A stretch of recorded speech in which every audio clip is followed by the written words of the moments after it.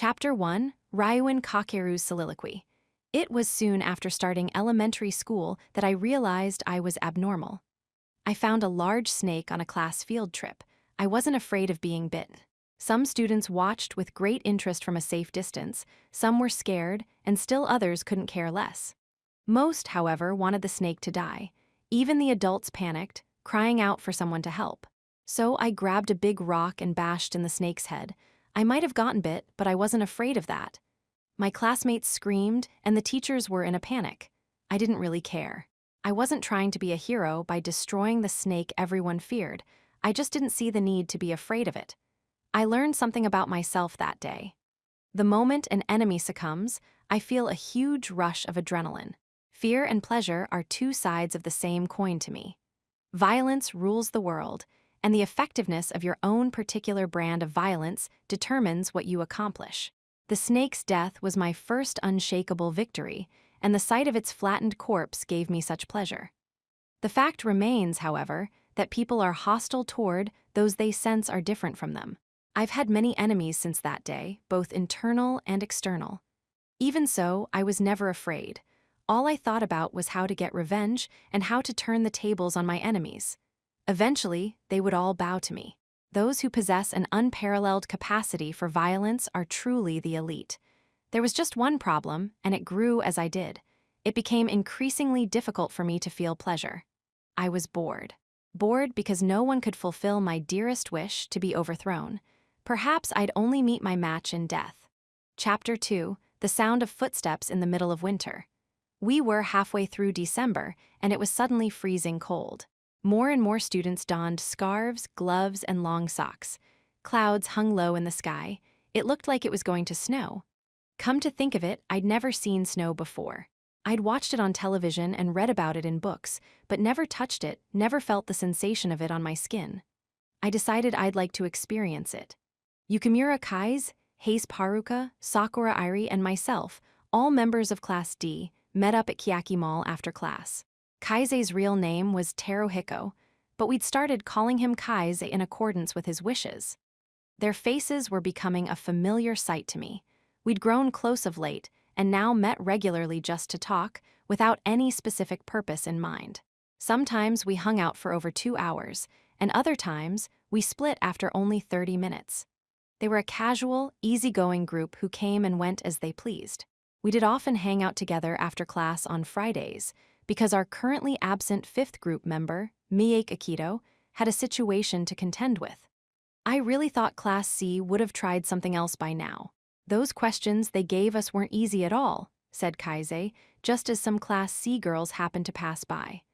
Class C doesn't seem any more capable of studying than us, Haruka answered, eyes on her phone. Miyake says he'll be here soon. Sounds like he just left his club. She was texting the very person we were waiting on.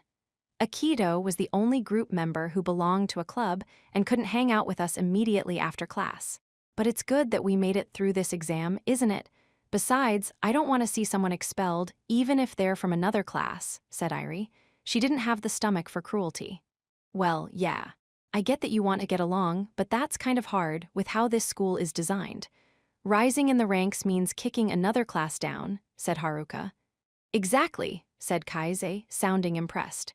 I understand what you mean, Airi, but it's eat or be eaten at this school. I don't want us to be eat. I suppose, Airi replied, disheartened. Well, wait a minute.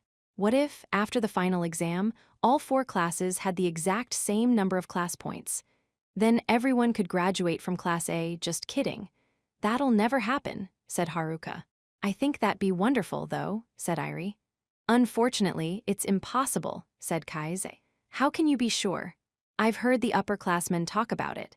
If all the classes happen to have equal points after the final exam, the school would hold an additional special exam to determine our rankings, he said. What kind of exam? Who knows? I've only heard rumors. Apparently, it's never happened before. I still think it's an interesting idea, though, said Haruka. So, only one class can be in the end, huh? Asked Akito, arriving to join us. Hey Miyake, how did practice go today? Asked Haruka. How did what go? You know, how did you handle your bow or whatever? Like normal, not really great, not really bad. You don't have to pretend to be interested, said Akito. Come on, isn't it nice to ask? We're just having a casual conversation between friends, right? Well, do you know anything about archery? Asked Akito.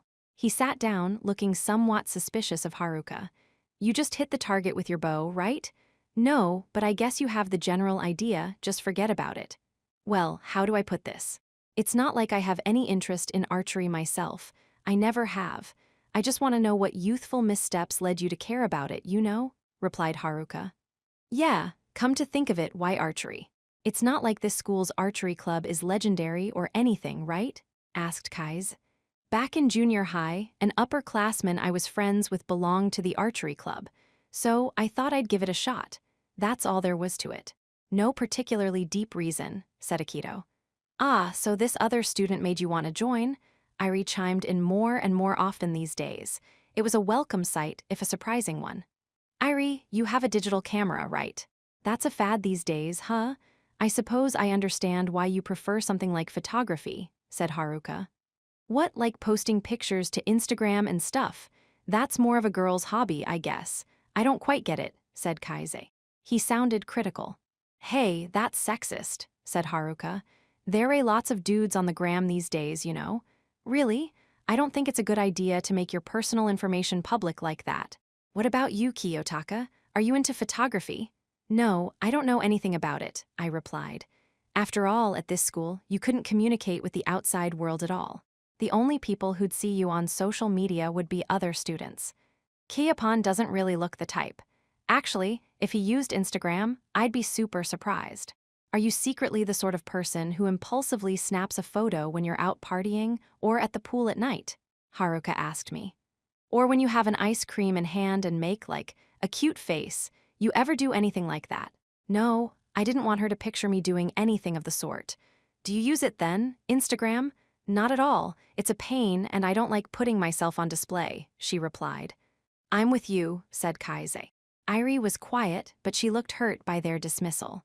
Although she was taking a break from it at the moment, her hobby was posing for pictures and uploading them to the internet. Well, it's pretty popular worldwide. It's not that strange a hobby, I said. I didn't want to depress Irie. She probably intended to hide her true feelings, but it was obvious that she cared what I said.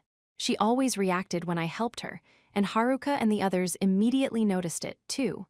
Well, I'm not the person to ask about what's cool these days. I apologize to anyone who happens to like Instagram and stuff like that, said Haruka. Just because it's not for me doesn't mean I should dismiss something other people like out of hand. That's on me. I didn't think it through, Kaise apologized to Irie. Irie patted her chest and breathed a sigh of relief. Sorry to change the topic, but I was wondering about something, said Akito as the discussion calmed down. He sounded slightly irritated. Doesn't Class C seem strange lately? Class C? They're always strange. What are you talking about? Haruka tilted her head to the side. I knew what Akito referred to. He was describing the people who'd followed us over the past few days. Even now, one watched us from his hiding place. Kamiya, a Class C student, and one of Ryuin's henchmen. He was undoubtedly monitoring our group, but sat just far enough away to be able to deny it as a coincidence. We would risk being labeled the aggressors if we confronted him. Akito understood that we still didn't have any solid proof. More importantly, another person was currently watching our group. Someone Akito hadn't noticed yet. During our study sessions, those Class C students came over and messed with us, right? He asked. You mean Ryuin-kun and Shiina-san? It's them again. Well, they sent different people this time around. Kamiya and Ishizaki showed up today at archery club. They said they came to observe, which the upperclassmen readily accepted. But they just glared at me the entire time, said Akito. So, Kamiya was following Akito then. Ishizaki was probably no longer accompanying him to avoid getting too conspicuous. Of all of us, Akito was clearly the most bothered by Ryuin's surveillance. Maybe they're interested in the club? Asked Irie, who couldn't possibly know Ryuin's plots. That'd be nice if it were true, but it doesn't seem like it, said Akito. He rotated his arms as if his shoulders were stiff. Ryuin was continuing to pressure us, and lately he'd turned up the heat. I could almost hear his bold laughter, hear him say, sooner or later you'll give way. Did they do anything to you? Like heckle you, or sneeze to distract you when you were shooting, or throw rocks at you? Asked Haruka. They couldn't do anything of the sort in front of the coaches or senior students, obviously. They left around the time practice ended, said Akito. Although nothing had really changed for me personally, Ryuin and his cronies had clearly marked us since the last exam. I had to assume they marked Karuizawa, too.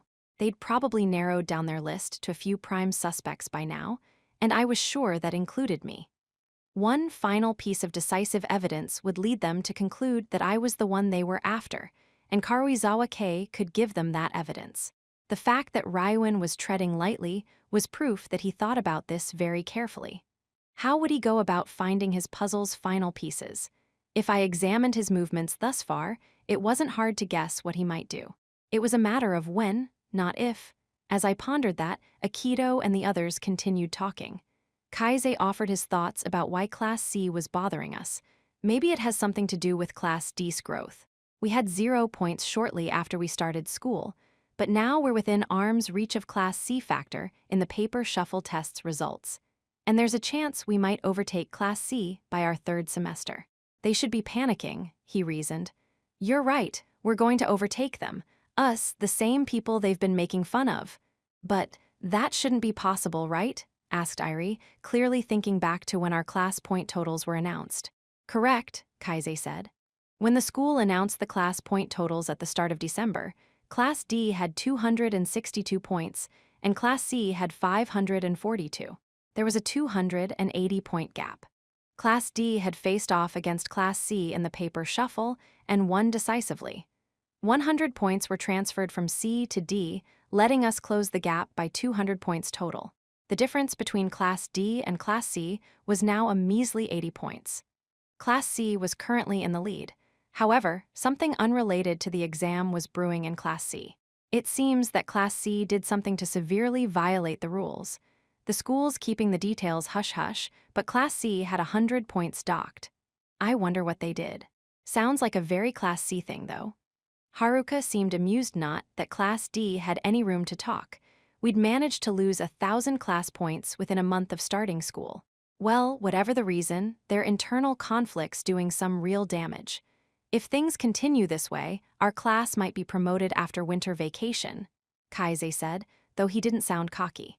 Is that why Class C started messing with Miyake? Asked Haruka. I think it's likely, Kaise replied. From Ryuin's perspective as Class CS leader, being demoted had to suck. He was probably looking for a weakness in Class D that he could exploit to help him maintain his position. At least, that was consistent with his previous actions. Classes trading places, disruptive as it may be, is inevitable given the way the school works. But I think it's also something that doesn't happen often. Class D's growth after its initial severe fall has to be making Class C panic. It's only natural that they want to ascertain the reason for our growth. Ryuin-kun acts all high and mighty, but he's still their leader. His reputation's gonna hit rock bottom if we overtake them. I suppose I understand his desperation, said Akito, sounding pleased by the thought of Ryuin's pride taking a hit. Still, Class D hasn't really changed that much, has it? I mean, we closed the gap, but why? Is it because Class C fumbled? It was certainly true that most of the students in our class simply faced the exams they were presented with, oblivious to the battles that went on behind the scenes. It was understandable that they wouldn't know exactly why the gap between our classes had shrunk. We beat all the other classes during the island exam. Ryuin defeated us on the Zodiac test, but we made a comeback in the paper shuffle. Meanwhile, Class C have been using their class points willy-nilly, haven't they? Kaise pointed out. Even on the uninhabited island test, they quickly used up all the points available to them. So, in other words, C class is self-destructing? You could see it like that. Their recent rule violation was certainly self-destructive. The special exam on the uninhabited island had been conducted right at the start of our summer vacation. Each class had been allocated 300 points for their own use during the exam, and we had to use those points we were given over a period of 1 week to clear the test. Then, whatever points we had remaining were added to our class point total after the exam ended. Each class, D included, did everything they could to have at least 1 point remaining, but like Haruka had said, C class had quickly spent all 300 points they had. Is that why D class was able to close the gap by that much? Even though there were certainly many twists and turns along the way for D class, we had successfully managed to save 225 points. That's probably it. Besides, I have to wonder if Class C even did anything to try and counter us. It did look like they really enjoyed their vacation, though. I might be a little bit jealous that they didn't really know what we had to endure. Ryuin's just reckless. He's an idiotic child who thinks that doing the unexpected somehow makes him cool. That's why it doesn't mean anything to him if his class loses. From Kaise's fiercely logical perspective, spending class points haphazardly must have seemed completely incomprehensible. However, Ryuin hadn't wasted the points he received. He hadn't just used all his points, either. He'd also handed all of Class CS stuff over to Class A during the Island Challenge, including their toilets, tents, and excess rations. He certainly didn't do that out of the goodness of his heart. Intangible properties like trust or friendship meant nothing to Ryuin. If he'd helped Class A, it was because he got something in exchange, most likely private points. There were only a few students who knew the truth, and Kaise seemed like he belonged to the group of people who didn't know. "Wow, must be nice to be a boy," said Haruka. "You guys have it so easy, don't you think so, Irie?" "Why, yeah. A lot of the girls had it real bad on the island during that time of the month. If it had gone on much longer, I think I might have been in trouble too," Irie whispered, her cheeks red. "Why would you have been in trouble if the test continued?" asked Kaise, who clearly didn't know the first thing about how women's bodies worked. That's... Irie, unable to tell him anything about the time of the month all girls went through, averted her eyes. "You know what, Yukamu? It's cute how dumb you can be, but you really need to know when to shut up. Get it?" Haruka shot back scathingly at Kaise. "What do you mean?" Desperate for this to end, Akito gently tapped Kaise on the shoulder. "People have a lot of problems, dude," he said. "I don't have a single clue what you're getting at." "What do you mean, a lot of problems?" Kaise, ever the dogged pursuer of knowledge, was desperate to uncover what he was missing. Akito changed the subject. "Class D won because Horikita saw through Ryuin's strategy, right?" He looked to me for acknowledgement. I nodded. If she hadn't done that, we would have lost. All Class C did was party. They pretended they had to retire, but why did Ryuin-kun stay on the island? He's their leader. Shouldn't they have left someone less conspicuous behind? Haruka's reasoning wasn't totally off base, but anyone could have been nominated as leader for the purposes of that test. There had been no way to rule out the possibility of another, more inconspicuous Class C student hiding in the shadows. "Hey, Kiyotaka, tell us the information you got from Horikita," said Kaise, a serious expression on his face. "What are you talking about? What's Ryuin thinking and planning? After everything that happened during the sports festival and paper shuffle, we really need to work together as a class from now on." "I agree. It really creeps me out, being followed by Ishizaki and those guys," said Akito. It seemed they were starting to realize that cooperation was more important now than ever before. Even Akito and Haruka, who didn't normally pay much attention to our class's problems, seemed to be on board. "I can only tell you what I've heard secondhand, but..." I started. I wanted to suggest calling Horikita, but Kaise spoke up. "That's fine, just tell us what you know," he said. The four of them stared at me. It was a lot of pressure. "All right, well, don't blame me if I get something wrong." With that disclaimer out of the way, I explained what had happened on the island, starting from the very beginning. The moves I described were mine, of course, but the official story credited them to Horikita. I told them how Ryuin had used a radio to communicate with a spy while he hid somewhere on the island. About how, in addition to Ibuki, other spies had infiltrated the other classes. About how Ryuin had been obsessed with Horikita ever since the exam on the cruise ship. I told them about the strategy Ryuin used on the ship and how he won, but I hid the fact that he'd planned to crush Horikita in the sports festival. I said nothing about Kushida's betrayal either. That's generally how it went down. "It's not really any different from what you guys already know, Kaise," I told them. Kaise crossed his arms, seemingly deep in thought. Then, like Haruka said, "Why did Ryuin stay behind on the island?" he asked. "Horikita thinks it's because Ryuin doesn't trust anyone," I said. "That seems as if it's the likeliest answer. I mean, gathering intel on other classes, while learning their leaders' identities, probably seemed like too important a job for him to trust another student with, right?" You would have had to issue commands to your spy, exercise deductive reasoning, and have the endurance to survive on the island for a few days with only the bare necessities. Though I didn't say that part aloud, it also had to be someone who had a connection with a class and could work with them. It wasn't far-fetched to think that Rywin was the only person in Class C capable of pulling it off.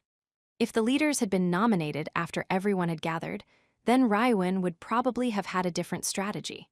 However, the manual that was distributed out to us on the uninhabited island clearly stated that the nominations would be held immediately after our roll call on the final day. In other words, it was done before each class had assembled. Rywin probably went with that strategy he did because he saw that. Kaise and the others mulled it over. Just as I've come to expect of Horikita. I could never think that far ahead. We had all that trouble with rations and sanitation, someone burned our manual, and someone's underwear even got stolen. Class D was in complete shambles. We didn't have the time or energy to conduct reconnaissance on other classes, said Akito. It was pretty bad, wasn't it? Horikita-san is amazing. She really is. To think she figured out all that stuff, said Irie, sounding genuinely impressed. Considering how she saw through Rywin-kun's strategy, I understand why they have it out for her. In fact, it looks like they're still trying to get in our way, even now. Rather than deny it, I decided to just tell them how things were. It seemed like there was some kind of dispute between people in the same group during the Zodiac test, too. I suppose I can understand what happened on the island and the cruise ship, but why come all the way to spy on me during archery club? That's not normal, right? Asked Akito. He had a point. If Horikita was Class C's main target, why waste time tailing all of us? They might be trying to find weak links in Class D, I said. After all, it doesn't seem like Horikita has any weaknesses they can exploit. Maybe their plan is to destroy those around her. I suppose. Wow, Kiyopon's girlfriend is really incredible, teased Haruka. Don't call her my girlfriend. Why yeah, I think that's rude to Kiyotaka-kun, said Irie. Ah ha ha, sorry. It was also frankly insulting to Horikita to pair her up with someone like me. Sudo would blow his top if he even heard Haruka joke about it. Even if she isn't your girlfriend, don't you like her? Asked Haruka. Or have you already got a girlfriend? I don't really like her and I don't have a girlfriend. I see, then I guess that settles it. We're all going to be lonely this year. Lonely? Look around. It's almost Christmas, isn't it? Haruka whispered. She had a point. The mall was so festooned with Christmas decorations that it was hard to believe we were on a school campus. Happy couples walked past where we sat. It's not that special a day, right? Said Kaise. It's just like any other. That might be the case for you, Yukumu, but it's important to us girls, Haruka replied. Our rumors might go around. Yeah. Stuff like who's dating and who isn't, or who spent the night together and who didn't. You know, even if you're just single because you like being alone, they'll pity you, said Haruka. We're first-year high school students. Our priority should be our studies, Kaise insisted. What, so you've never, ever thought even a little bit about dating? You're blushing. Shut up. This mango juice is way too sweet. Hugh, said Akito, handing me the cup while pretending to vomit. But it's so good, said Haruka, sounding shocked. Anyway, I think a bunch of stuff is going to happen in Class D over winter break. Just my 2 cents. You mean like people asking each other out? Irie inquired. Probably. If couples go out, other couples are going to break up. A lot can happen at Christmas, after all. Haruka nodded sagely, as if she'd spent a lot of time observing the battlefield of relationships. Putting aside who might start dating, what about who might break up? The only couple in Class D is Hirata and Karuizawa, right? Akito clutched his throat while talking, as if the mango juice's sweetness was throttling him. It was super sweet. Love can bloom anywhere, Miyaki. It's not as though your only romantic options are the people in our class. If there's a girl you like, you gotta make a move before someone snatches her up, said Haruka. Sadly, archery is my only love, said Akito. Dude, that's so lame. You're not even all that passionate about it. Super uncool. Shut up, he averted his eyes as if embarrassed. Anyway, I'm not taking time off from club activities during winter break. I suppose it might be a different story if I had a girlfriend, but I don't. So, you would like to get a girlfriend? Asked Haruka. She mimed holding a microphone up to Akito's mouth. I mean, I'm not going to broadcast it to the world like Ike and those other guys, but I imagine both guys and girls want the same things, right? Well, if my ideal guy's out there, I'd love to find him. What'll you do if a girl says she likes you, Yukamu? Haruka pressed. What'll I do? It'd depend on the relationship I had with that girl, I guess. Oh, so you wouldn't date her just because she was cute? I see, I see. You're quite the serious little boy, she teased. Knock it off. Kiyotaka-kun, do you have any plans for CH Christmas? Asked Irie. Whoa, Irie. Does that mean you're inviting Kiyopon on a date? So bold, Haruka exclaimed. That's not what I mean. I'm not asking that. What else could it be then? Kiyopon just said that he didn't have a girlfriend. That's not what I was getting at. It's only, well, I wanted to know what his plans were. It's just that I'm curious about what you want to do when you spend Christmas all alone, said Irie. That makes sense. Miyaki probably has club stuff, but what about you, Yukamu? What are you up to during Christmas? I'll be studying, Kaise answered. If the school promotes us to Class C in the third semester as planned, we have to switch from climbing the ladder to holding our position. We don't have all that many academically skilled students in our class, so I'd like to stay ahead. So, he wanted to contribute his strongest talents to the class. He seemed to have grown more confident after tutoring Haruka and Akito. I don't know how much I can help on the academic front. I'll leave that to you, Kaise, Akito said. That's fine, but even if we manage to graduate from Class A, you should try to do better in your studies. Those academic scores will follow you through life. Yeah, you're probably right. I'll slide right back down if I start slacking off now. You can't slack off and graduate from Class A anyway. What about Irie's question, Kiyopon? Are you going to be alone on Christmas? Haruka asked. Yep. I'm not doing anything special. I'll probably spend the day quietly in my room. Christmas is just a normal holiday, right? The closing ceremony was on December 22nd. Christmas was almost here. Ha! Hee, Irie chuckled to herself. She tried frantically to stifle her laughter but failed. Is something funny? Asked Haruka. Sorry, no, it's just, well, I'm having fun. I'm having so much fun I started to laugh. You're laughing because you're having fun? Haruka and the others looked as though they couldn't quite understand. I looked too, noticing tears welling in Irie's eyes. It's just that I've never had such a fun time before. I'm really happy, she answered, revealing her heart to us. Seriously, we're just talking about stupid stuff. That's fine with me. I like talking about stupid stuff, Irie replied. Well, I don't really get it, but I'm glad. I'm having fun too, Haruka concluded. Our conversation topic switched again. Since we're all here now, why don't we grab dinner together before heading back? Everyone was down with that. As we started to head out, I spoke up. Hey, I'm going to use the bathroom quick. You guys mind going on ahead? We'll just wait here. Nah, it'll be really crowded at this time of day. It'd probably be faster if you got in line. Save me a seat. Convinced, everyone headed toward Kiyaki Mall's restaurant. This was only possible because Irie could now act on her own, to some extent, without me being there. Kamiya, after concluding I was heading to the bathroom, followed them. I watched them leave, then headed in the opposite direction from the bathroom, approaching a girl who'd sat by herself while my group chatted. Can I have a minute? I asked. The girl was Kimuro from Class A. She messed with her phone as if she hadn't noticed my presence. Hey, I'm talking to you, I said again. Me? What? Her body language told me she'd only just noticed me. I took a chair next to Kimuro. You could have cut the tension in the air with a knife. You've been following me. What do you want? I asked. What are you talking about? I saw you after class yesterday, 2 days ago at Kiyaki Mall, 4 days ago at Kiyaki Mall, 6 days ago after class, 7 days ago after class. You were always there. That's quite a string of coincidences, isn't it? I asked. On my phone screen, I showed her several pictures I'd taken of her spying. But when? You were trying to be discreet, so you couldn't exactly meet my eyes when I looked in your direction. No wonder you didn't notice me taking pictures of you. Well, so what if I'm following you? Do you have a problem with that? Not especially. It's not hurting me or anything. I'm not going to tell you to stop either.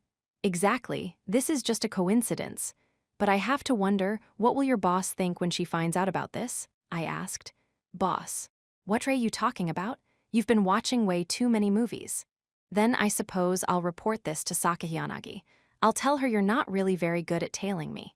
Wait a minute, said Komuro, grabbing my arm as I stood up. You're devoted, aren't you? I asked. To Sakahiyanagi, I mean. She asked you to tail me day after day, and here you are, still doing your job. You must be close to her. Don't give me that. I'm nobody's lackey. There's really no need for you to lie. You're spending your precious time doing something as boring as tailing me, and you're doing it precisely because you trust and respect Sakahiyanagi. Absolutely not. I'd honestly never speak to her again if I could, Komuro spat. Then why do you follow her orders? Does it matter? If you're not doing it out of goodwill, then it must be because she's got some dirt on you. What are you trying to say? I'll report your clumsy efforts to tail me to Sakahiyanagi. I'll expose your inability to act on her behalf. Then that weakness of yours she's exploiting will probably come back to bite you. So you're threatening me too? Huh? That just about confirmed that Sakahiyanagi was indeed using some weakness of Komuro's. She'd fallen hook, line, and sinker for my ploy. So, what's your deal? Komuro demanded.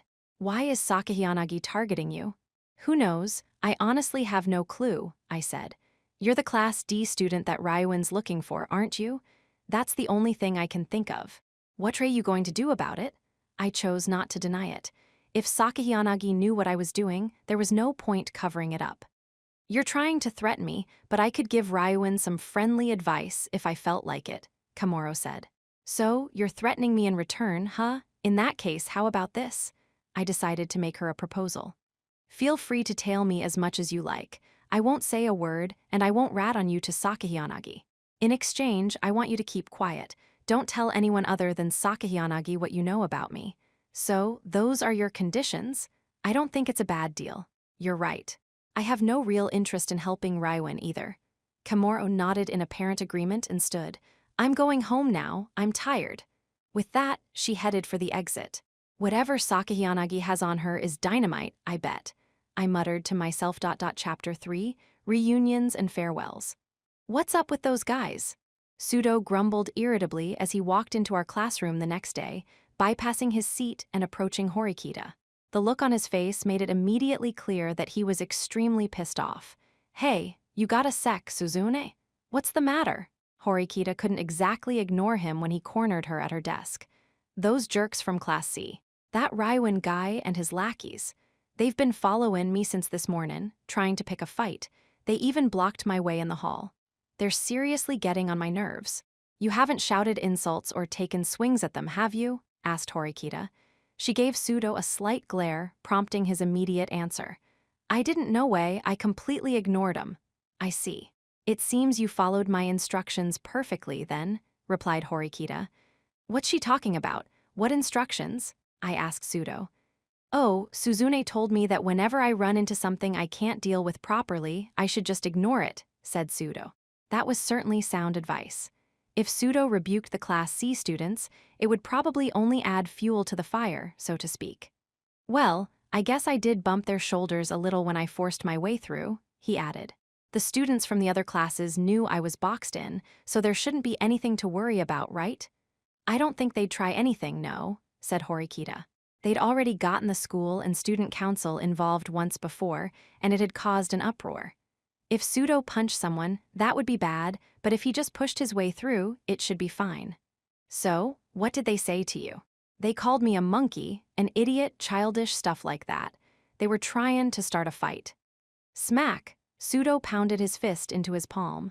I wondered whether this was a continuation of Class CS plans, like when they'd appeared at the archery club yesterday. Some Class C guys also tailed Akito, Miyake, I told Sudo and Horikita. Miyake-kun, it seems Class C's quite active these days, Horikita replied. Do you think they're planning on staging another fight, like that time they tried to get me in trouble? Asked Sudo. Who knows, I can't say at this point, but I'll consider countermeasures just in case. If they happen to approach you again, make sure you don't get physical, said Horikita. I understand, I ain't gonna break my promise to you. Even if they start throwing punches, I'll stay calm, said Sudo. He sounded much more mature now, and Horikita seemed to believe what he said. After Sudo finished giving his report, he returned satisfied to his seat and casually started a conversation with Ike and Yamaguchi. Watching him, Horikita spoke up.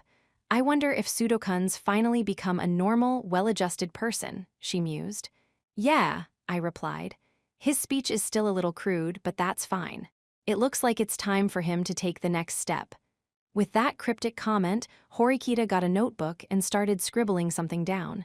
What are you talking about? What next step? I asked. When I tried to sneak a peek at her writing, Horikita quickly closed the notebook. That's a topic for another time. Besides, we have more problems than just Sudokan right now, she said. I didn't know what she meant, and honestly didn't care. Lately, Horikita had thought and acted independently of me with increasing frequency. She'd gotten better at communicating with Sudo, Hirata, and the others, too. At any rate, Ryuan-kun's been a busy bee. We only just got done with the paper shuffle, she continued. I wonder what he's plotting now. There aren't any exams in the immediate future, I said. Think back to the time they attacked Sudo-kun. Now, it seems as if Ryuan-kun's plotting against Ichinose-san, and Class B he apparently likes challenging his enemies when no exams are involved, said Horikita. She shot me a withering look as if to say, don't you already know that? I pretended not to notice and shrugged the look off. I wonder what he's after this time. Do you really not know? Or are you just pretending? Horikita asked. What do you mean? He's looking for the person controlling Class D from behind the scenes. In other words, he's looking for you. Horikita pinned me with an intense glare. You can't use me to hide from Ryuan anymore. What makes you say that? If he thought I was the puppet master, so to speak, he would approach me directly. But he hasn't done anything of the sort, said Horikita.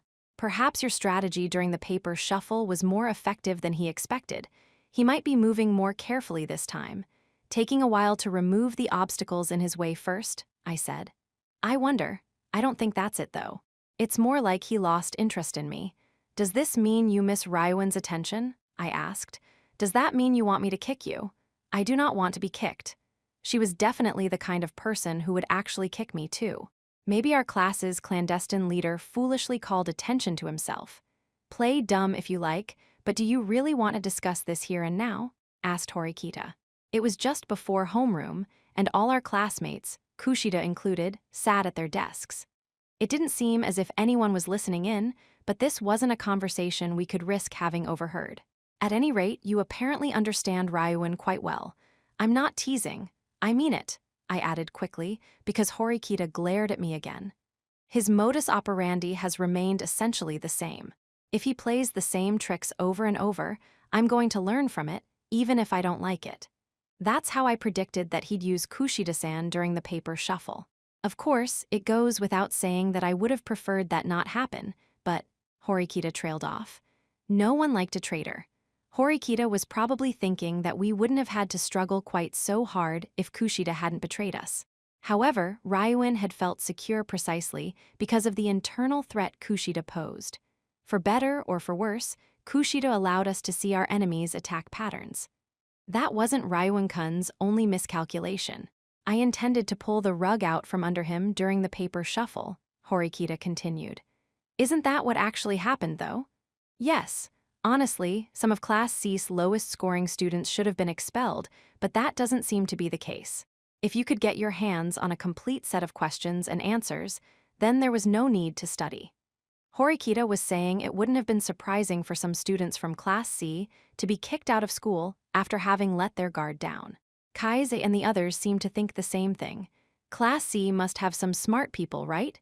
Students acting in support roles for their classmates, unlike Ryuan, I replied. I suppose so. If they're putting in that much effort, they're doing a good job, said Horikita. At any rate, I imagine his tricks will only escalate from here. That's not my problem, it's yours. I know that. Being your decoy seems to be my fate in life. You sound surprisingly accepting. Because I have no choice but to accept it. It's not like you're going to quit now, are you? This optimism wasn't a bad thing. Horikita was perceptive. She had quite a lot of potential. If she improved her communication skills to Hirata's level, she could stand among the ranks of the elite. So, what's your plan? Asked Horikita. For what? Do you have a strategy to counter Ryuan-kun's hunt to expose you? Nope. There you go again, she huffed, looking irritated. Let's change the topic. Are you still participating in those meetings? Meetings? You mean with Kaise and the others? Is there some kind of problem? I can't imagine there's much benefit to being in that clique. That study group formed specifically to help Haspsan and Mie-kun in certain subjects. Correct. Now that the exam's over, it's no longer necessary. It's not about necessity. I just feel at ease when I'm with them, I answered. Horikita's life revolved around her quest to ascend to Class A. It was all she ever talked about. Since I didn't share her enthusiasm on that front, I had little reason to hang out with her the way I did with Kaise and the others. If Horikita ever came to talk to me about something that wasn't a class problem, then maybe I could engage with her the same way I did with Kaise and the others. Will you cooperate with me? Asked Horikita. I will, as much as I can, I answered. She didn't look very convinced. 3.1. Our last morning class ended, and it was lunchtime. As I pondered meeting up with Aikido and Kaise, Horikita stared at me. What? Did you want to continue our talk from this morning? I asked. No, I have a request. If it's a hassle, I'm going to pass. It shouldn't take much time. Horikita reached into her bag and took out a library book. Didn't you say last week that you wanted to read this? Farewell, my lovely, huh? A masterpiece by Raymond Chandler. I'd been interested in it for a while now, but the book seemed strangely popular because it was always checked out. I'd given up on borrowing it. I'm impressed that you managed to snag it from the library. Are you offering to lend it to me? Technically, Horikita should have returned it so it could go to the next person on the waiting list, but this seemed like the most reliable method of getting my hands on it, underhanded though it may have been. If you'd like, it's also due back today. I was hoping you could take it to the library for me, then check it out for yourself, said Horikita. Is this because you don't want to go to the trouble of returning it? I asked. Even if I returned it myself, you'd still need to go to the library to borrow it. From a purely efficient standpoint, this is the correct course of action, she replied. True enough. This just saved Horikita the time and effort of having to return the book herself. You needed a student ID card when you wanted to check out a book, so trying to check out a book in someone else's name would be impossible. On the other hand, you didn't need to present anything if you were simply returning a book. If you refuse, I'll just head over to the library. I don't know when you'll be able to get your hands on this incredibly popular book that's in such short supply, though. I wondered whether this was Horikita's warped way of showing kindness, since she knew I wanted to read the book. Fine, I'll take it, I told her. Thank you. Horikita handed it to me. I don't care when you return it, as long as it's sometime today. If I hear that it's overdue, I'll be coming for you. I know. I hadn't borrowed a book from the library before, but I understood the process. If a book was overdue, private points were deducted from your account. Well, there's no time like the present. I'll just go now. 3.2. The library was surprisingly empty at lunch, like a cozy little hideaway. Students weren't allowed to eat in here, so only a few people were around, guaranteeing that the return process would go smoothly. Since I'm already here, I might as well check out another book, I muttered to myself. Farewell, my lovely in one hand, I walked over to the mystery section, hoping to find another of Raymond Chandler's works. As I arrived there, I saw a lone female student struggling to grab a book on a high shelf.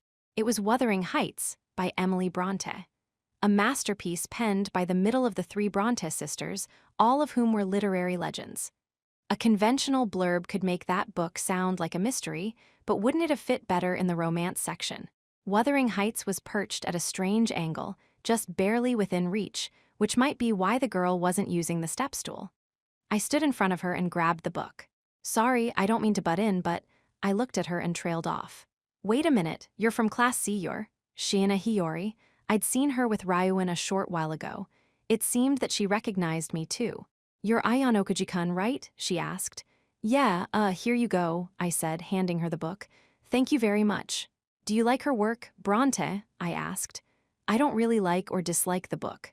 It was in the wrong section, so I thought I'd return it to its proper place, she replied. I see. By the way, that book you have, Farewell, My Lovely, right? It's wonderful, said Shiina. Her eyes started to sparkle. I managed to borrow it from a friend of mine today. Wow, that's lucky. It seems as though Raymond Chandler's quite popular among the second-year students.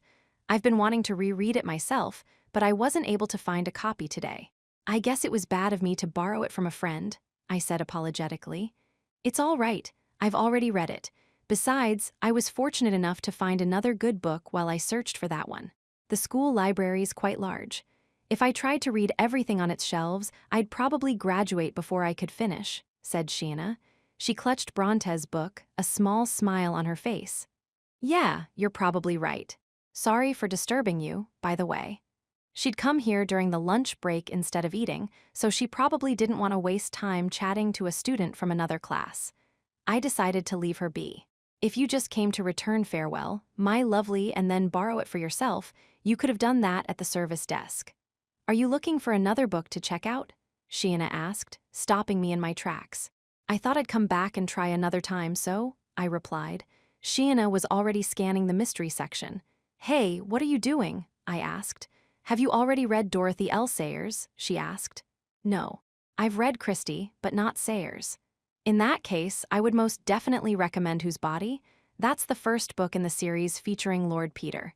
If you read that book, you'll inevitably want to read the rest. She pulled several books from the shelves and handed them to me. Her behavior left me puzzled. I struggled to figure out how to respond.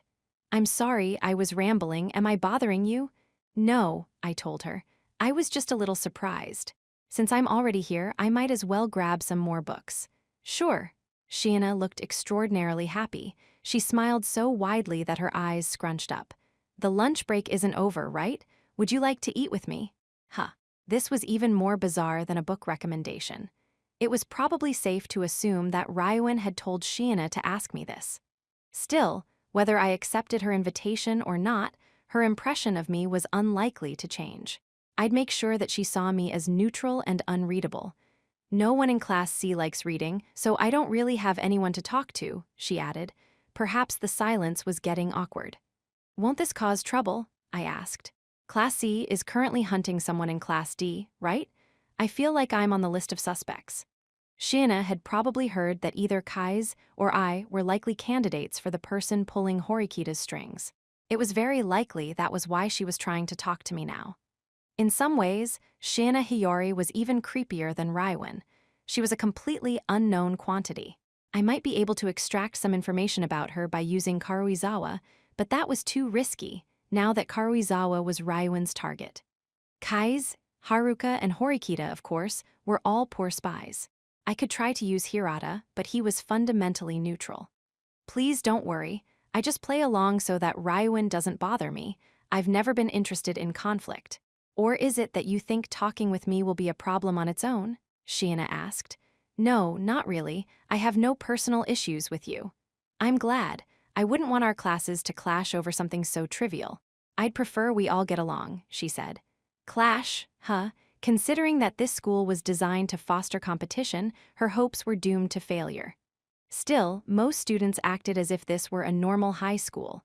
Hirata and Kushida, for instance, were popular because they showed no favoritism in how they interacted with classmates.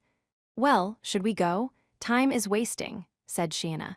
Let me head to the service desk and take care of these first, I replied.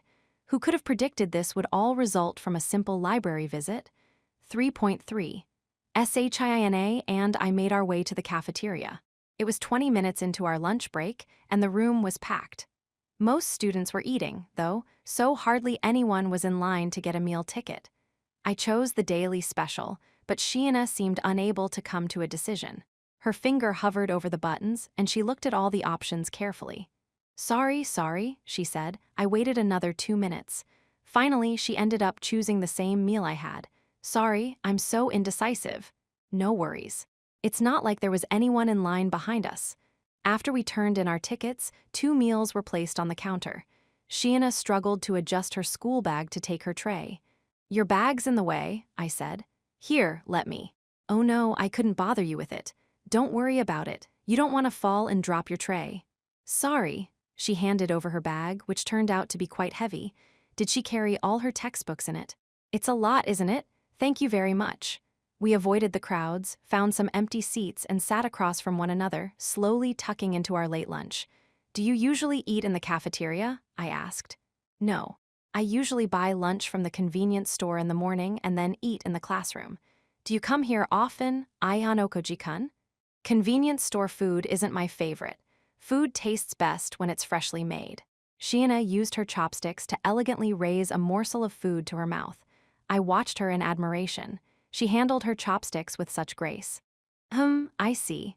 The cafeteria food certainly is delicious, isn't it? I'll keep that in mind, she replied. This isn't your first time eating here, is it? Looks like I've been found out. I was thinking that that might be the case since you struggled to choose at the ticket machine. We were at the end of our second semester. It was rare to see a student who'd never used the cafeteria. I've always wanted to try it, but if you miss out on your initial chance to do something, you kind of drag your feet, don't you? I figured this was a good chance to go, Sheena said. I understood those feelings. You didn't want to let people see that you didn't know how to do something they could do, after all. Pride made you cautious, like when I was reluctant to buy drip coffee at the convenience store. Does that mean you'll come here again? I asked. Yes. Sheena and I continued to talk while we finished our lunches. Since we'd come in late, most other students finished and left before us. A few hung back to chat idly or to take their time savoring their food. Sheena placed her bag on the table with a thunk. I think I'll head back to the library. Have you read any of these before, Ayan Okujikun? William Irish, Ellery Queen, Lawrence Block, and Isaac Asimov. Wow, you've got good taste. You know them? Yeah, I like mystery novels. Is that so? Sheena laughed and clapped her hands. I suddenly realized that there was something off about the books. Wait, these aren't from the library, are they? They're from my personal collection. I've been walking around with them, hoping I'd meet someone who shared my tastes and would want to borrow them. I started out just carrying one, but I suppose I accumulated more and more books while waiting to find that certain someone, Sheena explained. Is that so? This girl was definitely odd. Please, don't hold back, take whichever you'd like. Well, I suppose I'll check out Ellery Queen since I haven't read any of his. Go ahead. If Sheena was acting, this was quite the performance. I got the feeling she just genuinely loved books. I'd made a strange connection in a rather strange place. I would remain wary, of course, just in case this was a Class C plot, but it really felt like a coincidence. After I promised to return the books, the bell rang, signaling the end of our lunch break, 3.4. After classes finished, I got the customary ping from my group chat. Come to Kiyaki Mall if you can. Usual spot. A casual, chatty message from Haruka. The moment I started typing a response, Horikita aimed some sharp words at me. That grin's really creeping me out. Whose? Yours. You do have some degree of self-awareness without me having to deliberately point it out to you, right? I absolutely wasn't grinning. I had no memory of the corners of my mouth curling up. Are you playing dumb again? I'm talking about your inner self, said Horikita. Apparently, she smelled my joy like a bloodhound. You found a cozy little nook, haven't you? With that, she grabbed her bag and stormed off to the dorms by herself. I was grinning, huh? I muttered. Of course, it felt good to be contacted by a friend. Still, shouldn't Horikita be glad about that? Did she really want us to continue being loners? I got ready and left the classroom. Most groups would have met up there and then headed over to Kiyaki Mall together, but we were all too lackadaisical for that. When I arrived at our usual hangout, the rest of the group was already there. Akito, don't you have club stuff? I'm skipping today. Looks like those Class C dudes showed up at archery again. It doesn't seem like they threw punches or got into any fights, though. I told the seniors I felt distracted, so I was going to take today off. The club's pretty lenient, Akito explained. That was pretty blunt. I suppose that he wouldn't have been able to come meet us here if he'd lied and said he was feeling ill. What if we tried talking to the teacher? Haruka suggested. Akito simply shook his head. There's nothing the teacher can really do. If Class C trespassed in our private places, that'd be one thing, but they're free to observe the archery club, he explained. Class C really are annoying, aren't they? Oh, speaking of, I saw it. How deplorable of you, good sir, said Haruka, speaking like some old-timey aristocrat as she jabbed me with her elbow. Saw what? I asked. What do you mean, what? I'm saying that I saw you eating with Shiina-san from Class C, Kiapon. Irie's so worried about it, she's been spilling rice all over herself. Wah. You promised that you wouldn't say anything, Haruka-chan? Irie wailed. Oh, did I? Said Haruka. Then, Kiapon, pretend I never said anything. Well, that wasn't exactly possible, but now I understood what was really going on. Don't tell me you're about to rush into a last-minute romance right before Christmas, Haruka demanded. Really, Kiyotaka? I didn't think you were that kind of guy, said Kaize, sounding slightly annoyed. Naive. Much too naive, Yukamu. All roads lead to romance in the end. Young people these days live life at a much faster pace, said Haruka. Faster? What do you mean faster? Replied Kai's. We're in our first year of high school.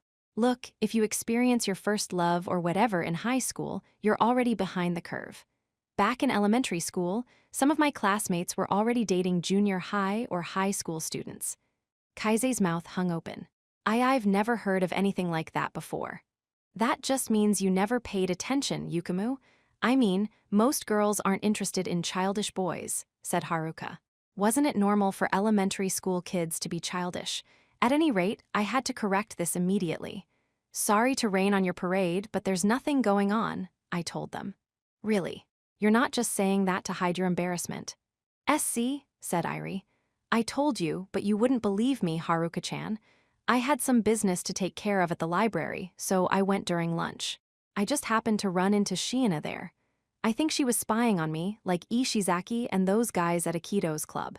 She asked me a bunch of questions. If I flat-out turned her down, it would have attracted extra attention, I told them, trying to lend my story more credibility. Besides, it wasn't really a lie. Even though Shiina and I met by accident, it was likely that she'd been scoping me out. So, you've been marked too, Aihan Okoji.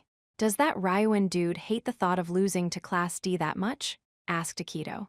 He sounded a bit resentful, like it made him less special that he wasn't the only person Class C targeted. However, Kaise considered things from another point of view. That might not be the case. You heard the rumor going around that we've got a master schemer hiding in Class D, right? Maybe that's why Ryuin's been tailing us. Aihan Okoji, what kind of questions did Shiina ask you? A bunch of different things, but she did ask about the mastermind, I answered. I see, so it wasn't a date or anything. Irie patted her chest and sighed in relief. I couldn't really think of anything to say, so I didn't answer. To be honest, it wasn't a lot of fun, I added. Even so, it looked like you had a pretty good time, said Haruka. I couldn't just let her see me looking disgusted, right? She's still a Class C student. Haruka seemed suspicious, but Kaise changed the topic.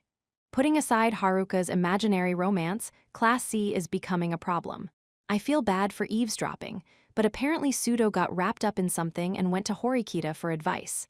Ah, so Kaise overheard their conversation this morning. Are you all right, Kaise? Akito asked. Kaise looked deep in thought. Nothing's happened to me so far, but I'm still worried. I've seen Class C students around a lot lately, and they're all Ryuin's lackeys. I'm probably being targeted as well. I see. They haven't done anything to me, though, said Irie, raising her hand timidly. Me neither, said Haruka, raising her hand like Irie. Well, maybe someone's been watching us, and we just haven't noticed it yet, Irie replied. What, like a stalker? Creepy. Of course, a guy tailing girls might lead to various problems. Ryuin might be using girls to act on his behalf. Watching us, huh? Maybe, Akito brought his hand to his mouth, as if he just thought of something. I usually finish up with club stuff and meet you guys kind of late, right? Yeah, generally after 6 or 7, I think. There are usually an awful lot of Class C students around, considering the time. When I met up with you guys the other day at Kiyaki Mall, Kamiya was there. He's here today, too, said Akito. Akito was the quick-witted one in our group. His observational skills were sharp. Haruka tried to look around, being extremely obvious about it, but he stopped her. We don't know what they're after. It's better not to react, he said. If Akito hadn't stopped Haruka, I would've. It'd be best to avoid adding fuel to the fire right now. Gross, spat Haruka, looking at Kamiya and not disguising her disgust at all. So, it's really true about there being a secret Class D mastermind. We don't know whether or not that person exists, said Akito. Ryuin spews lies as easily as breathing. However, Kaise thought in a different way. Ryuin has people following us precisely because he believes that there is such a person. But if Class D contains a master manipulator, like Ryuin says, who could it be? What? You think this person exists? If they don't, then what Class C is doing makes no sense. Akito didn't seem entirely convinced. That's assuming that there's any rhyme or reason to Ryuin's thinking, he countered. What do you think, Kiapon? Putting aside whether or not the Class D mastermind exists, that's probably why Class C is tailing us, I answered. Haruka crossed her arms. So, we're talking about someone who isn't Horikita-san, and who's helped us through all the exams so far. Like Yukumu, maybe? He's smart. As a matter of fact, he's always top of the class on our tests. It's not me. All I did was help out during the island test and the zodiac game. Kai's let out a deep sigh, as if he found the subject irritating. In that case, how about Kuinji-kun? Haruka suggested. I mean, his personality's well off, he's brilliant, he's athletic, he's perfect in every way. Impossible, replied Kai's. Like you said, he's a jerk. Do you really think he'd do anything for our class? Maybe it's an act, asked Haruka. You mean, his ridiculous personality's just a front? Maybe he's really a cold, calculating schemer, you think? Everyone shook their heads. Absolutely not, said Akito. He's nuts. Besides, Kuinji retired on the very first day of the island test, added Kaize confidently. He wouldn't have known what was going on with us. If there was another mastermind on that island aside from Horikita, it couldn't have been him. Oh ho, I see. You're pretty persuasive, Yukumu. But this is all conjecture based on the assumption that there really is a mastermind, like Ryuin believes. Even if there is, we're not sure they were involved in all the tests. I see. Yeah, you're right. But I do think the mastermind exists, Kaize added. Why do you say that? Akito asked. Just a feeling. I guess it's because of Class D's rapid progress. But how could Ryuin-kun know for sure that the mastermind isn't Horikita-san? Maybe Hirata-kun's the mastermind, suggested Kaize. Back when we were on the island, he got some advice from Horikita-san, I think. So, Hirata's the one giving the orders? Akito asked.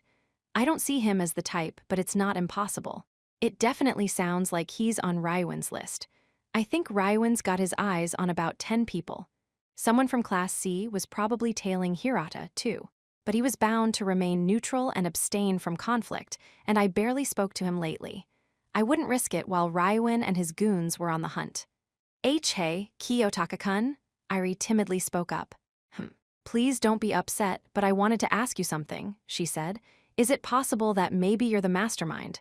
The other group members all looked at me simultaneously. Why do you think that? I asked. WL, it's just, you're calm and smart and reliable, so I thought that you gave Horikita-san all kinds of helpful advice, so, Irie stammered. Does Kiyopon get good test scores? Asked Haruka. If I recall, not great, not bad, said Kaize, pushing his glasses up. Sorry. It's just, well, I kind of thought that, for some reason or another. Maybe because of the advice you gave, that Ryuin-kun might be after you. I felt bad for you, Irie continued. I supposed it was just her nature to ask an honest question. I doubted she meant ill. Unfortunately, I'm the one always getting advice from Horikita. Well, I guess Kiyopon does have a mysterious quality, you know? Also, since he's close to Horikita-san, it's reasonable that you'd suspect something, Haruka told Irie. Come to think of it, that might be right. It might be why Shiina directly confronted him, offered Akito. It certainly seems reasonable to be suspicious of Ayano Koji. Even if there isn't really a mastermind, just being close to Horikita might make people think that he's the one. If that's true, it's bad news for you, Kiyopon, said Haruka. Yeah, it really is. What a drag. Hey, if they give you trouble, feel free to talk to us about it, said Akito, placing his hand on my shoulder. Yeah, I'll do that, I told him. This surveillance couldn't continue forever. When he saw his opportunity, Ryuin would definitely choose to attack. 3.5. An unexpected person approached me after class the next day. Sado from Class D, her skirt fluttered slightly in the breeze as she stopped in front of me. Hey, Ayano Koji-kun, are you free today?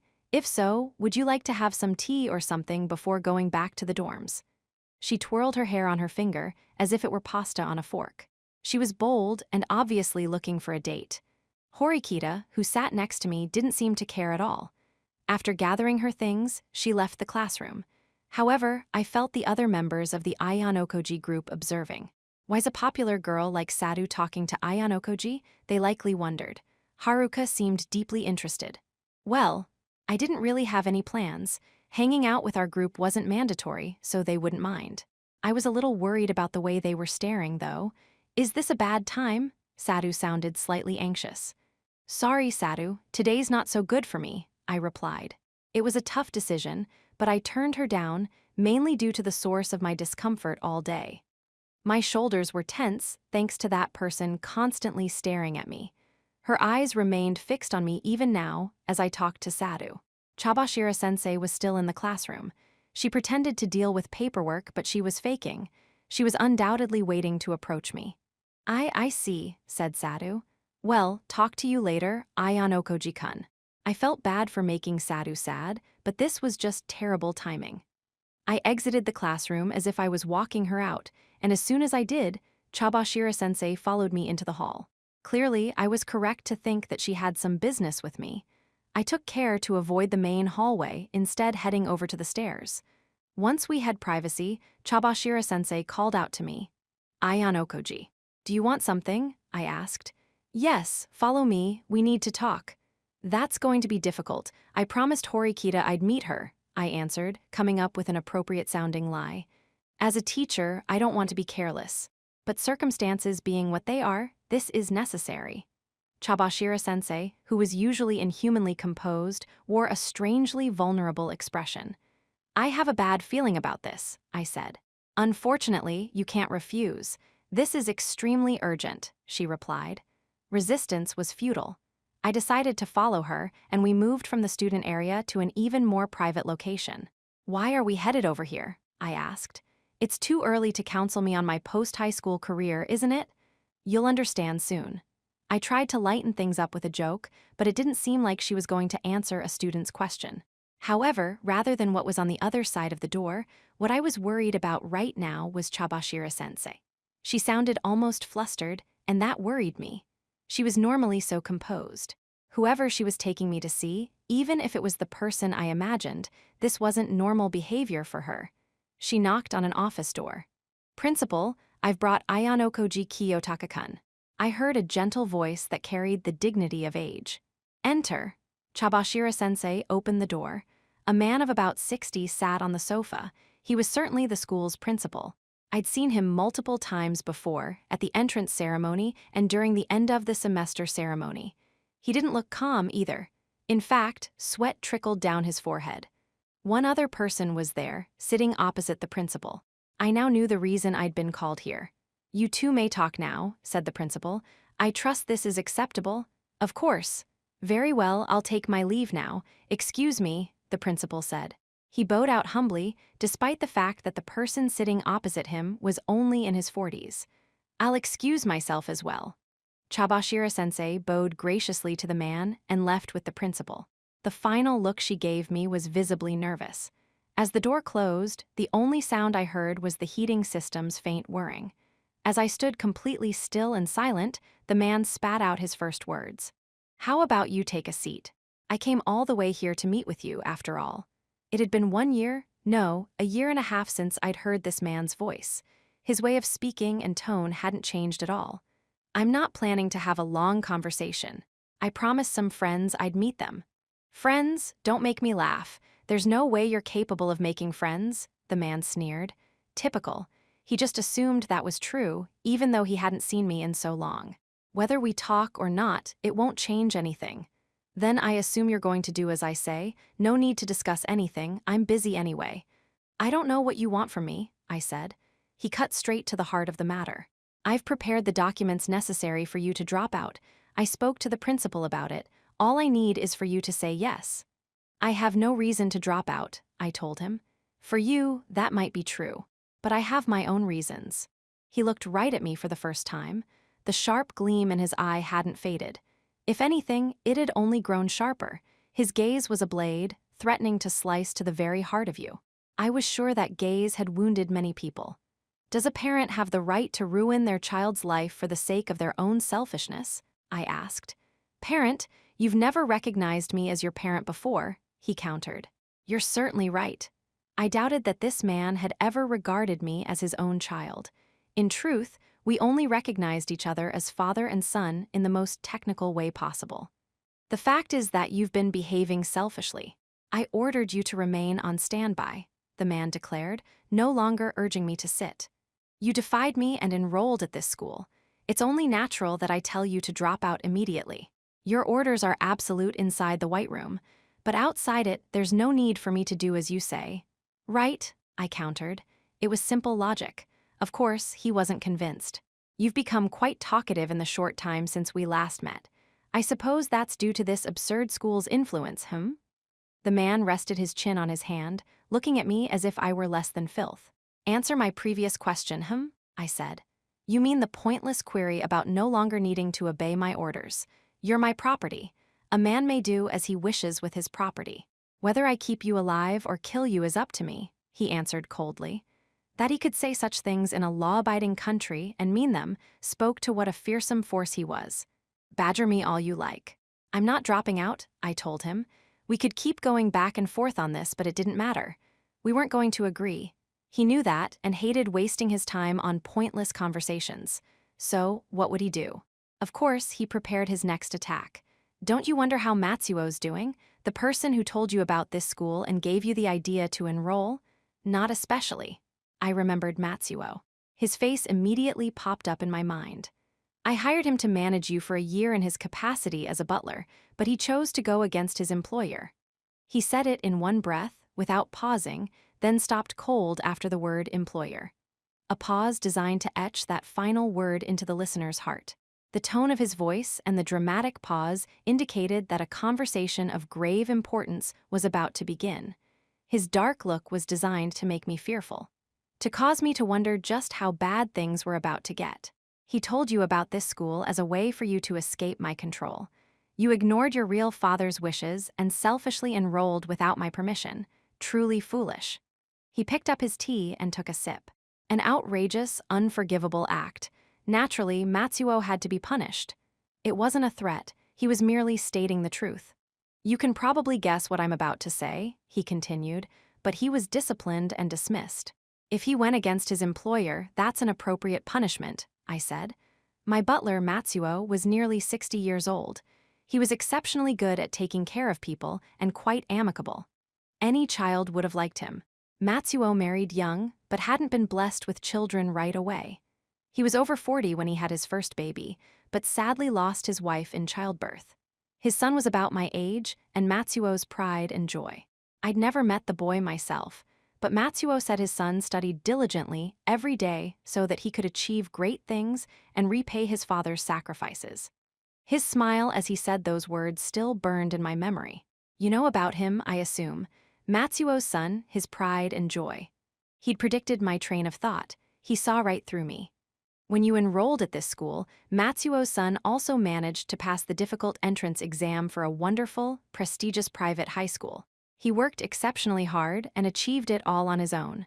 He paused, but now he's been expelled. His meaning was plain. He'd forced the school to rescind the boy's acceptance as a form of payback. That was the sort of power he wielded. So, for a man like you, that's a mild punishment, I replied sarcastically. Matsuo's son was strong. Even though he was expelled from the school on which he'd pinned his hopes, his determination didn't fade. He bounced back and immediately tried to enroll in other schools. I did whatever was necessary to crush his attempts to advance. I made him give up. I did the same to Matsuo, too. I tarnished his reputation, leaving him unable to find a job. His son also lost his way and is now unemployed, said the man. Matsuo and his son had lost everything because of my selfishness. The man before me wasn't making this up. Every word he said was almost certainly true. If he came all this way to spout this nonsense at me, then he was in for a disappointment. I imagine you're not surprised by any of this. Because Matsuo acted against me, it was necessary that I repay him in kind. However, it seemed that this was more than he could bear. He was always a nice, conscientious man who lost his wife young and raised his son alone. Racked with guilt for having robbed his child of a future, Matsuo concluded that there was only one way to save him. He begged me to leave the boy alone and committed suicide last month by self-immolation. So that was what he came here to say, that my selfish actions led to a man's death. Right now, his son's working part-time, earning enough to live on and nothing else with no guarantee of a future. No dreams, no hope. His family's tragedy is your fault. The boy must surely bear a deep grudge against you. Even in death, he won't forgive you. The corners of the man's mouth curved slightly upward in a despicable grin. The man who took care of you, who saved you, has died, and you show no reaction whatsoever. If Matsuo could see you now, he'd be full of regret. What kind of joke was this? Dead people felt no regret. The man before me was the reason why Matsuo and his son lost everything, why Matsuo killed himself, and he wasn't even trying to make me feel guilty. He was simply stating the fact that he had no mercy for those who angered him. That was what he wanted to convey to me. First of all, there's no evidence that what you say is the truth, I argued. Matsuo's death has already been recorded. If necessary, I can send for the papers confirming it. He was basically daring me to ask for them. If he really is dead, then that's all the more reason for me to stay in school. Matsuo helped me enroll, even though he knew you'd punish him. I must honor his wishes. A ridiculous reply for a ridiculous story. You've changed quite a bit, Kiyotaka. I'd always followed his orders before. Well, I followed the White Room's orders. It had been my entire world. This man's sole failure was the 1 year he left me with Matsuo. What happened that year? What made you so determined to go to this school? He asked. It's certainly true that you supplied me with the best possible education, I told him. Even though you used methods that must be kept from the public, I can't deny what the White Room offered. I don't plan on revealing my past to anyone, nor will I do anything that would endanger you. However, I'm the result of your absolute pursuit of an ideal. That was your mistake. I was a first-year high school student. I was only 16 years old, and already my knowledge far exceeded what a normal person could learn in a lifetime. That was precisely what allowed me to recognize the infinite bounds of human curiosity. You taught us all kinds of things. Not just the liberal arts and sciences, but martial arts and self-defense techniques, and bits of worldly wisdom too numerous to mention. Learning fascinated me. I wanted to learn about the common, everyday world that you deemed worthless and turned your back on, I continued. Is that what led you to run away? Do you think I could learn what I have at this school if I stayed with you? What's freedom? What does it mean to be unconstrained? I couldn't have learned that in the White Room, I replied. That part alone was something even he couldn't deny. The White Room might have been the most efficient facility for nurturing and training someone in the entire world, but you couldn't learn everything about the world there. It was a facility that cut away anything it deemed unnecessary, to the extreme. Matsuo told me that this school was the only place in Japan where you couldn't reach me. If I hadn't chosen this school, but just waited as instructed or chosen another option, I would probably have been put back in the White Room again. I was absolutely not going to drop out. I don't entirely understand, but it seems that I have no choice but to accept. I suppose that temporarily suspending the facility's activity was a mistake. To think that a plan 16 years in the making could be ruined in just a year, he replied. The White Room's temporary shutdown would be a hard blow to this man. But if he was finally contacting me after more than 6 months, something else was likely happening behind the scenes. I understand why you're here, he continued. But if you think the matter is settled, you're naive. As with Matsuo's son, I can force you to quit. I can't imagine you'll be able to do anything, considering that the government backs this school, I told him. That's a statement made without proof. Firstly, I don't see any of the bodyguards who normally follow you everywhere. You shouldn't be without them, since so many people hold grudges against you. But your bodyguards aren't in this room, nor are they in the hallway, I countered. The man swallowed his remaining lukewarm tea. There's no need to bring a bodyguard along to visit a high school. That'd be sloppy, considering that you're the sort who has guards escort him to the bathroom. No, you couldn't bring them here even if you wanted to. The authorities didn't allow it. If he hadn't obeyed, they wouldn't have permitted him to enter. You still lack proof. Secondly, if you had the power to simply force my expulsion, you would have done so immediately. But you didn't. You came all the way here to try to convince me to drop out. Something's off. He hadn't met directly with Matsuo's son. He just brought the hammer down on him, so to speak. One more thing. You could easily consider this school enemy territory. If you took aggressive action here, and the public found out, your dreams of making a comeback would disappear forever, wouldn't they? Did Matsuo put that idea in your head? Even in death, he's still impeding me.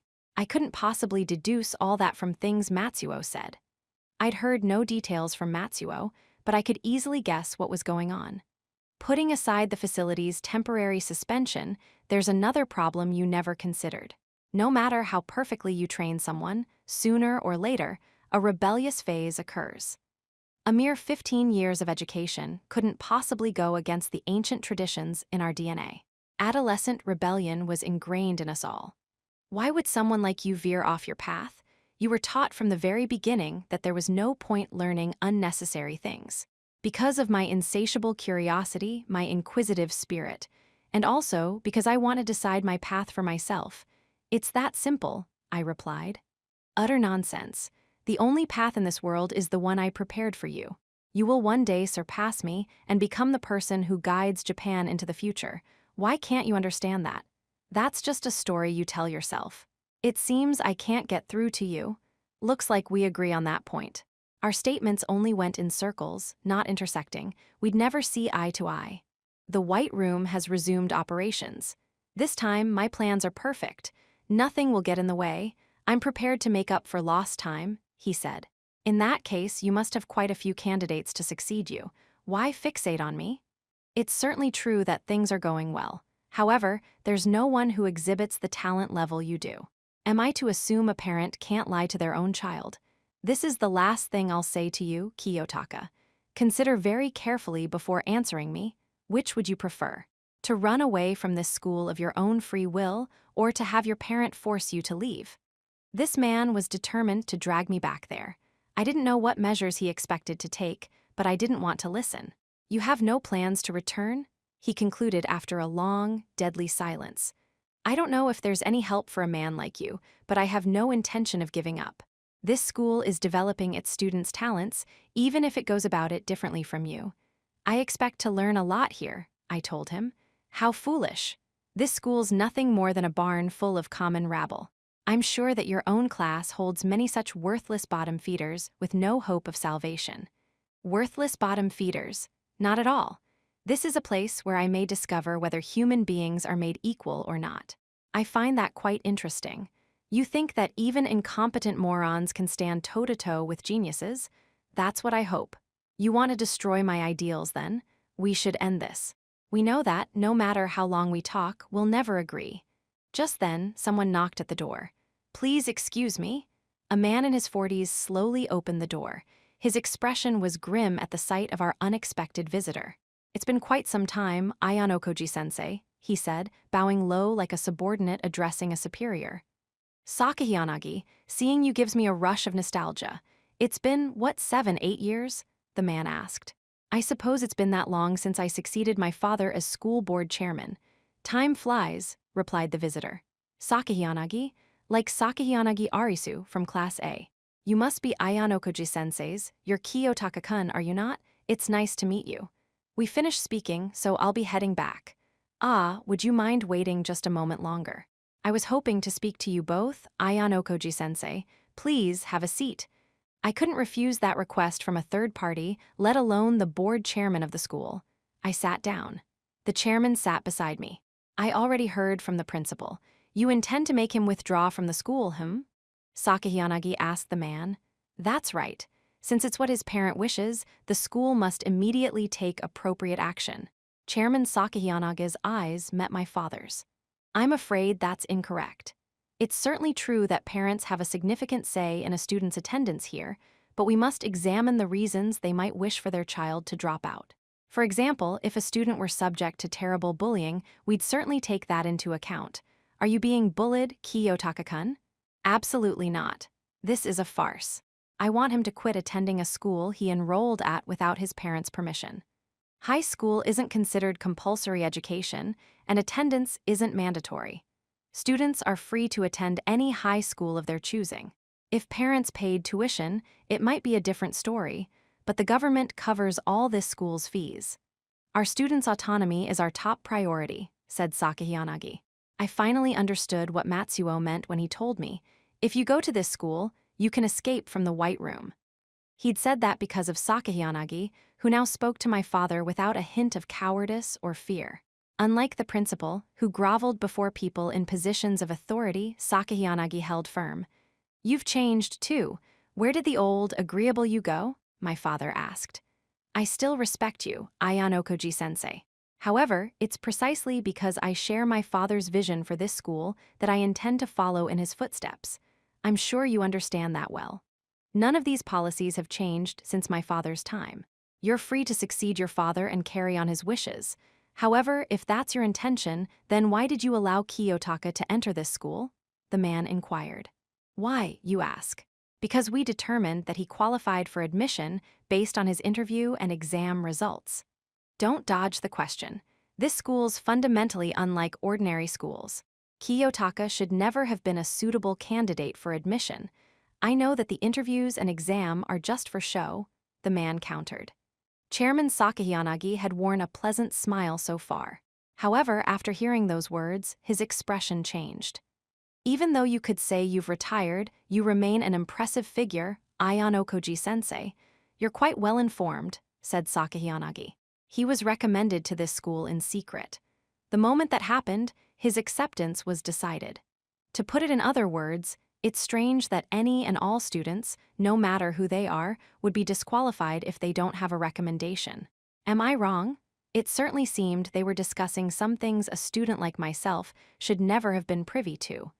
Kiyotaka never should have been among the possible candidates in the first place. It's abnormal that you didn't disqualify him. You're correct that he wasn't originally on the list of students we planned to admit.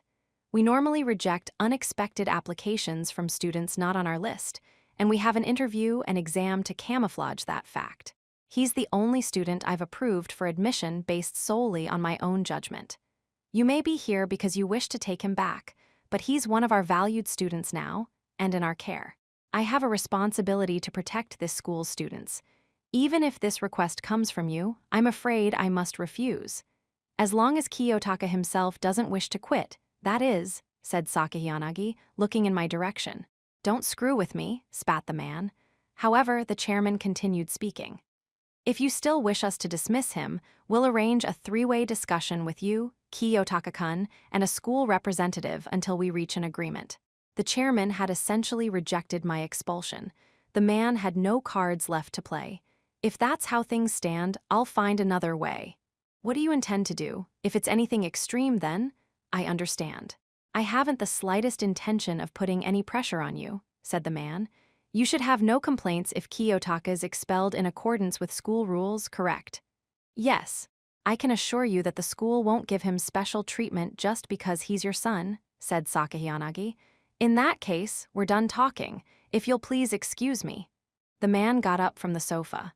When will we meet again? Certainly not here. I'll see you off. No need, I spoke up. If you call yourself a parent, why not come by the school now and again? Coming to a place like this once is quite enough. With those cutting words, the man left the office. Hugh, said Sakahiyanagi, it sure feels like you're on pins and needles when Ayano Koji-sensei's around, doesn't it? You must have had a tough time of it. Nah, not really, I replied. It was now just the two of us. Chairman Sakahiyanagi looked at me with kind eyes. In truth, I've known about you for a long time now, he said. I never spoke with you directly, but I had my eye on you. Sensei always spoke highly of you. Ah, so that's how that mechanism was removed. Mechanism, what do you mean? Nothing. More importantly, Chairman Sakahiyanagi, do you know a Class A student who? Arisu, right? She's my daughter. I see. Oh, but she's not in Class A just because she's my daughter. Our assessments are fair. No doubt. I just wanted to ask you something. At least now I understood how she knew me. I'm curious about what that is, what my father said earlier. About your admittance to this school? Exactly. I see. Well, it's as Ayano Koji-sensei said, we only admit students we believe deserve placement. We contact and work with junior high administrators to conduct preliminary nationwide surveys and determine who's qualified. The interview and exam are for appearance's sake. A student might screw around in the interview or get a 0 on the exam while their admission was already decided. Of course, students from all over the country do apply here, so the tests are a convenient smokescreen, said Sakahiyanagi. So even if someone scored a perfect 100 points or performed perfectly in the interview, they'd still be turned away, huh? There was no way a student who got rejected would be able to ascertain the truth, either. That made sense. Poor students like Sudo and Ike, and ones with troubled pasts like Karuizawa and Hirata, had been able to enroll despite their issues. Shining records and academic ability were clearly not all that mattered to this school. The moment I decided to admit you, Your acceptance was guaranteed. Scoring exactly 50 points on all your written tests had no effect on your success or failure, he continued. This was an exceptionally peculiar school. I doubted that there was another like it in all of Japan. I'm sure both you and Ayanokoji-sensei have questions. You'll come to understand with time. You'll see the nurturing policy we strive for and the effect we hope it will produce, said Sakahiyanagi. His voice brimmed with confidence. I can't tell you more than that. You're a student, and I'm the one running the school after all. He probably only told me this much because that man was targeting me. As the person in charge, I'll protect my students according to the rules. Do you understand? In other words, if I didn't follow the rules, Sakahiyanagi couldn't help me.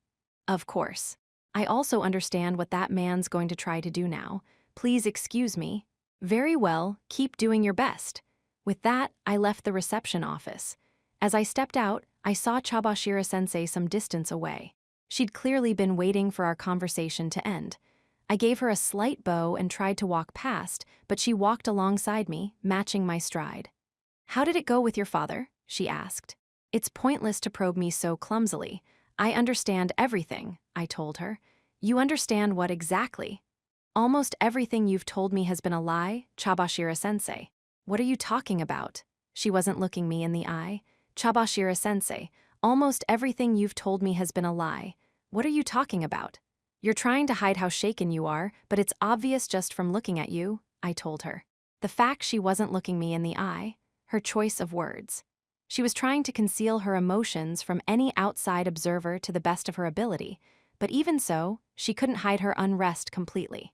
That man never contacted you, and he didn't push you to expel me either. No. Your father wanted my cooperation. I've been trying to get you expelled. It was certainly true that my father was pushing for me to drop out. However, judging from his behavior, and that this was the first time he set foot on school grounds, I was fairly sure he'd never been in contact with a teacher. I didn't have any solid proof, though. Look, stop lying to me. Chairman Sakahiyanagi told me everything. He informed you about me the minute the school admitted me.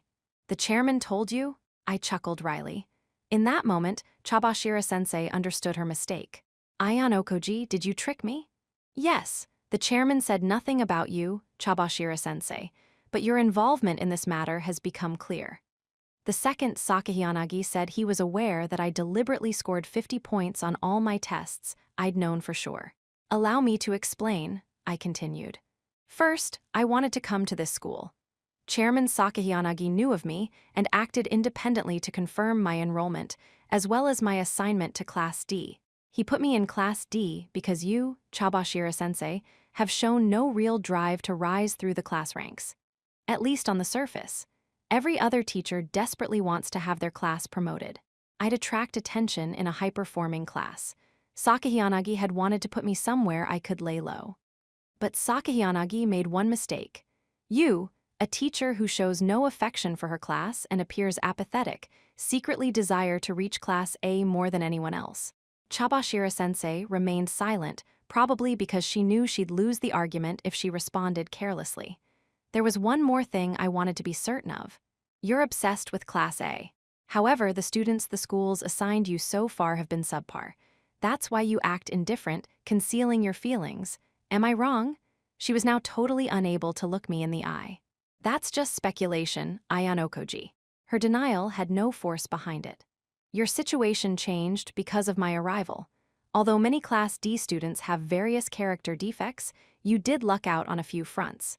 Horikita, Kuenji, Hirata, and Kushida are all students who, if guided well, have a chance of being promoted to the upper classes. They gave you hope. Your concealed desires began to burn brightly once again. It all makes sense when I think back to Hashinomiya's comment to you around the time I started school here. Hashinomiya, who was an old friend of Chabashira-sensei's, knew her hidden desire to rise to Class A. I remembered her teasing Chabashira-sensei about wanting to be dominated by a younger man, and how that wasn't possible for her. Maybe she'd actually been implying that Chabashira-sensei was incapable of submitting to authority, that she desired for a lower class to supplant a higher one, the inferiors overthrowing their superiors. You want me to be your ticket to Class A, and now the chairman has said he'll watch over me. Put it all together, and you're at my mercy. All you can do is stand there and pretend not to hear any of the abuse I'm throwing at you right now, I added.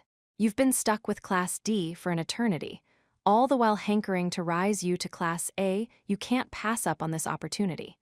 You even decided to lie about being in contact with my father in order to use me. That was the reason why you contacted me, and Horikita was nothing more than a pawn for you to use to that end. However, things aren't so simple. I'd had no desire to excel when I first started at this school. I never intended to aim for Class A, even though she hadn't yet known what to do with me. Chabashira-sensei made her first move during the test on the island. You knew we had to win when the special exams started, or we'd never catch up to the other classes. You panicked and made up a story to tell me. Desperate times call for desperate measures, I suppose. Class D had done pretty well, ever since. But Chabashira-sensei had miscalculated. And now my father had finally contacted the school directly, and all her lies had been laid bare. You probably intended to corner me, I said. Instead, you're the one with your back to the wall. I see, she said. Your abilities certainly aren't those of an ordinary first-year high school student. Wise beyond your years, isn't that how the saying goes? I guess that describes you pretty well. She took a deep breath and nodded, her shoulders slumped. You're right, she continued. The composure she'd so struggled to maintain had collapsed. I never met your father before today, but I really could have you expelled if I wanted to. I could claim you committed a serious violation of the rules. Expulsion is the one thing you absolutely want to avoid, no? Really, to do all this and now threaten me more. So, you're not giving up on your ambitions? Exactly. Unfortunately for you, you can't get me expelled. May I ask why you're so certain? I'd allowed myself to appear to grow agitated to ascertain her true intentions. Now I calmed down, returning to my usual tone of voice. The current situation. This year's Class D is unusual. Compared to years past, we're doing well. Horikita and the others are getting stronger. They might still reach Class A, even without my help. Class D had risen for months. We were on the cusp of overtaking Class C, and if the school expelled one of us now, it would ruin that. This meant Chabashira-sensei's hands were tied. Even if I step down, the fight will continue. You still have reason to hope, Chabashira-sensei, and that means you're going to leave me be. So even though you know everything now, you're still done trying to reach Class A? She asked. Of course. The teacher who tried to manipulate me into aiming for Class A had turned out to have no secret connection to my father at all. I had nothing to fear from her now. Still, I didn't completely shoot her down. People will cling to the tiniest ember of hope, given the chance. At the very least, I think I'm done taking my turn on stage, I said. Now, please stay back, stay quiet, and watch me. If you try to manipulate me to the tune of your personal desires again, it'll only hurt the other students. And if I keep after you, what then? You'll never see your dream come true. Not a smart choice. Allow me to rephrase the question. Are you so certain that I won't take you down with me when I do lose hope? Not at all. It's certainly possible that something in the future will devastate our class points. If that happens and you lose all hope, feel free to come at me. She wouldn't stop even if I asked her to. Better to let her do as she pleased. Just remember that your position as a teacher isn't rock solid either. It was an empty threat for now, but it should be at least somewhat effective against Chabashira-sensei, given what she knew. As I walked away, she said nothing, so it seemed as she was out of ammo. Reuniting with my father wasn't pleasant, but I'd made some significant progress today. I no longer needed to help reach Class A no matter what Raiwan did from here. I didn't have to get involved for Class D's sake. And no matter what happened to Karuizawa, it wouldn't hurt Class D. Of course, my identity would be revealed if Karuizawa were caught or betrayed me, but so what? Even if Raiwan hunted me down, provided I did nothing else for Class D from this point on, we'd probably still end up winning narrowly. He would achieve nothing. 3.6. At dusk, I walked a path lined with trees. I looked up and exhaled. White steam curled from my mouth and vanished into the night sky. Cold, I muttered. Every time I breathed out, that white steam rose into the air. I exhaled and inhaled over and over again. I tended to forget because of the extremely temperature fluctuations from day to day, but winter was here. Last year around this time, I'd always been indoors. A girl passed me, shivering in the cold. She chatted happily with someone on her phone. Seriously, Right when you became student council president, our relationship flatlined, Miyabi. Ah ha ha, come on, I'm joking. Besides, it's not like I'm angry or anything. But I am going to ask you to treat me in celebration, so be prepared, she said. Her thighs peeked out from beneath her skirt. Exposed to the winter air, they were probably really cold. I caught the fragrant scent of shampoo on her shoulder-length hair.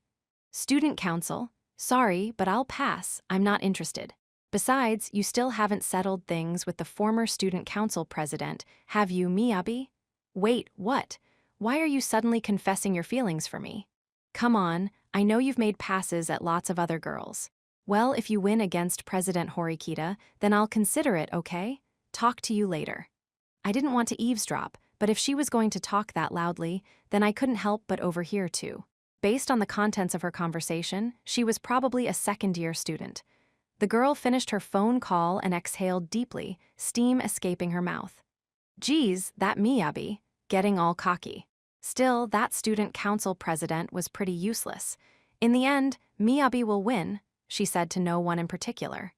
I wondered whether she'd notice me, but she continued walking. However, when she reached the fork in the road where the path split off toward the dormitories for each grade level, her foot slipped and she took a truly impressive tumble to the ground. Wah! The girl immediately got up and looked around, her face red.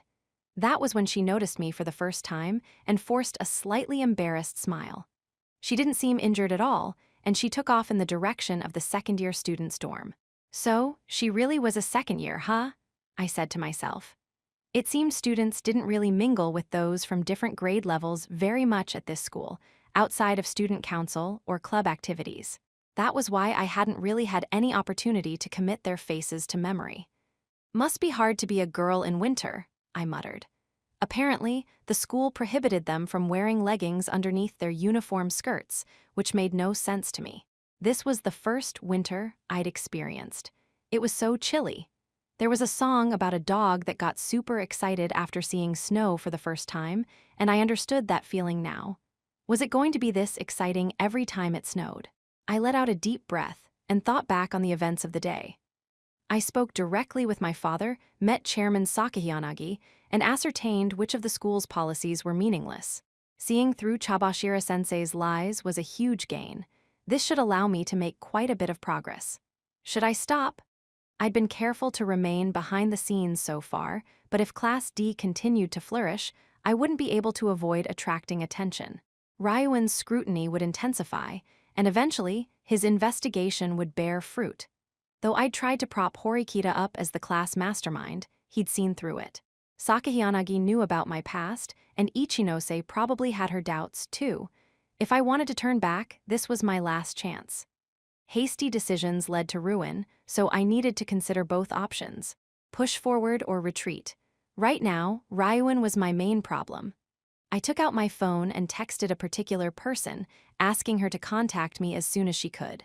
The read receipt showed up immediately after I sent the text, so she must have been back in her dorm already. That was odd. She was usually out with friends at this time of night. I manually entered the 11-digit phone number and called her. Hello? The owner of that somewhat listless voice was first-year Class D student Karuizawa K. Unbeknownst to her, she was one of the people Ryuan had his eye. She also knew that I was the one manipulating Class D from behind the scenes, far more so than Horikita. Of course, there were plenty of things she didn't know, such as precisely how involved I was or what exactly I'd been doing. If anything, Karuizawa probably considered me an intensely creepy person right now. Just wondering what you're up to, I said. You're joking, right? You wouldn't call without a reason, she replied. I'd planned to start off with some small talk, but Karuizawa wasn't having it. You don't enjoy our conversations? If you don't enjoy them either, that's a dumb question. I suppose you're right. She wasn't the Class D girls' leader for no reason. She understood people. Did Manabe and her friends contact you? No, that's not a problem right now. Is that why you called? She asked. Rather than surprised, she sounded exasperated. It's been quite some time, huh? Guess there's nothing to worry about anymore, I said. The wind howled, turning my bare face raw from the chill. You're still outside, said Karuizawa. She probably heard the wind over the phone. I'm on my way back to the dorms. Seems like you turned in pretty early today yourself. You're normally out much later than this, aren't you? Even I feel like heading back early sometimes. She sounded a little standoffish. Ah, I cried, noticing something. What? Karuizawa demanded, thinking that it was directed at her. It's nothing, I replied. At the fork in the road, a red charm lay on the ground where that girl had fallen a little earlier. I wondered whether she dropped it. It might have been better to just leave it, but it would likely snow this evening, soaking the charm. There were no signs that the girl was coming back for it, so I decided to pick it up so I could hand it over to the dorm manager. Hey, Karuizawa said, there's something I wanted to confirm with you since we're already talking. Something you wanted to confirm? I asked. I picked up the charm and walked toward the second-year students' dormitory. You're smart and all, but why don't you let people know? I mean, Class D's pretty much full of morons. If you came forward like Yosuke-kun, people would like you more, right? I'm smart, huh? What makes you think that? What do you mean? There's nothing for you to base that evaluation on, is there? My test scores are pretty average. I don't contribute much in class either. That's not what I'm talking about. Of course, I knew what Karuizawa wanted to say. I'd recruited her help many times at this point, like while stopping the idiot trio from sneaking photos and peeping, and during the incident with Kushida in the paper shuffle. It was obvious to Karuizawa that I was more than I seemed. It's just that you were open about the things you did, your reputation would improve, wouldn't it? You'd probably even draw the school's attention, just like during the sports festival, she continued, sounding almost excited even though this should have had nothing to do with her. You know I'm not the kind of person who wants that, right? Then why are you doing all this? If you didn't want attention, you could have just hung back. That's a very good question. I hadn't wanted to do any of this. Something came up that forced my hand, so I helped Class D, that's all there is to it. Normally, I'd never reveal that much, but today was special. I was in a good mood. I kind of feel like that's a waste, she replied. I never intended to take control. Never have and never will, I told her. I needed to make sure Karuizawa was clear on that point. I didn't want people coming to me for help if Class D ran into problems in the future. It's you, isn't it? You're the one that Ryuin's searching for. Class CS surveillance increased day after day. It wasn't just Pseudo and Aikido, and rumors had spread well beyond Class DS walls. Talk was going around about how Ryuin had been defeated by someone in Class D and was now out for revenge. Karuizawa had probably known it was me right away. That's kind of related to what I wanted to talk to you about. I wanted to apologize, I told her. Apologize? I've been helping Class D so it could earn points. I did so because something compelled me to, but that's no longer the case. So what? You're just going to stop helping? Yeah, I'll leave it all to Horikita and Hirata. I don't want the hassle of Ryuin discovering my identity. I'm done. You've been a great help to me, for instance, that time at karaoke and getting in touch with Kushida. I've imposed on you quite a lot. I see. So that means I'm finally free, huh? I won't be working with you anymore?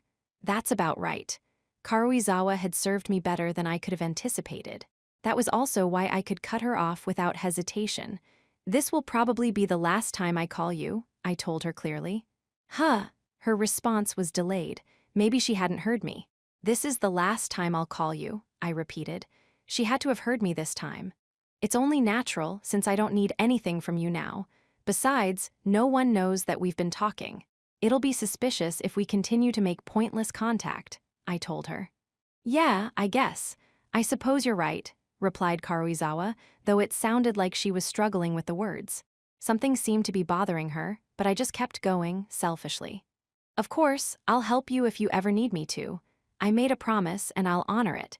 You can contact me if there's an emergency, but please delete all traces of our conversations. I already deleted your contact information. Wait a minute, why are you doing this? What do you mean? It's just very cold. Well, our relationship has always been cold, hasn't it? If I hadn't gotten involved in Manabe and her friends' bullying of Karuizawa, we would probably never have spoken. A gloomy loner like me and a popular girl like her were as different as night and day. You hated being used by me, didn't you? I asked. Well, yes, but... Karuizawa was stumbling over her words more and more. The stretches of silence were getting longer. Best not to drag this out much longer. I think we're done. Did you have anything you wanted to say? I asked, pressing her to speak. I understand. She sounded unenthusiastic, but any response was good. Perhaps she'd accepted there was nothing she could do. So, this is the last time I can talk to you like this, Kiyotaka? Are you reluctant to stop? Of course not. Then there's no problem. I said it flatly, without the slightest bit of emotion. Emotion had no place here. I guess I'll hang up then. Even over the phone, I could tell Karuizawa was in the grip of some strong emotion. See you. Ah. Karuizawa seemed ready to say something, but only silence followed. After a few seconds, I hung up, erased my call history, and put my phone back in my pocket. Attaching herself to me like a parasite must have given Karuizawa some peace of mind. Coldly pushing her away like this had undoubtedly left her very shaken. The anxiety and loneliness I sensed from her on the phone would probably continue to intensify. If Ryuin came after her when she was like this, then it was almost guaranteed that she would crumble. Well, I took a few detours, but I'm finally back where I was when I started school, huh? I said to myself. Horikita, Karuizawa, Ryuin, and Sakahiyanagi were now irrelevant to me. I didn't care about them. I probably wouldn't push myself in any tests going forward either.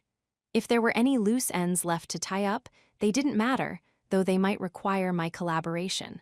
I gave the red charm to the second-year student's dorm manager and went home. 3.7. I picked up the damp cloth I'd been using to mop up dirt and dust and threw it in the garbage bag. After washing my hands, I sat on my bed, listening to the creak of the springs. Since it was December, I decided to use the weekend for some end-of-year cleaning. I wasn't much of a pack rat, so it only took about half a day to finish everything. Had I managed to return my room to the pristine condition it was in when I first moved in? A clean room's such a great thing, I muttered. I turned on my tea kettle, thinking that I would take a little breather. I was somewhat hesitant about using the sparkling cup I'd just cleaned, but there was no other option. Deciding to sort out my future while the kettle boiled, I took out my phone and accessed the school app, scrolling aimlessly through things like class points and personal balances. Let's start at the beginning. Why had I enrolled at this school in the first place? So I wouldn't have to return to my old environment. It wasn't that I was particularly dissatisfied with the White Room, though it was quite problematic from a human rights perspective. Still, you could receive the best possible education there, and it was that education that had shaped my personality and abilities. However, even after my father praised me as his greatest masterpiece, I'd felt a discontentment that I couldn't put into words. Even if I was the most superior human specimen that existed, was that really something to be proud of? It was because I'd lived my life believing there was always something more to learn that I considered learning to be meaningful. So, what happened when there was finally nothing left to learn? Life would be horribly boring, wouldn't it? Well, to tell the truth, I didn't care about all that. I needed to consider what I should do from here on out. I had always known that my father would contact me someday. I'd been prepared for it from the moment Chabashira-sensei insinuated that she would get me expelled, though even then, I'd had my doubts about whether she spoke the truth. If my father really came for me, Chabashira-sensei couldn't stop him. He wasn't the kind of foe someone like a class teacher could thwart. But knowing my father, I couldn't be sure. So I did as she said, putting on the appearance of cooperation, devising strategies to help us rise to Class A. The kettle started to whistle. Having come this far, I'd established that Chabashira-sensei's words to me had been full of lies. Ironically, given that it had all revolved around my father, she turned out to have no connection to my father at all. Whatever history or trauma she carried with her had left her transfixed by the idea of making it to Class A, just like Horikita or Kaize. No, if anything, Chabashira-sahe was even more obsessed with the idea. She would never have the courage to actually expel me. Initially, I might have thought her actions proof of her willingness to be self-destructive if necessary. Until we closed the gap with the test on the uninhabited island, Class D had been in a pretty bad place. A place that made it hard to cling to hope. Chabashira had mixed lies with the truth to manipulate me, but now I'd seen through the lies hidden within the truth. With her true colors revealed, she had no power to order me around anymore. If my goal was to spend 3 ordinary years at this school, whether that be in Class D or Class A, I had no reason to dig myself in deeper by trying to help the class. People like Ichinose and Sakahiyanagi had started to take an interest in me, But if I stepped back now, that interest would fade. The one remaining problem was Ryuin Kakeru. If he did figure out that I was Class D's secret mastermind, he might create an uproar by circulating that information. It would have been ideal for my identity to remain completely concealed, though that seemed impossible now. Even if I cut all ties to Karuizawa-kei, we were still bound by an invisible thread. If I left things the way they were now, someday, beyond a shadow of a doubt, Ryuin would find that thread. Would it take a week? A month? A year? That uncertainty was what troubled me. The kettle whistled and shut itself off. Guess I'll have some tea. My cabinets overflowed with tea bags, since I used to have all kinds of visitors stopping by. I'd amassed an extensive range of supplies, from coffee to black tea to green and roasted tea. Just as I put a black tea bag into my cup, someone buzzed me from the first floor. A classmate would just have rung my doorbell. Who could this be? I went to check the screen and found myself looking at a surprising face. I could have pretended not to be home, but I opted for honesty. After all, this was someone I'd been thinking about going to see myself, and he'd come all the way out here. "I'd like a moment of your time, or should I come back later?" my visitor asked through the intercom. "Nah, now's a good time," I replied. It was Horikita's older brother, who'd been student council president until recently. What an unusual visitor. I buzzed him into the building and poured boiling water into my cup while I waited. Soon after, the doorbell rang. "I'd prefer to speak privately, so please come in," I told him. I agree. If Horikita saw her brother and I chatting in the hallway, she'd cause a fuss. Besides, I wanted to avoid being seen with the former student council president as much as possible. I let Horikita's older brother into my room. The older Horikita noticed my tea as soon as he entered.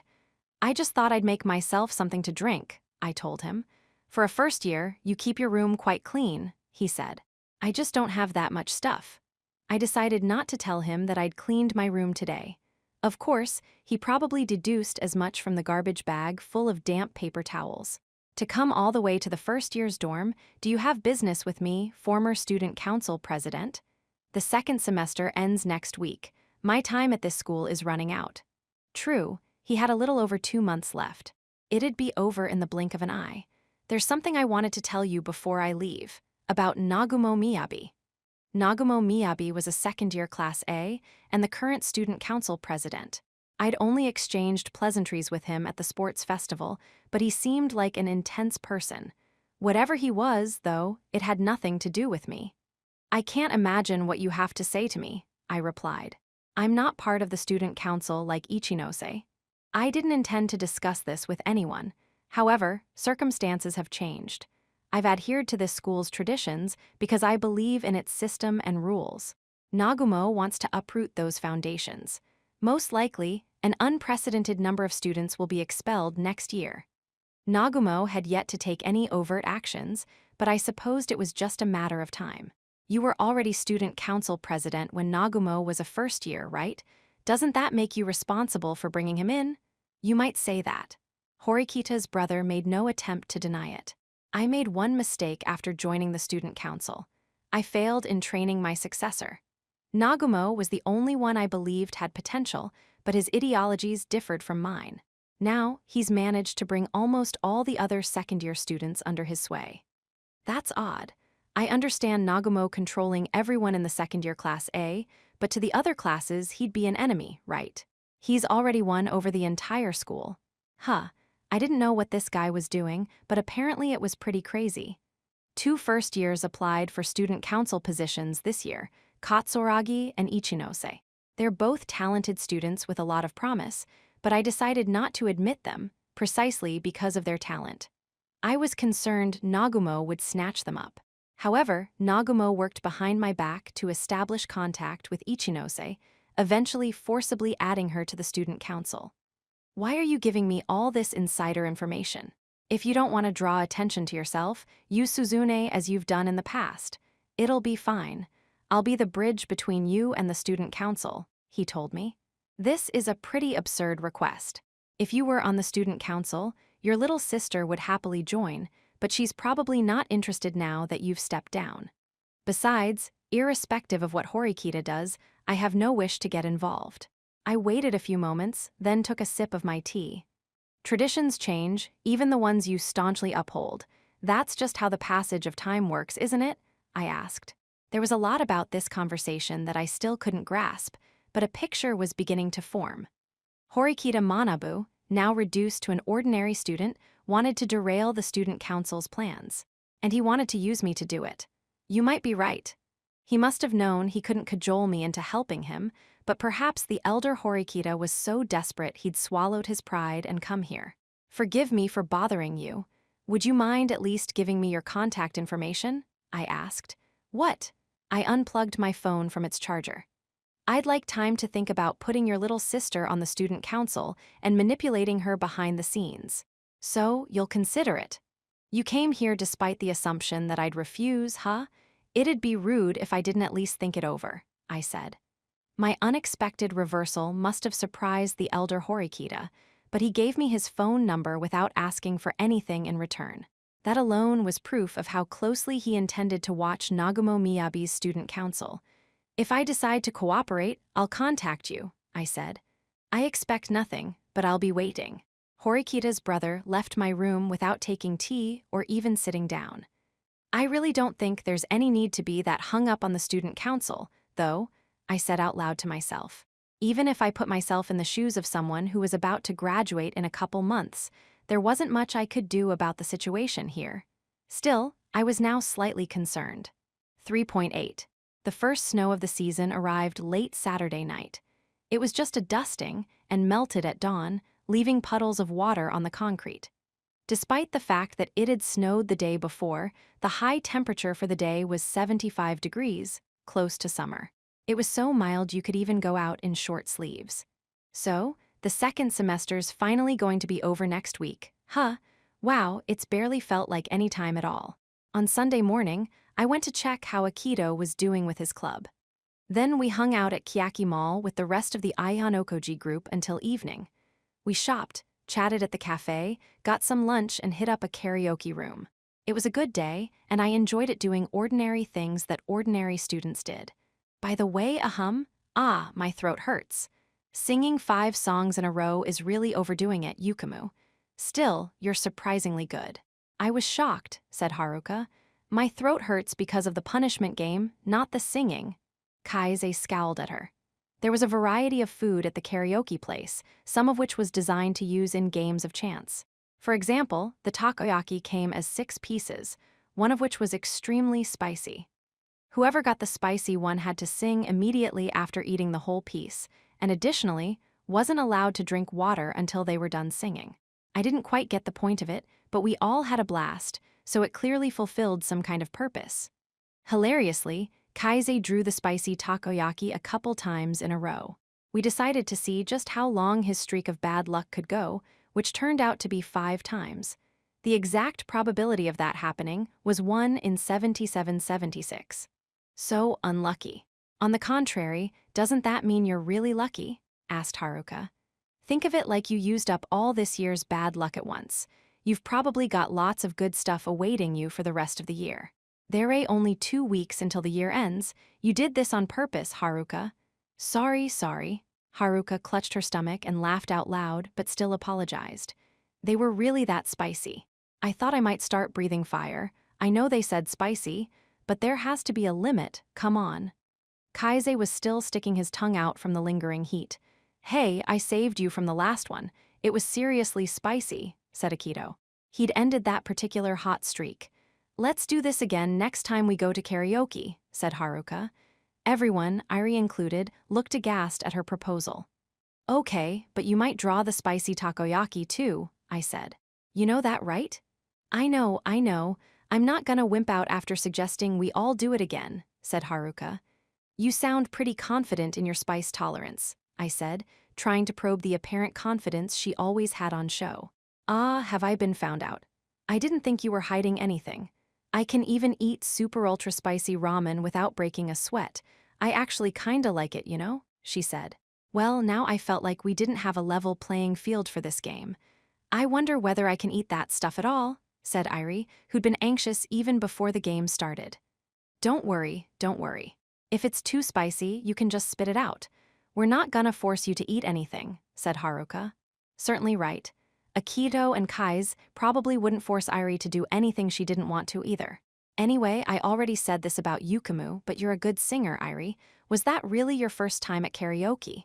Why, yeah. It, was really embarrassing, though. Even though she'd been painfully shy, Irie had given it her all. If you gave it a little more oomph, it'd be perfect. We headed back to the dorms. It wasn't even 5 o'clock yet, but the sun was already setting. "It was really warm today," said Irie. "Everyone's out in pretty light clothing, huh? You could even walk around in short sleeves this afternoon, so that makes sense." "I'm not good with the cold," said Haruka, sounding melancholy as she looked up at the sky. "I don't handle it well either." "Well, a little chilliness is good for me. It means I don't sweat during club, which makes practicing easy," said Akito, making him the only member of the group to prefer the cold. "Looks like it's going to get cold again tomorrow. Guess that means I need to buy some stuff to prepare. That's going to cost me." Our pace gradually slowed to a stroll as we walked and chatted. Then, we heard a voice. "Thank you for going out with me today, Sakahiyanaga-san." "Oh no, the pleasure's mine." Turning, I spotted a rather unusual pair, Ichinose and Sakahiyanagi. Ichinose, noticing our group, raised her hand and waved. Sakahiyanagi didn't look in my direction, but rather, gave our entire group a cursory glance as we went past. Even though she'd made what amounted to a declaration of war against me, she'd done nothing since the sports festival. "It's unusual to see you in this group, Ayano Koji-kun," Ichinose said. Really? She thought I was behaving unusually. The strange sight was the Class A and B leaders hanging out together like friends on a day off. "Well, based on what I've seen, you're with Horikita-san a lot of the time." "This is different," said Ichinose, taking a long look at our group's members. "That reminds me, I heard that you won against Class C in the exam. Congrats! We lost to Class A, unfortunately. Only by a slim margin. 2 points. I think we were just about evenly matched," said Sakahiyanagi. The battle had been close, and it seemed Class B was just barely lagging behind Class A by the end. "With this win under your belt, Class D might actually become Class C next semester, right? Wow, Class B's going to have to be really careful, or we might get overtaken ourselves," said Ichinose. "We do intend to overtake you," Kaise interjected, overtly serious as always. "We'll make it to Class A eventually." Sakahiyanagi closed her eyes and chuckled. Kaise seemed to find that insulting, but he had to remember that we were still Class D for now. No one in our group was especially close to Ichinose, and since we weren't really the type to force smiles or engage in small talk, the conversation ground to a halt. "Ah, sorry, guess we're bothering you guys. See you later," said Ichinose graciously. Sakahiyanagi neither spoke to me nor made eye contact, just followed Ichinose away. "They're rivals, right, those two?" asked Haruka. "There's no doubt they're enemies." Kaise eyed them both suspiciously, pushing his glasses up. "That's just like Ichinose, though, right?" It was a well-known fact that Ichinose could make friends with anyone. "It's just like, how do I put this?" muttered Irie. "It's like Ichinose-san lives in a different world from us or something. As a fellow woman, I kinda don't like her." "What? Do you dislike Ichinose, Haruka?" "I don't dislike her, it's just she's way too perfect at everything. You can't be human without at least a couple flaws, right? I sorta almost hope that she's actually rotten on the inside." "You have a point. She's so flawless it's almost creepy." "Saying you hope she's rotten inside is going a bit too far, though," said Akito. "That's true. I'm just saying that being flawless and totally sweet is boring, even in a manga," said Haruka. She thrust her hands inside her pockets as she watched Ichinose walk away. I think it's good that she's like that, though. If Ichinose-san really was a bad person like Haruka-chan said, no one would believe it," said Irie. She sounded anxious, as if she really didn't want that to be true. "I guess so. Maybe there really are unbelievably kind, perfect people in the world. We may just not even know them when we see them," said Haruka. "We're going to make it to Class A when that happens. Ichinose will be our enemy." "I think it's best if we don't get too close," said Kaise. He had a point. If Ichinose was as kind and benevolent as she seemed, it would make her a tougher opponent to oppose. Someone as awful as Ryuin inspired no sympathy, but I wondered whether our class would have the heart to crush Ichinose if it came to it. If our class was promoted, more conflict down the road was inevitable. We'd be attacked from below by Raiwen and the newly demoted Class C, who'd be raring for revenge. It was unclear what would happen to Horikita and Ichinose's currently cooperative relationship in the future, too. In an ideal world, we'd work together with Ichinose to attack Class A then. Once Classes B and D were promoted to Classes A and B respectively, we'd end our alliance and turn on each other. Of course, I doubted that things would be that simple. Looks like the road ahead is strewn with pitfalls, huh? Chapter 4, Insanity. One day, shortly before winter vacation, a storm hit Class D. It happened just after the end of homeroom. Our classroom door swung open, and Raiwen and his fellow Class C students strode inside. The entire class immediately erupted into chaos. Chabashira-sensei glanced at Raiwen and the others, but left without a word. It would have been one thing if a brawl broke out right then and there, but there was no issue with students from another class coming to visit. Raiwen and his classmates had observed Class D from a distance so far. Since they hadn't gotten the answers they'd been looking for, they'd finally decided to take a direct approach. Or perhaps they were acting on a strategy I couldn't yet understand. In any case, they'd clearly decided to confront us. Horikita, who was packing up her things to leave, stopped and stared at the Class C group consisting of Raiwen, Ishizaki, and Yamada Albert. Kamiya and Kandu were there too. With all these opponents gathered together in force, the mood was tense. "Hey, what's going on? This is Class D," Pseudo was the first to react. He was usually quick to pick a fight, but seemed more defensive this time. More importantly, he probably felt he needed to protect Horikita. He stood and approached Raiwen. Hirata panicked and hurried to stand between them, probably afraid that they were about to get violent. "Do you have some business with our class, Raiwen-kun?" Hirata asked. In response, Raiwen exaggeratedly raised his hands. "Is there any reason I can't visit my classmates? That does happen at this school, doesn't it? Visiting a pal, why are you all shaking?" The statement sounded like a provocation, but Hirata remained cool and composed. "That's normally true, yes. But this school isn't normal, is it? Besides, you've never visited Class D before. We've been too estranged. I thought we should be a little more assertive about buddying up," said Raiwen. He placed his hand on a nearby girl's desk, showing off his white teeth in a grin. "Man, you guys sure did great in the paper shuffle. Class C lost because of your brilliance. Well, the results still aren't out, but word is you guys might be Class C next semester. That's huge.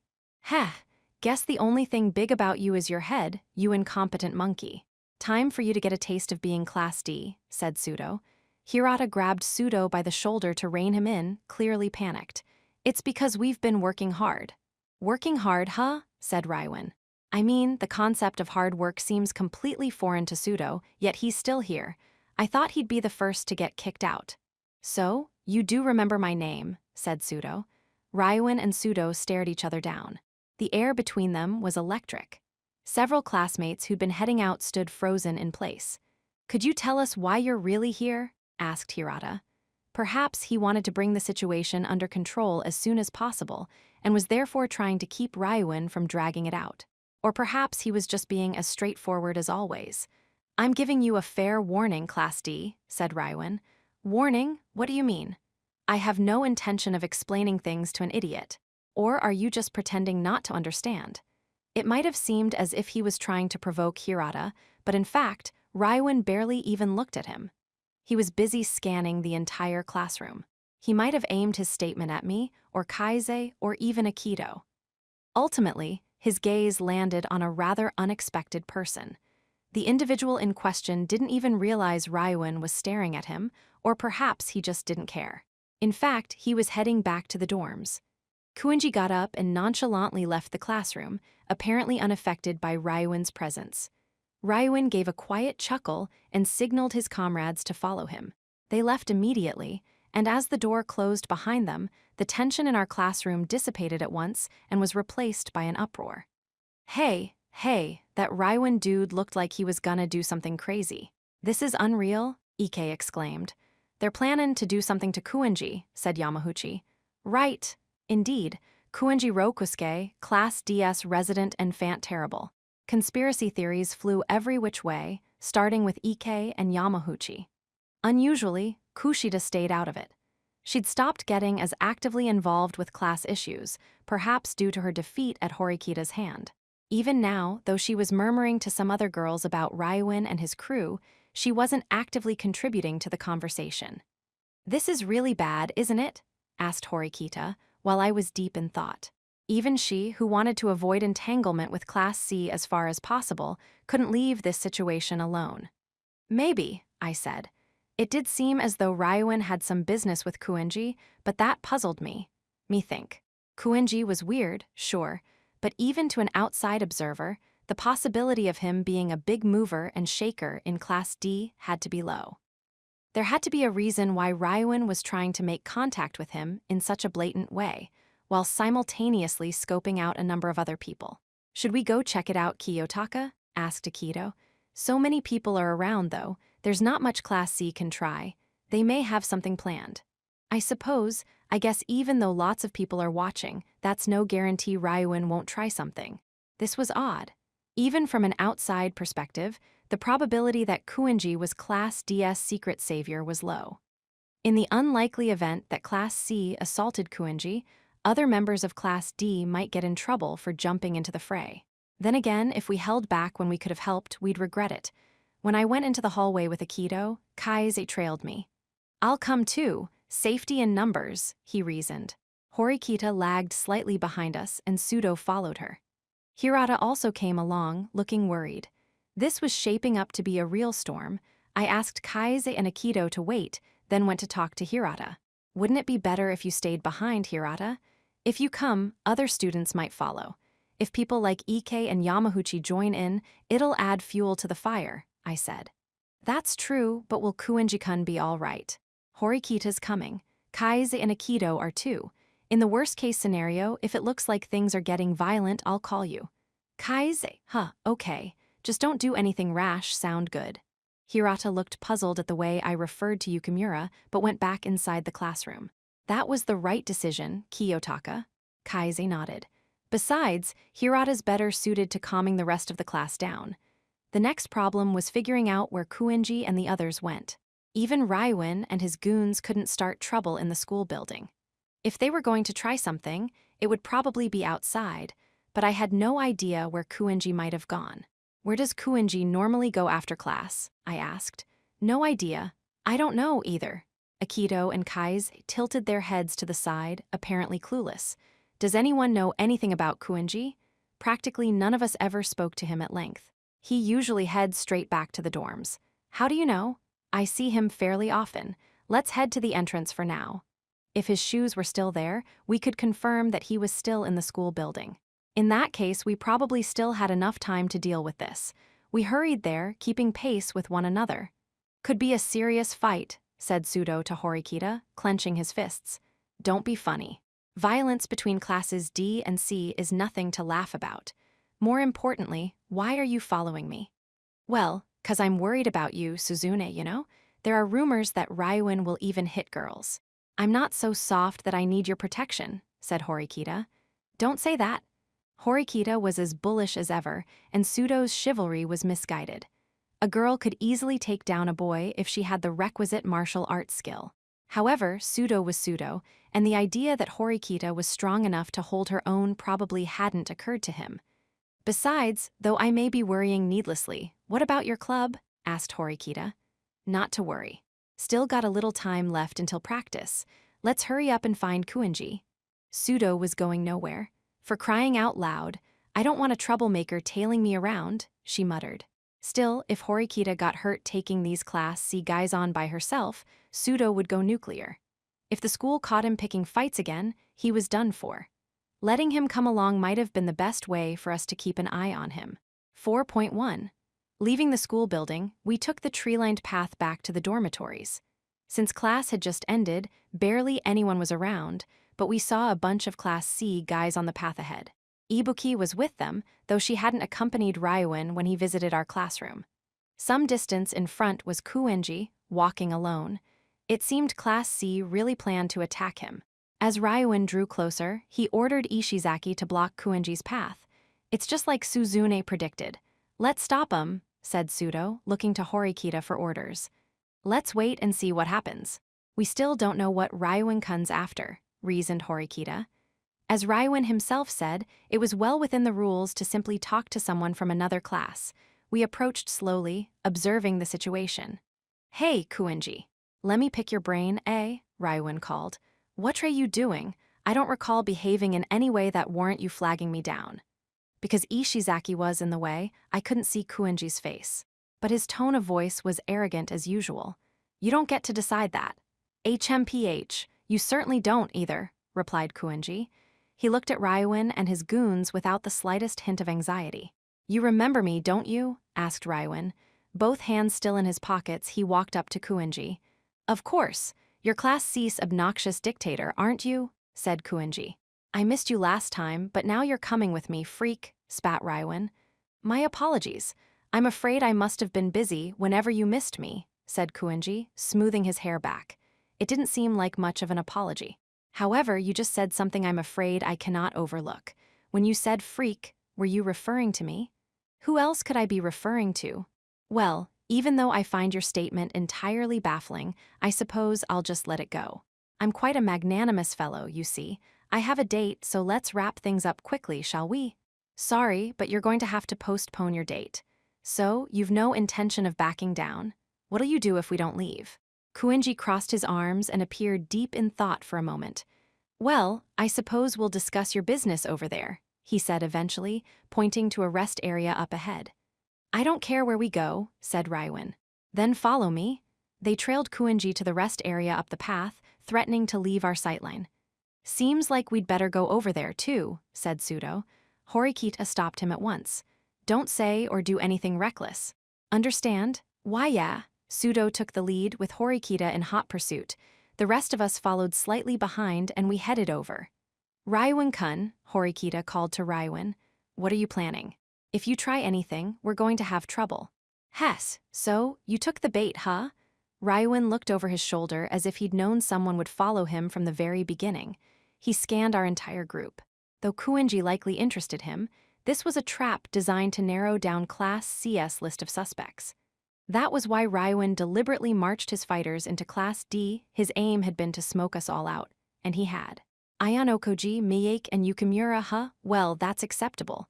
I'm here too, Ryuin, said Sudo, smashing his fists together. What happened to Hirata? Ryuin added. Who knows, haven't got a clue. You aren't interested in him anyway, right? Oh, spare me. That guy's sense of justice is so strong, it wouldn't be strange if he showed up here, said Ryuin. This isn't going to go the way you think, said Horikita. Well, that's fine, for now anyway.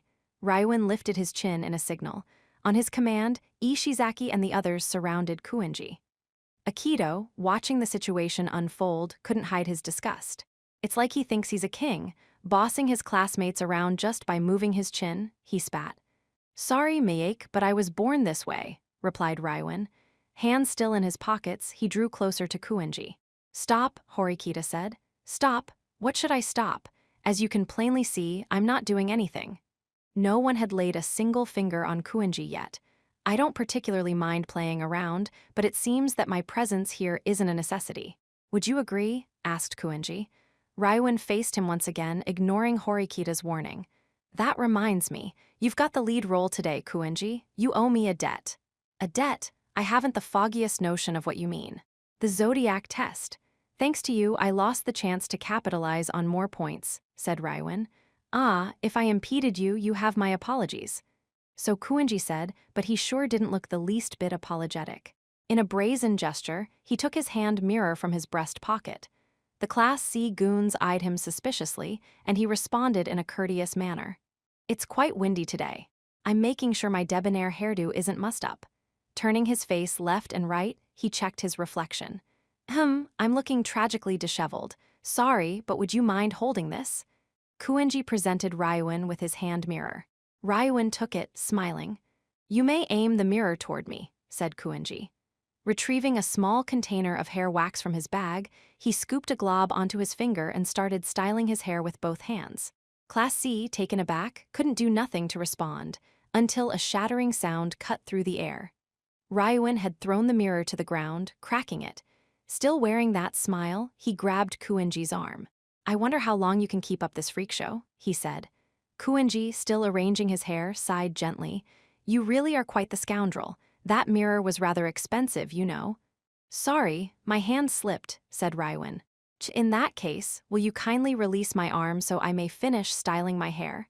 Of course, I'm the kind of man who'd look good even with disheveled hair, said Kuenji. We were on pins and needles as the tension grew. Raiwen slowly let go of Kuenji's arm. Doing this in public was risky behavior, but in keeping with his usual style of trying to push his enemies to their limits. Knock it off, Raiwen-kun. Quiet, Suzune. I'm playing with Kuenji. Aren't you just attacking him? This seems one-sided. He doesn't want this. Carefully picking up fragments of the broken hand mirror, Horikita glared at Raiwen. I'll do it. You might hurt your hands, said Sudo to Horikita. I don't mind. It'd be more of a problem if the glass cut you, because you have your club.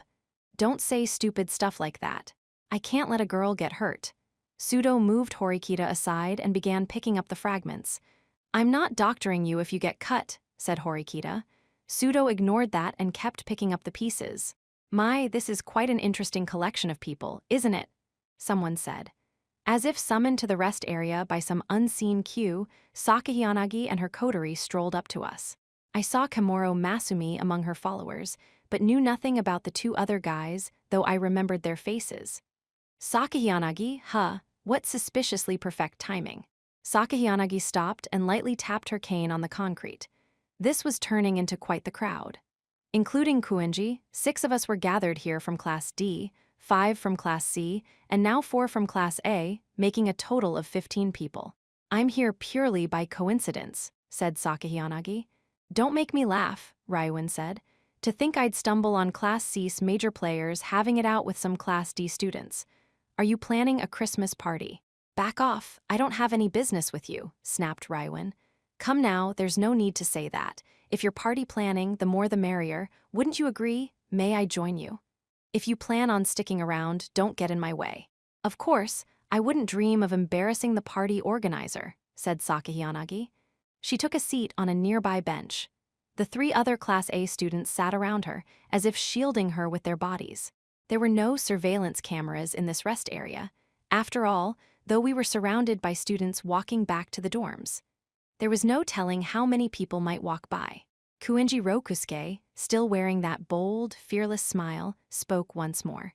I don't mind that our audience has grown, but isn't it about time that we end this? If we aren't going to talk, I'll be on my way. Wait, Kuenji. Raiwen-san said not to let you run away this time.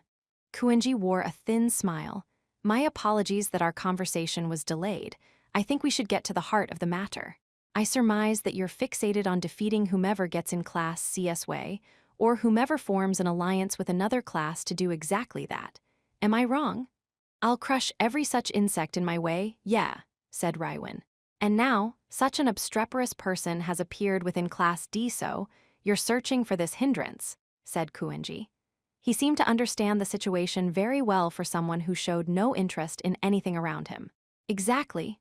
In that case, I'm afraid I don't fit the profile. I have absolutely no interest whatsoever in Class D's future, nor in any of the other classes. I've contributed nothing noteworthy to any exam thus far, and I have no intention of doing so. Tell me, are you truly fixated on making such a person your enemy?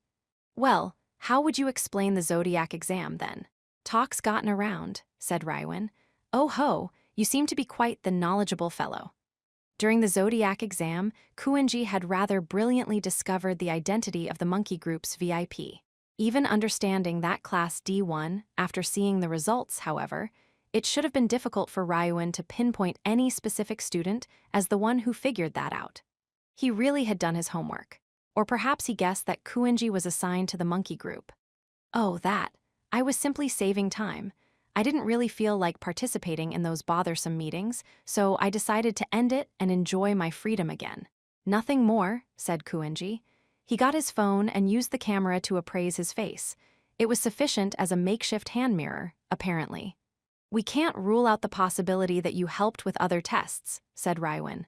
That means there's no guarantee that you aren't controlling Class D.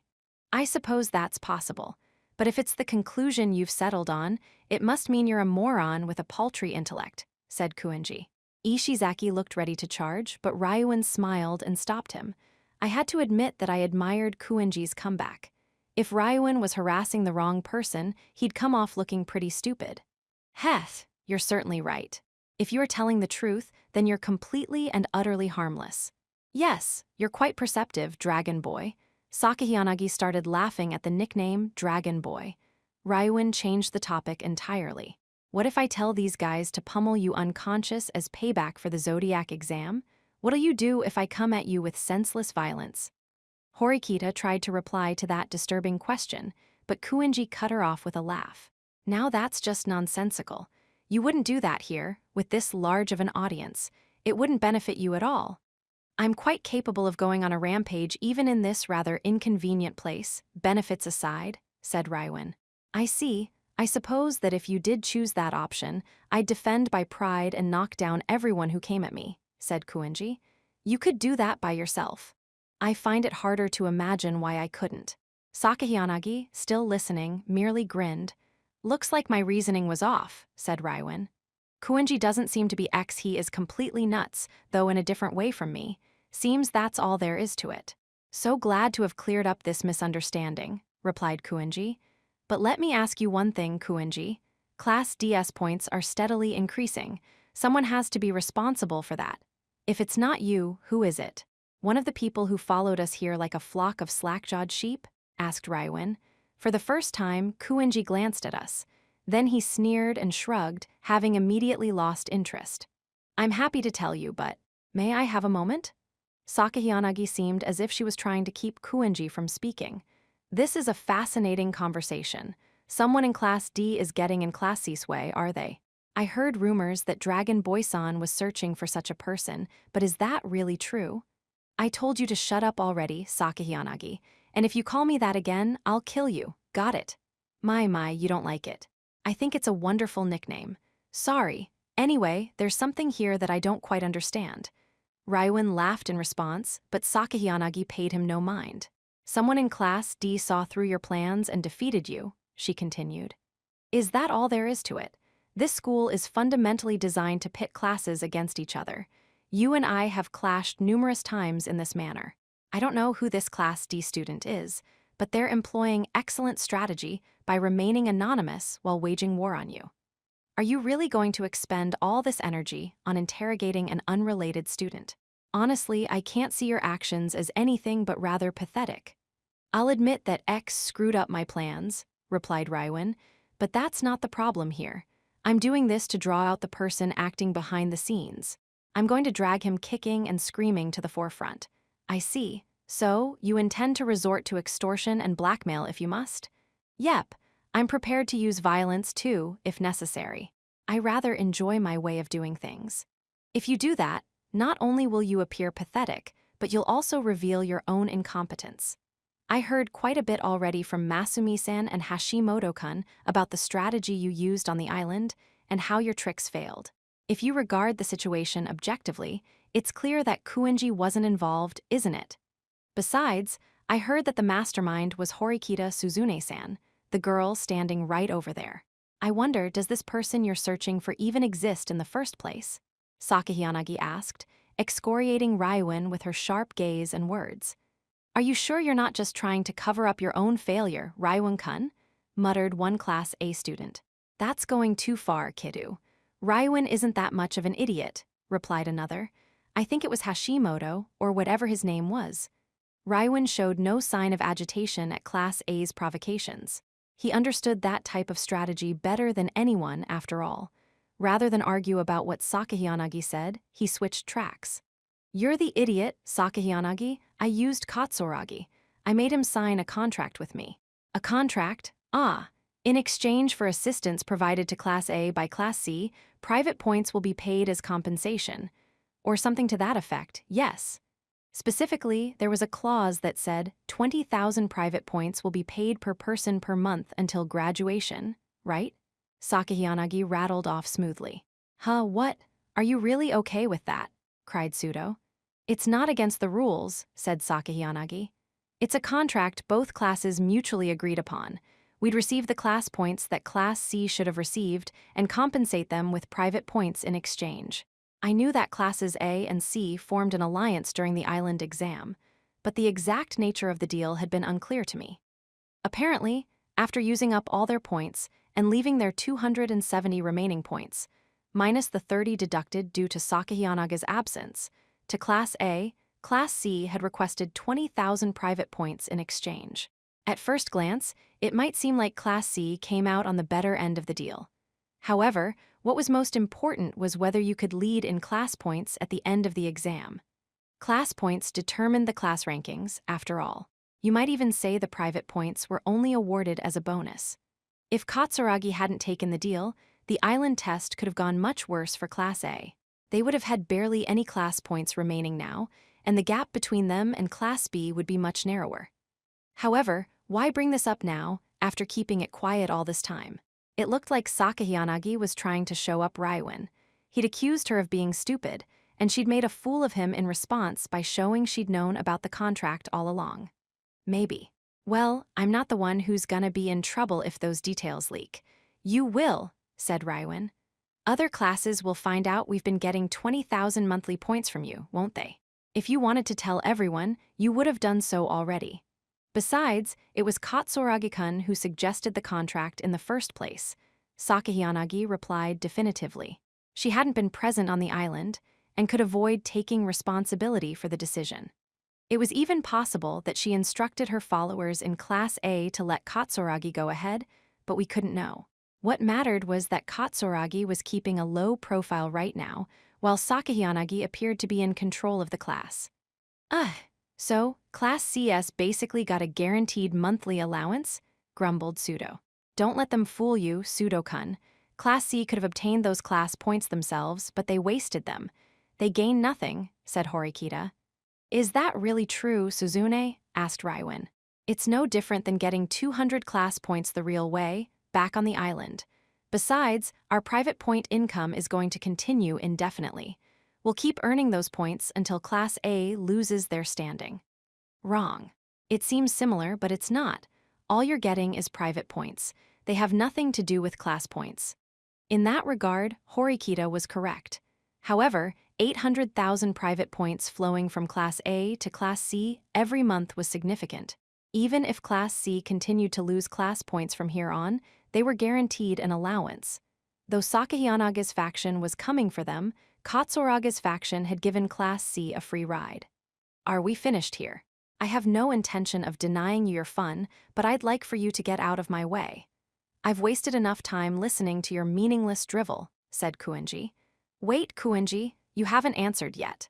Kuinji looked at the sky, as if trying to remember. Something about a clever person in Class D, was it? To be honest, I hadn't even considered it.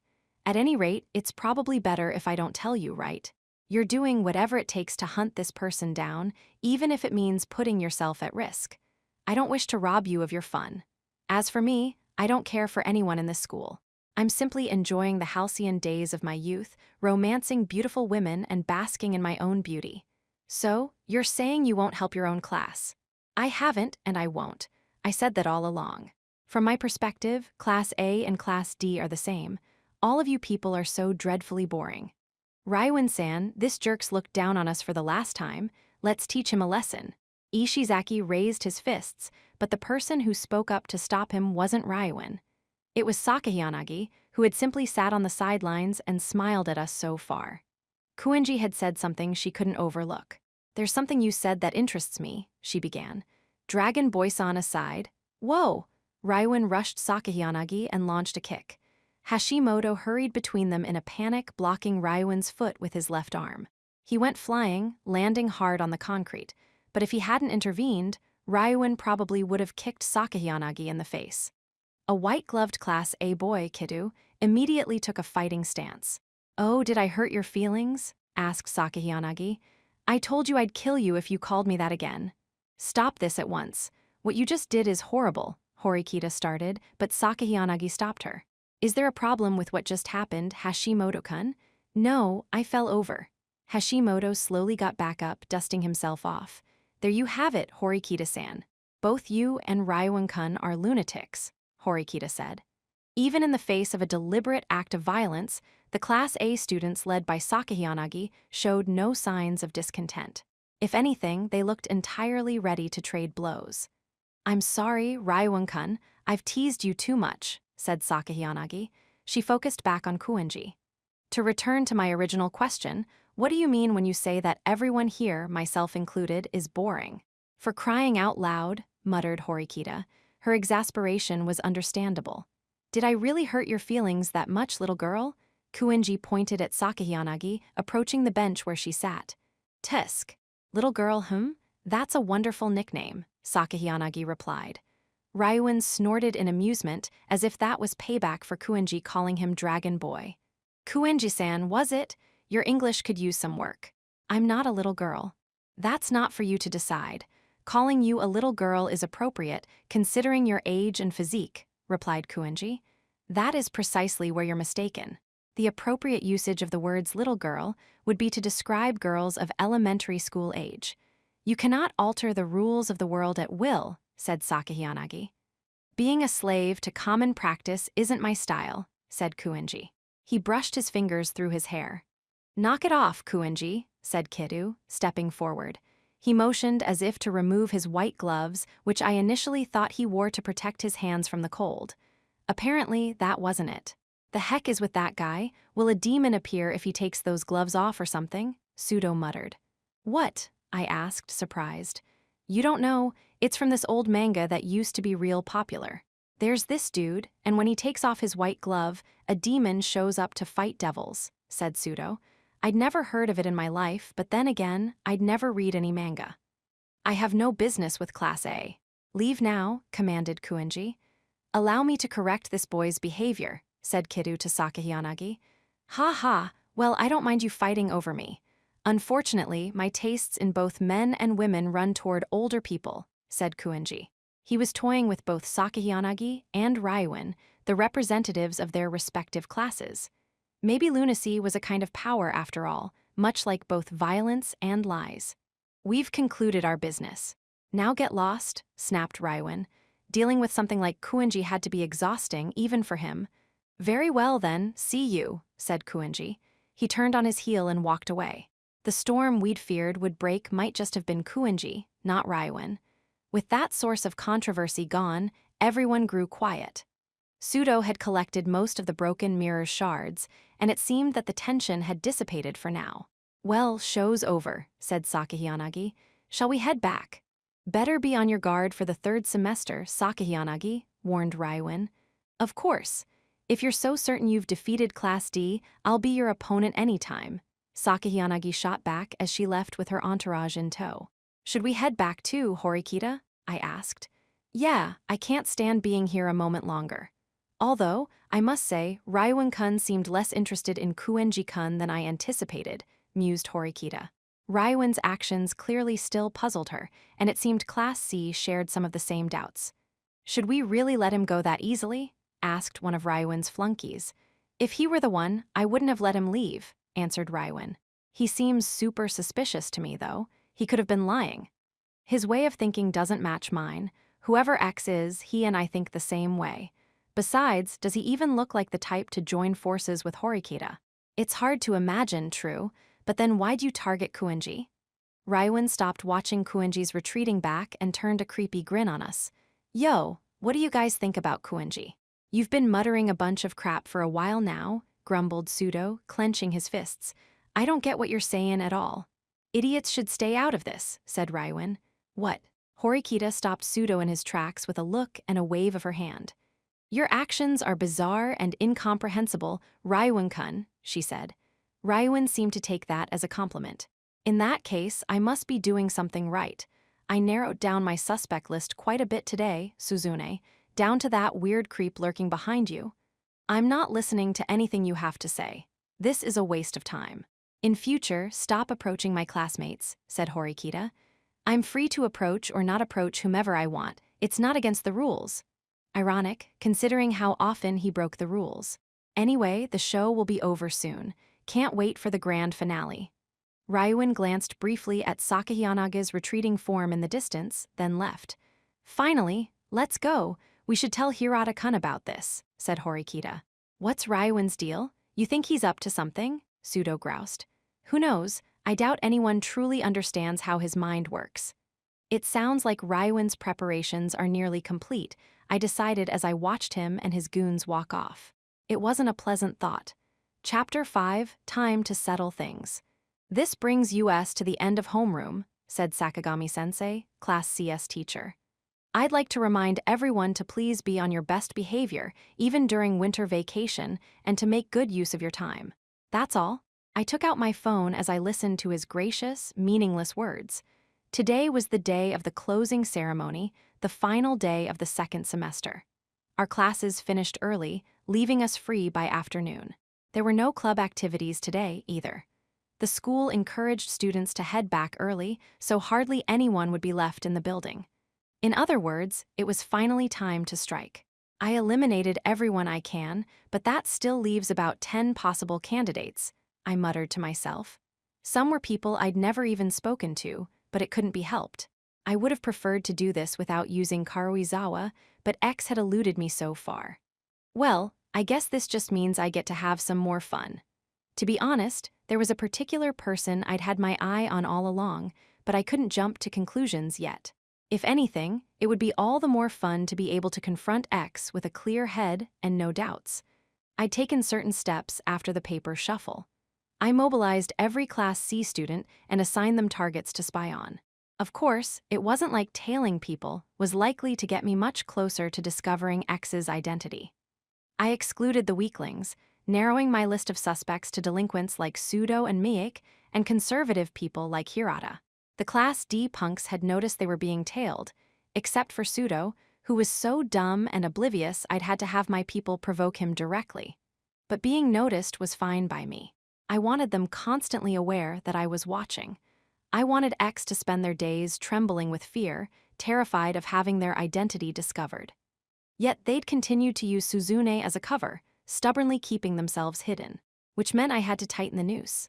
One more thing. Though I'd all but told X I'd target Karuizawa, I had yet to make a move. I was sure they'd been on edge these past 2 weeks or so, probably wondering how and when I'd contact Karuizawa, how I'd extract information from her. Chances were they were asking her daily whether anything out of the ordinary had happened. The uncertainty would take it out of them. It would confuse them.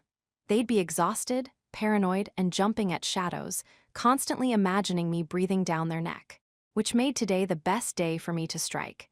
Now, I was ready to corner them. Even though it had only been a few minutes since dismissal, more than half the class had left. The clock on the wall seemed as if it was ticking slower than normal. Ha, my heart raced. It had been years since I felt this kind of exhilaration. Ibuki had asked why I risked so much just to identify X. She called it meaningless. She was right that I didn't care about anything past discovering X's identity, at least. Ibuki thought I'd feel disappointed once I found out who X was. That might be true of normal people, but fighting Class D had led me to understand that X thought and moved like me. I'd never met another person like myself before. That fascination drove me onward. I wondered how I would feel when I came face to face with X, and what my next goal would be. X had entertained me for so long. The thought of meeting them made my pulse quicken, almost like first love. I would do anything, use any means to find them. The text I'd sent to X this morning was already marked as read. They knew what was going to happen today. What would they do then? What kind of plan would they devise? Ryuun-kun, said Shiina Hiyori, who sat right beside me. What? I asked. Everyone seems really restless today, don't they? She asked, surveying the room. The remaining students all drew nearer to me. What are you planning? I'm going to confront my entertaining quarry of these past several months. You want to come? I asked. No, I must decline. I don't quite see how that would be fun. Shiina paused, then said, Do you really need to hunt them down? Huh? Nothing. I suppose that's for you to decide, Ryuun-kun as our class's leader. She stood. I'll be in the library. If there's any trouble, please contact me. It's not like you'll be of any use, though, is it? I asked. I suppose you're right. Well, have a nice winter vacation. She said that calmly, without a trace of fear, then left. Hiyori was clever, but she hated conflict, which made her useless as a pawn. People who obediently followed me around were much easier to use. I finished my final preparations, then gathered my people. It's time, isn't it, Ryuun-san? Said Ishizaki, looking restless. Let's make the most of today, I told him. I handed Ishizaki a bag with certain indispensable items in it. Ibuki and Albert stood up too. I didn't need large numbers for this. I needed people who were tight-lipped, because we were about to do something that would shock this proper, well-behaved school to its core. 5.1. 30 minutes after homeroom ended, winter vacation had begun. The campus was practically deserted. As with summer vacation, the students stampeded back to their dorms, leaving barely anyone to witness our bold movements. "So, where are we going? Cut the crap and tell us," said Ibuki. I'd said nothing of my current strategy to anyone, to eliminate the possibility of spies like Manabe and her friends. Ibuki and the rest only knew that I'd ordered Ishizaki and the other guys to keep an eye on Miike and a few more people.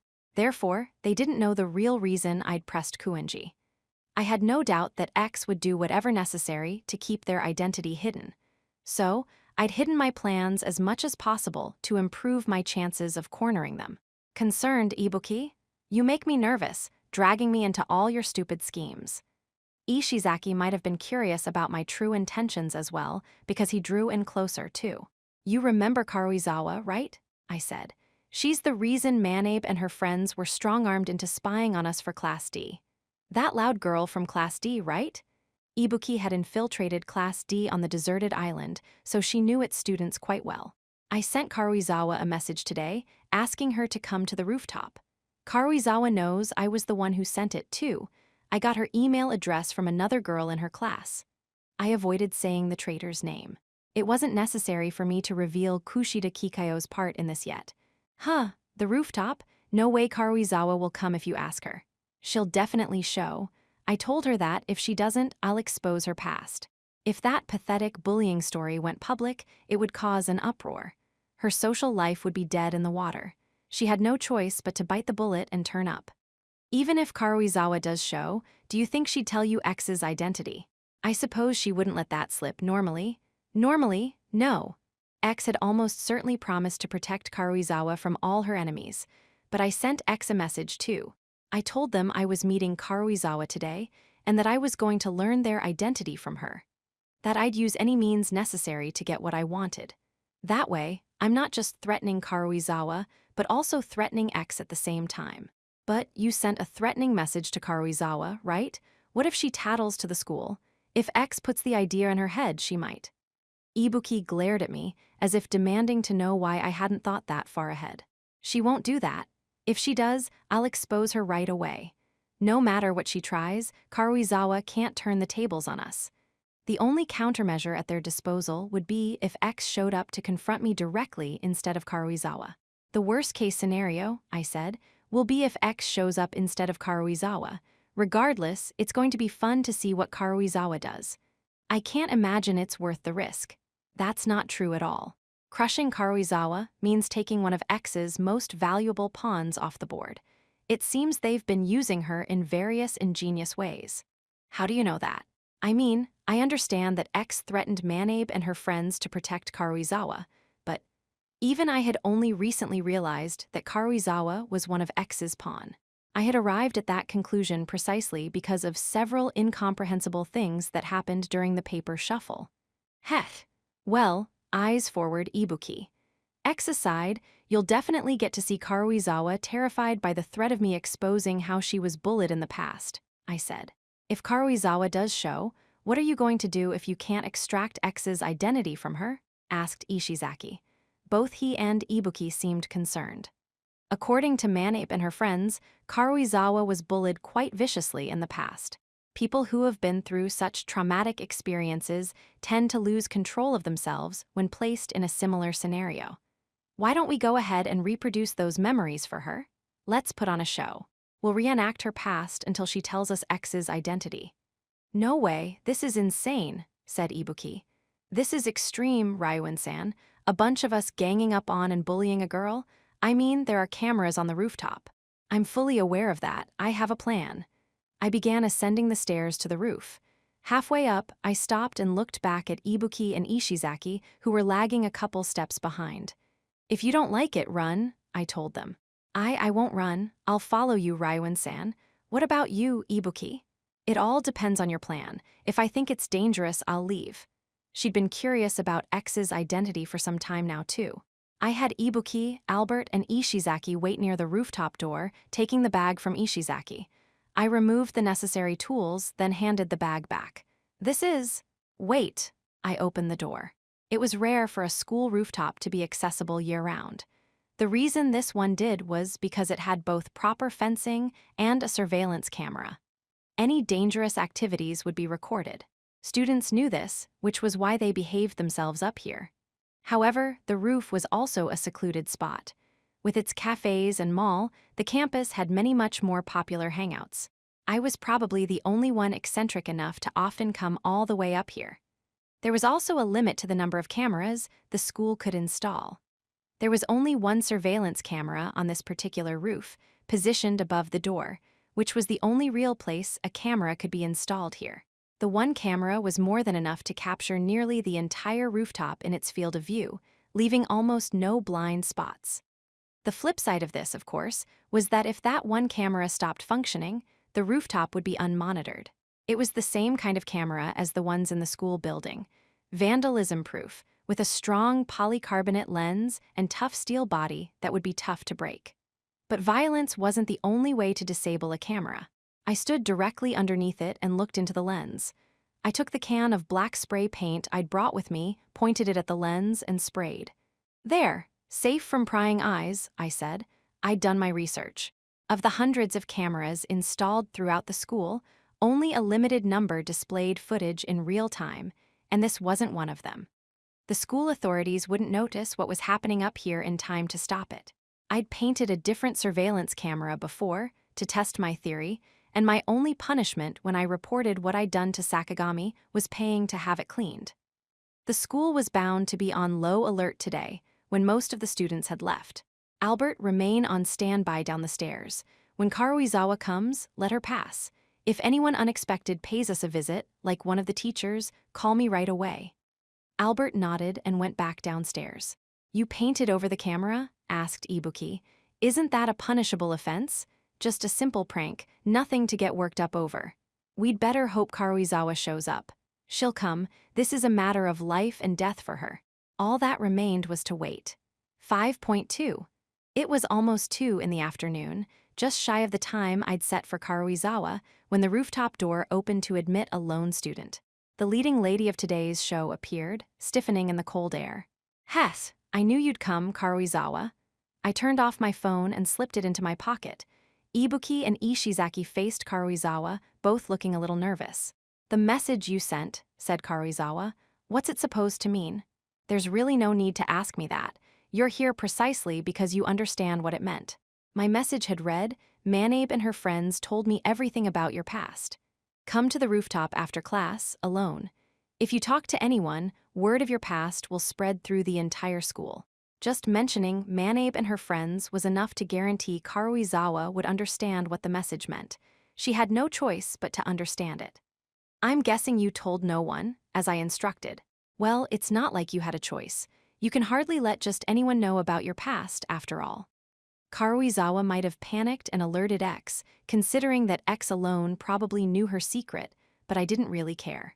As I told Ibuki and the others, I'd sent X a message myself. Today, I'd pass judgment on Karuizawa, and then I'd hound her for X's identity. Whether or not she'd asked for help, it didn't matter.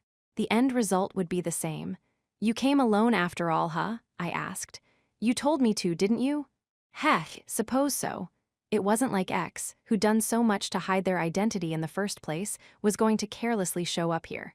And Karuizawa couldn't ask for help from anyone other than X, because if she did, then her past would be exposed. The same applied to X, who wanted to keep their identity hidden. In other words, both of their options were severely limited. Look, I really don't have a single clue what you're talking about, but it's cold out. I want to finish this quick. Karuizawa rubbed her arms, as if she had a chance of pretending she didn't know what was going on.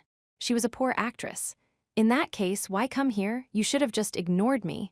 Well, that's because I didn't want any lies spreading around. She was trying her hardest to appear calm, but I easily called her bluff. Lies, huh? Everyone here knows the truth, that you were bullied before you started high school. When confronted with that, her behavior changed. It was a stroke of luck that Manabe and her friends found out. If you want to blame anyone, blame yourself for not handling them better. What do you want? What do you gain by threatening me? What would you do if I told you I'm just killing time? Though I still had plenty of leverage, Karuizawa was already out of options. If you do anything to me, I'll tell the school, she stammered. You came here alone because you know you can't do that. Aren't you getting carried away, Raiwan? She might still have something up her sleeve, Ibuki said. She still seemed to suspect something was up, since Karuizawa had come to the rooftop alone. Karuizawa's powerless to do anything, but rely on X, no need to be so cautious. Even if she records this conversation, it's not like she can do anything with it. Having her past exposed is her greatest fear. As long as we hold that card, she's at our mercy. But enough, shut up. I already knew what Ibuki wanted to say. She was going to say that Manabe and her friends had been threatened with evidence of them bullying Karuizawa. They'd been forced to lay off her, made to promise they wouldn't speak a word of it to anyone, and then strong-armed into digging their own graves by giving away information about Class C.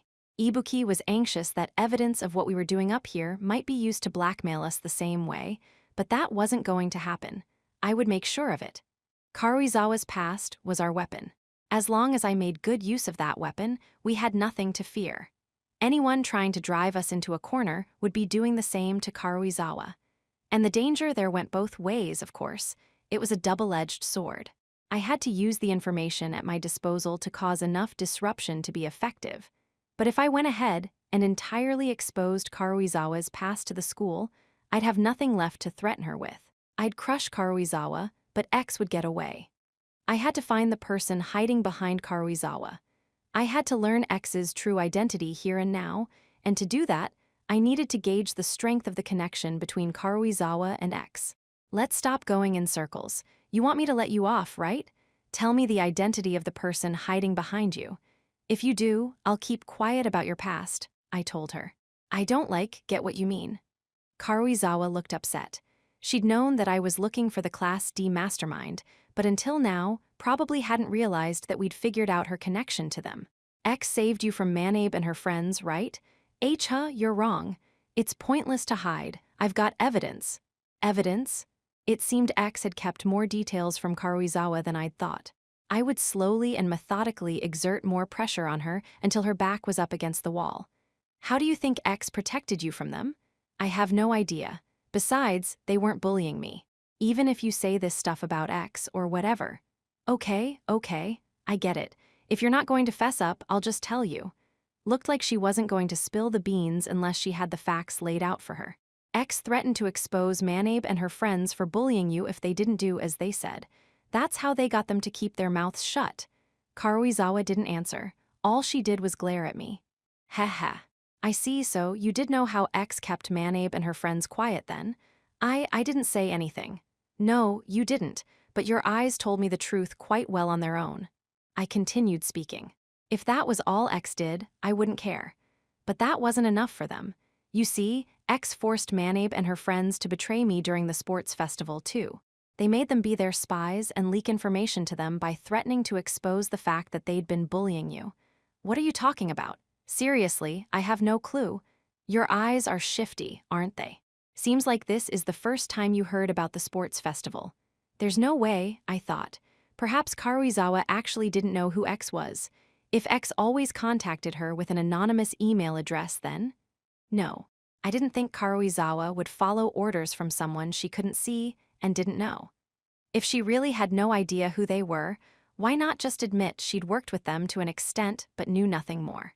If she was denying that she knew anything, there had to be a reason for it. All I want is X's name, the name of the person who's been attacking me. I honestly couldn't care less about your past. Wouldn't it be wisest to comply? No matter how many times you ask, my answer's the same. I don't know anything. Seriously, it's cold out here. She was wearing extremely thin clothing. Perhaps she hadn't intended on being out here very long. Yeah, it sure is cold, isn't it? Don't you want to finish our little chat quickly and head back inside? I have nothing to say. I see. If you insist on covering for X, then I have no choice. You're okay with me exposing your entire past? Karuizawa was truly up a creek without a paddle. No matter what I did to attack her, she'd have no choice to keep her mouth shut. Whatever she chose, she'd be making an enemy. She could think about it all she wanted, but all that would do was waste time. "There's no point fighting me," I said. "You can't brainstorm your way out of this situation. You know your options are limited. If you want to save yourself, you know the correct choice is to tell me their name." If there really is someone hiding in the shadows like that, you have no way of knowing whether the name I give you is actually the person you're looking for, right? Asked Karuizawa. Ishizaki, perhaps because he was also hung up on that point, cut into our conversation without permission. "Ryuin-san, she's right.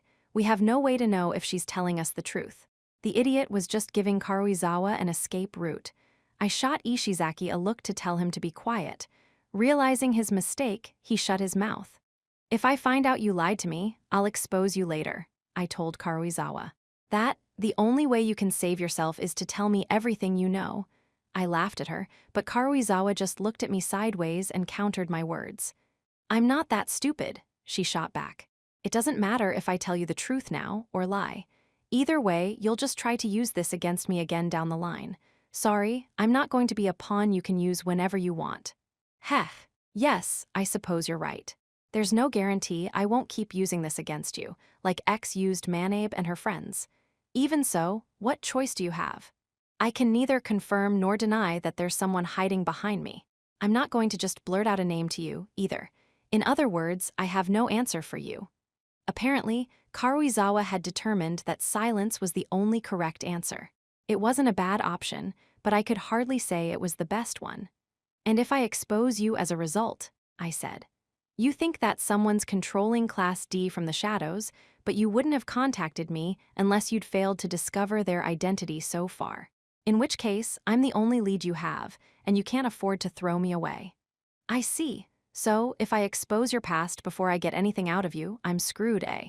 You won't tell me anything, and my hunt for X's identity will be delayed even further," I reasoned.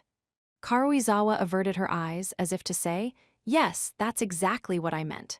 Honestly, I don't really care if I don't learn X's identity from your lips.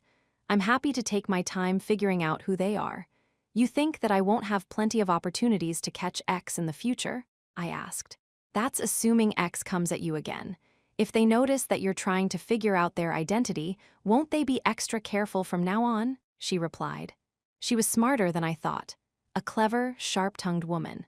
If X's mind really worked the same way mine did, they'd probably chosen her because they felt her social clout within Class D made her a valuable tool. X had no qualms about using people, which meant they probably had no qualms about abandoning her, either. There was no doubt X was moving to advance Class D's prospects. What I couldn't rule out, however, was the possibility that if forced to choose, X would prioritize keeping their identity hidden over advancing Class D. If I went ahead and exposed Karuizawa, I might never find out who they were. That would really spoil my fun, huh? "You really came up with some good self-defense measures, huh? All on your own, too?" I asked Karuizawa. I was guessing she'd racked her brains to get here. It was possible X had fed her some ideas, but the chances of that seemed slim. "Get the picture? Don't you think the best option would be to just quietly let me go?" She shot back in return. I checked my phone. No texts from anyone. Had my attempt to contact X gone south? Well, it wasn't like I hadn't known it wouldn't be easy to pin X down. I decided it was time to take things to the next level.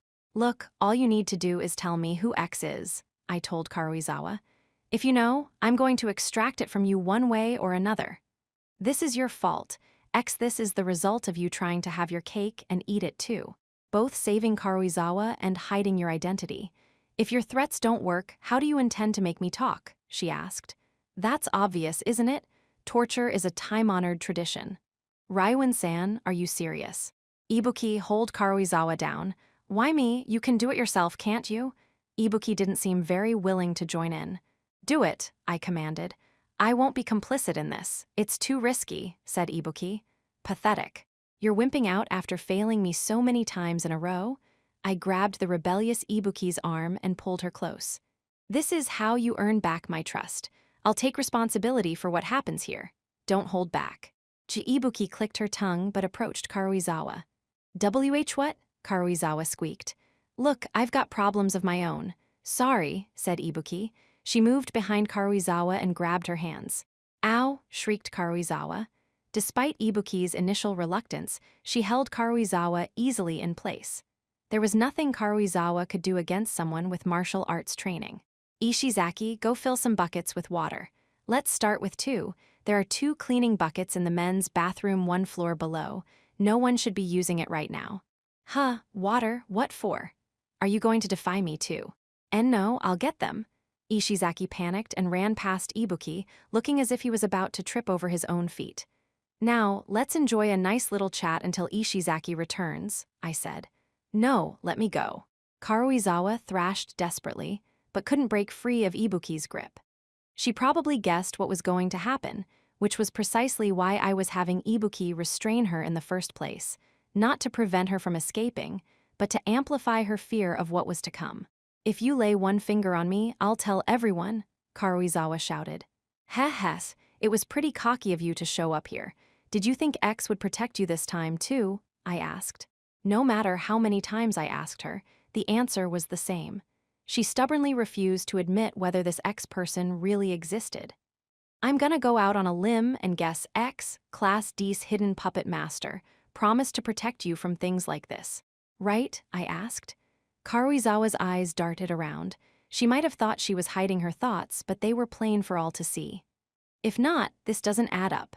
If your past became known, your headstrong, bossy attitude would work to turn people against you, even girls from other classes.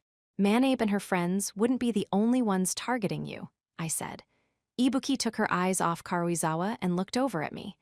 "You must spend every day racked with fear that they'll all learn the truth. But you managed to get this far without your secret getting out. Why? There's only one possible explanation. It's because of the person who saved you and supported you." "And you think that person's X?" asked Ibuki. "For now. But that's only been the case recently, right?" I asked Karuizawa. "X only learned the truth about your past after your spat with Manabe and her friends. You made Hirata pretend to be your boyfriend to protect yourself, didn't you?" Karuizawa's pupils dilated. "Why, you're wrong. But I'm not, am I? Don't lie to me, Karuizawa." I peered deep into her eyes as if I could see all the way to the darkness buried within. X must have done the same. Ah, she was really panicking now. It was cute. "How could you know that, Raiwan?" Ibuki sounded shocked too. "Chalk it up to experience. I've dealt with tons of rotten people in my life," I told them. "A goof. Sorry to have kept you waiting." Ishizaki returned, carrying 2 buckets almost completely full of water. Their contents splashed violently. Ibuki barraged me with questions again on seeing the buckets. "You said that there were 2 buckets. How did you know? Did you investigate this all beforehand? Do you know how many surveillance cameras this school has? I bet you don't even know that much." "Huh, of course not. You won't know if you don't investigate. But if you do your research, you'll begin to comprehend everything that you see around us," I told them. Every day, little by little, I'd scoped out all the locations where surveillance cameras were installed throughout the school. As a result, I'd also learned about the buckets stored in that particular bathroom for cleaning purposes. One of the experiments I used to ascertain all this was the time I had Ishizaki and the other guys attack Sudo, I said. Because they're idiots, it seems there was a witness from Class D there at the time. As a result of the witness's presence, Ishizaki and the others had been tricked into confessing by a fake surveillance camera. Ishizaki wore a look of shame on his face as I mentioned the incident. If not for the witness, C-Class could have gained quite a bit that time.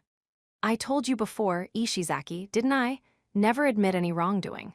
"Why, yes, I was just well, that just shook me a bit," he stammered. The school might appear to strictly enforce a code of behavior, but that's not entirely true. There are loopholes that allow the use of forceful methods if you play your cards right, I continued. There were clues scattered all through our normal, everyday lives to hint at that. I'm sure you guys don't get it, but the cleverest members of the student body are the ones constantly testing the boundaries of what the school allows. The very first thing I'd done after enrolling at this mysterious school was look for its rules and how to beat them. The second thing I'd done was something vital to understanding the system: test the importance of private points. "For instance," I said, "have you ever noticed one particular thing that's strange about all these tests? The uninhabited island test, the cruise ship test, the paper shuffle. Whatever the test, you'd think the senior students would be able to give us some advice, wouldn't you? But if you try and ask them, not a single one will give you a satisfactory answer. Why do you think that is? Maybe the exams are conducted differently each year? Like, it's possible the rules are different. Yeah, I don't think the exams are exactly the same each year. Strictly speaking, though, it's probably more accurate to say the rules for every grade level are different. What do you mean, Raiwan-san? If you could clear exams from senior students, then they'd hardly be exams at all. Everything would just turn into stupid competitions to see who could butter up the seniors more. There had to be rules put in place to prevent that from happening. What if there was a supplementary rule that stated any second or third year students will be expelled immediately if they leak exam contents? I asked. They would never talk. That's right. Even if a freshman asked them, they wouldn't say a word. No way would people who fought to avoid expulsion for a whole year risk getting expelled over making a careless comment.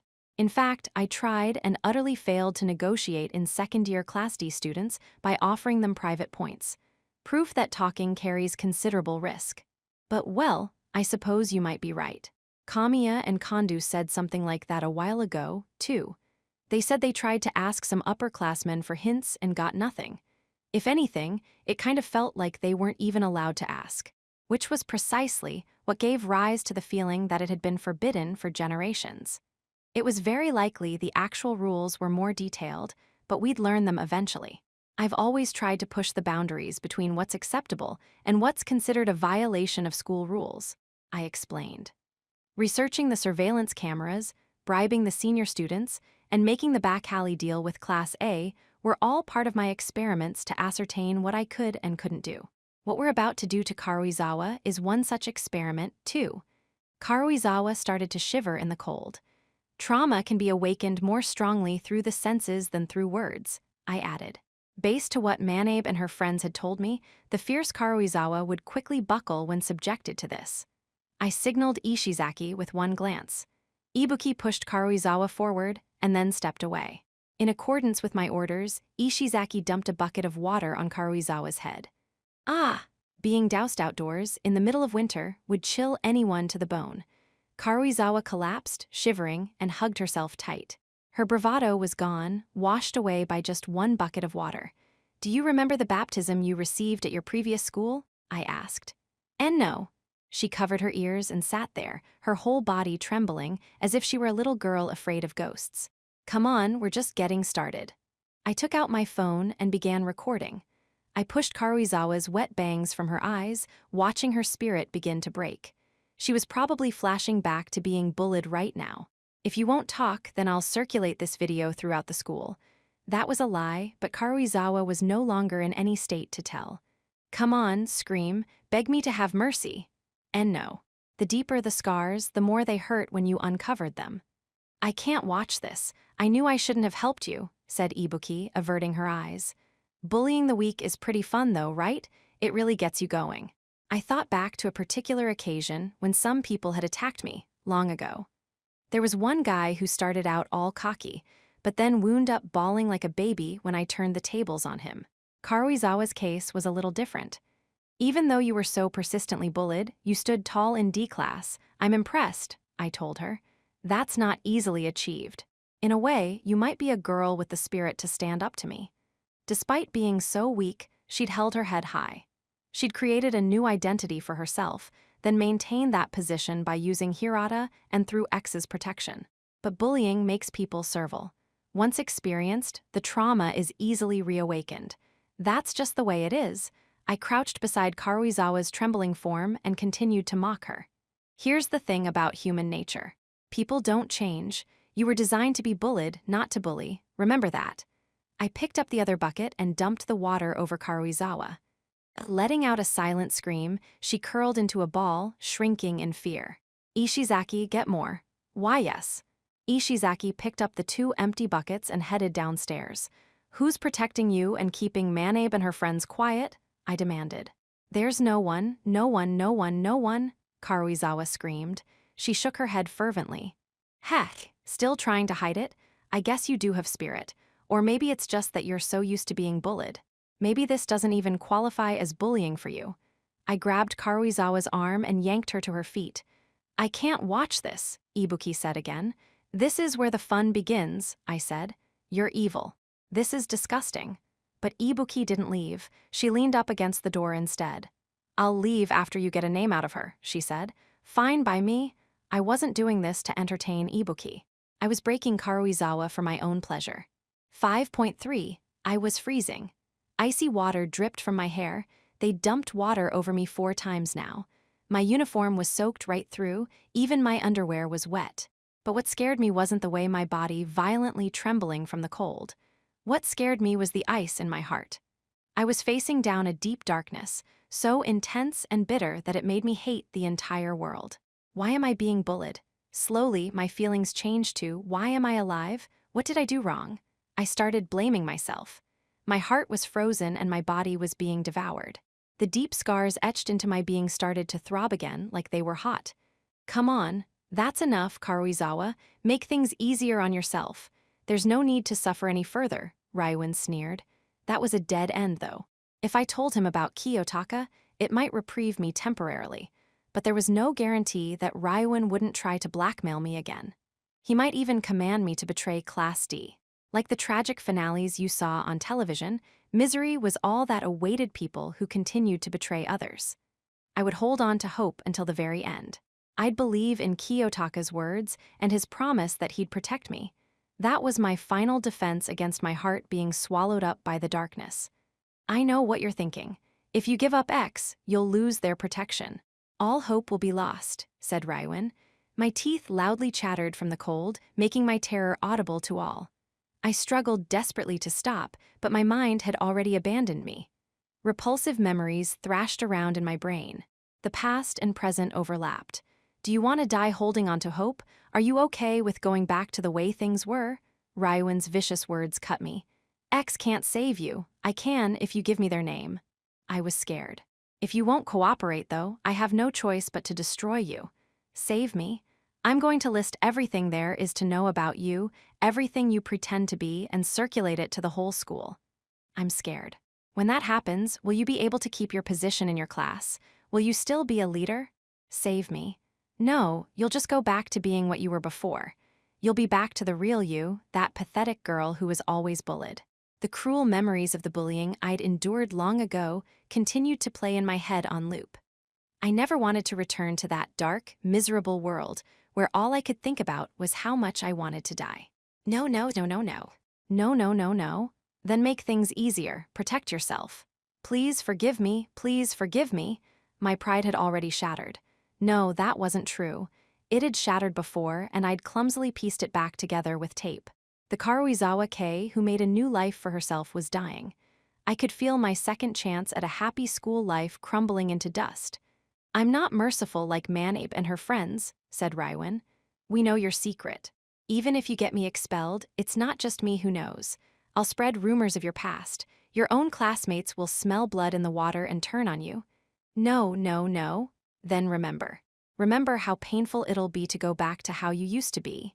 Even though I hated it, I remembered. For a moment, my mind went completely blank. All I saw was endless white, and then immediately after, there was darkness. Despite myself, I remembered. I remembered junior high and the hell I'd created for myself over the most trivial of things. I was stubborn, headstrong, and right after starting school, I made enemies of the other girls for no reason. What followed was a completely nightmare. Writing hateful graffiti on my textbooks and throwing my notebooks away, that was just cute. They dumped water on me while I used the bathroom. More than once. It even became a routine. They punched and kicked me. They recorded me getting beaten up and circulated the videos. They put thumbtacks in my shoes and dead animals in my desk. I remembered all of it. They pulled my skirt down in front of our classmates. They hid my underwear and uniform after swimming class. They made me confess romantic feelings to boys I didn't actually like. They made me lick their shoes. They even made me pick garbage off the ground and eat it. I remembered experiencing one humiliation after another. Yes, that was right. I remembered. In times like these, the defense people have is to just accept whatever happens. After a while, I learned to do that, to accept reality. Accept that Ryuin and his follower were bullying me again. It would be easier if I just accepted it. Was I really going back to those days? If that happened, I knew my heart couldn't take it. I couldn't endure it if the girls who were now kind to me, who were my friends, started to change. My old school had abandoned me. The only good thing it ever did for me was tell me about this school.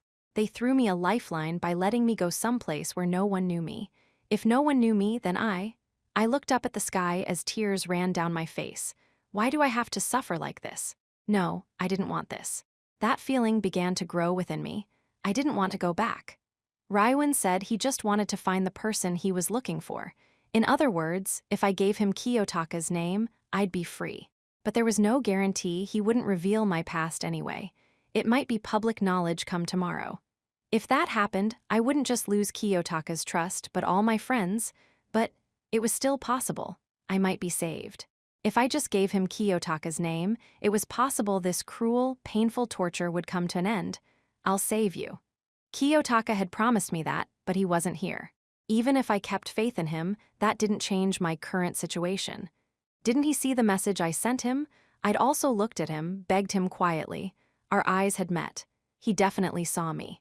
He told me he'd protect me. Had I just imagined it? Had I been a fool to believe him? I didn't know anymore. There was no way I could be sure anymore. Our relationship was far too shallow. He cut me off with no guarantee he'd keep Manabe and her friends at bay. He quoted selfish reasons like how it was no longer necessary for him to manipulate the class further. I was just an afterthought. Had I been betrayed? Had he abandoned me? Do you see anyone coming, Albert? I see. Raiwan sighed quietly, standing in front of me. I assume you're holding on to the hope that someone's coming to save you, but it doesn't look like it. Ah. So I'd been abandoned after all. Well, what was I supposed to do, now if not believe? Kiyotaka had told me he'd save me, and the truth of the matter was that he did protect me from Manabe and her friends. It seems like you trust X quite a bit, Karuizawa. Raiwan sighed in exasperation. You were tricked. No, that's wrong. I'm not wrong. I'll tell you the truth about the cruise ship test. The truth X never told you.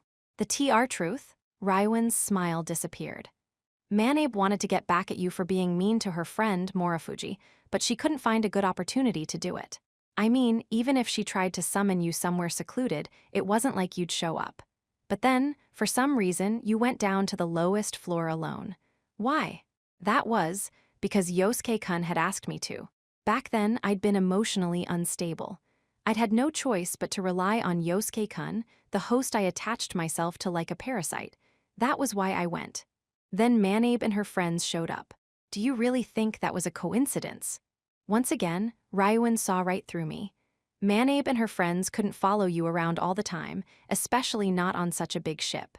Them showing up wasn't coincidental, but an inevitability. So Yosuke-kun had tricked me? No, that couldn't be. I knew right away that that wasn't it. You know it already, don't you? X secretly contacted Manabe and then set you up. They tricked Manabe by claiming they hated you too and would help her get you. You were an idiot for taking the bait so easily. I did remember how strange it had seemed. Yosuke-kun asked me to meet him there, but in the end, he never showed. I understood now that Kiyotaka had instructed Yosuke-kun to get me there alone. X set you up. They intentionally let Manabe bully you so they could record it to use against her. Unjust of them, don't you think?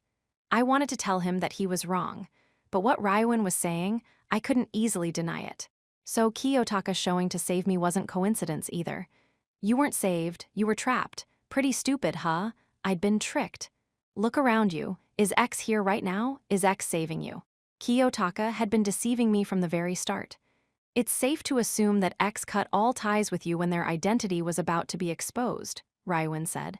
No, that wasn't. That couldn't be. I can't be saved. Even though I'm suffering so much. I'd been caught in Kiyotaka's trap. He let me think he might save me. He even made me help him with so much stuff.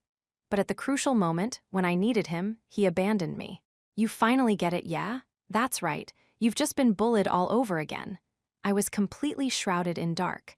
I couldn't escape this never-ending vicious circle of bullying. Well, there's still one way for you to save yourself, said Raiwan. A name, Kiyotaka's name. That's right, it'll all be over. Raiwan laughed again, as if reading my mind. If you give me the name, I promise never to bother you again. If I give Raiwan his name, will this be over? All I had to say was Ayanokoji Kiyotaka. I didn't know if I could believe Raiwan. But if he heard the words emerging from the bottom of my heart, I was sure he'd understand. It was the only thing I was sure of right now. Against my will, my trembling lips began to part. Despair and anger at being betrayed rose up to fill my heart. But no sound came out. It was too cold to speak. Just take it slow. Give me the name. K. I was trembling all over, shaking with fear, but finally got one sound out. K. Raiwan repeated the noise back to me. KT? Slowly, very slowly, I managed to squeeze more sounds out of my throat. This was it. If I did this, I'd be free. One more time. Raiwan put his face closer to mine. Knock it off, no matter how many times. The words were coming out now, but they weren't those words. I'd never had any intention of telling him, because I wouldn't. No matter how many times you ask me, I'll never, ever tell you, creep. At that, Raiwan's smile vanished. It felt like a single ray of light pierced the cloudy sky.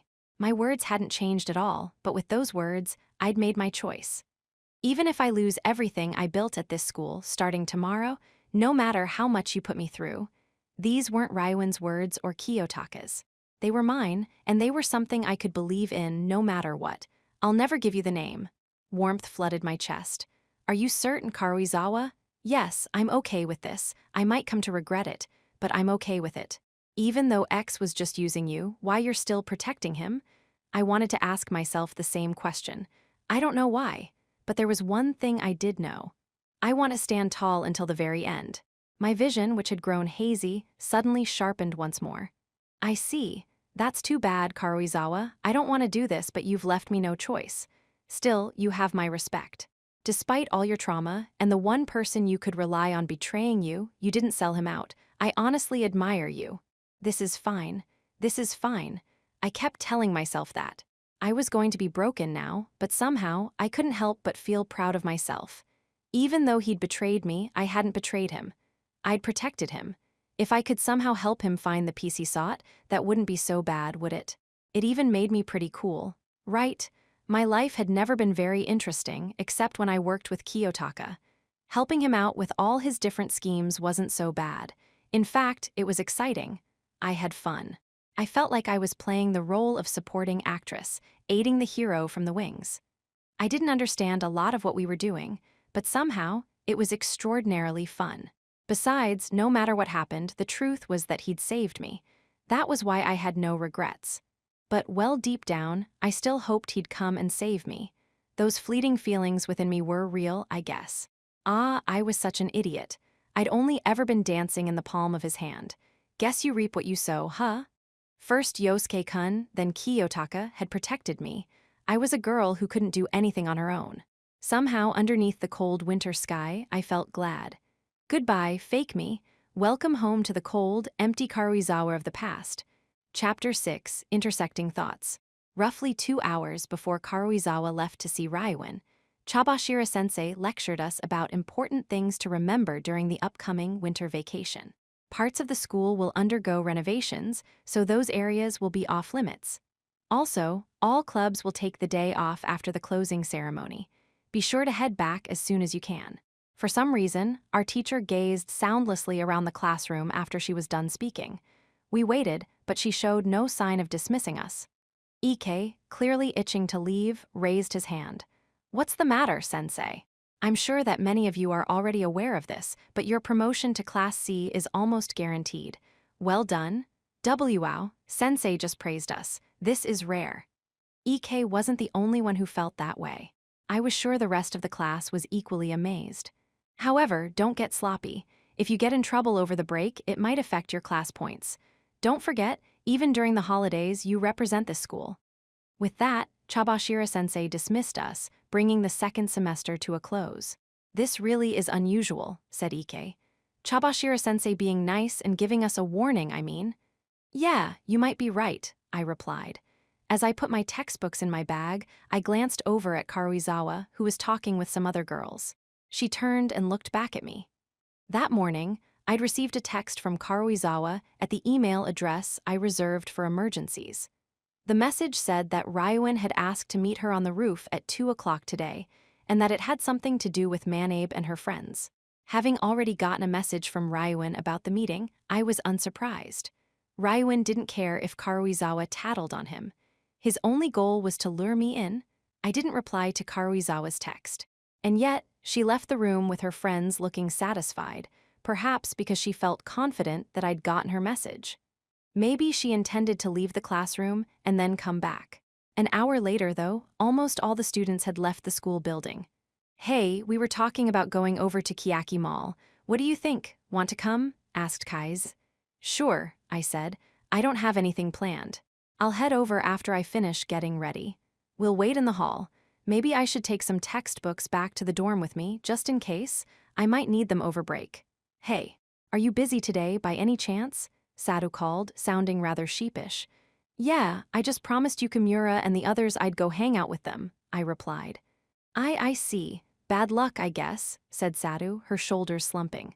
"Today's no good, but are you free over the winter break?" I asked. "Huh. I mean, I feel bad for turning you down twice now. If you're okay with it, Sadu, I just thought." "Are really?" "Why, yeah."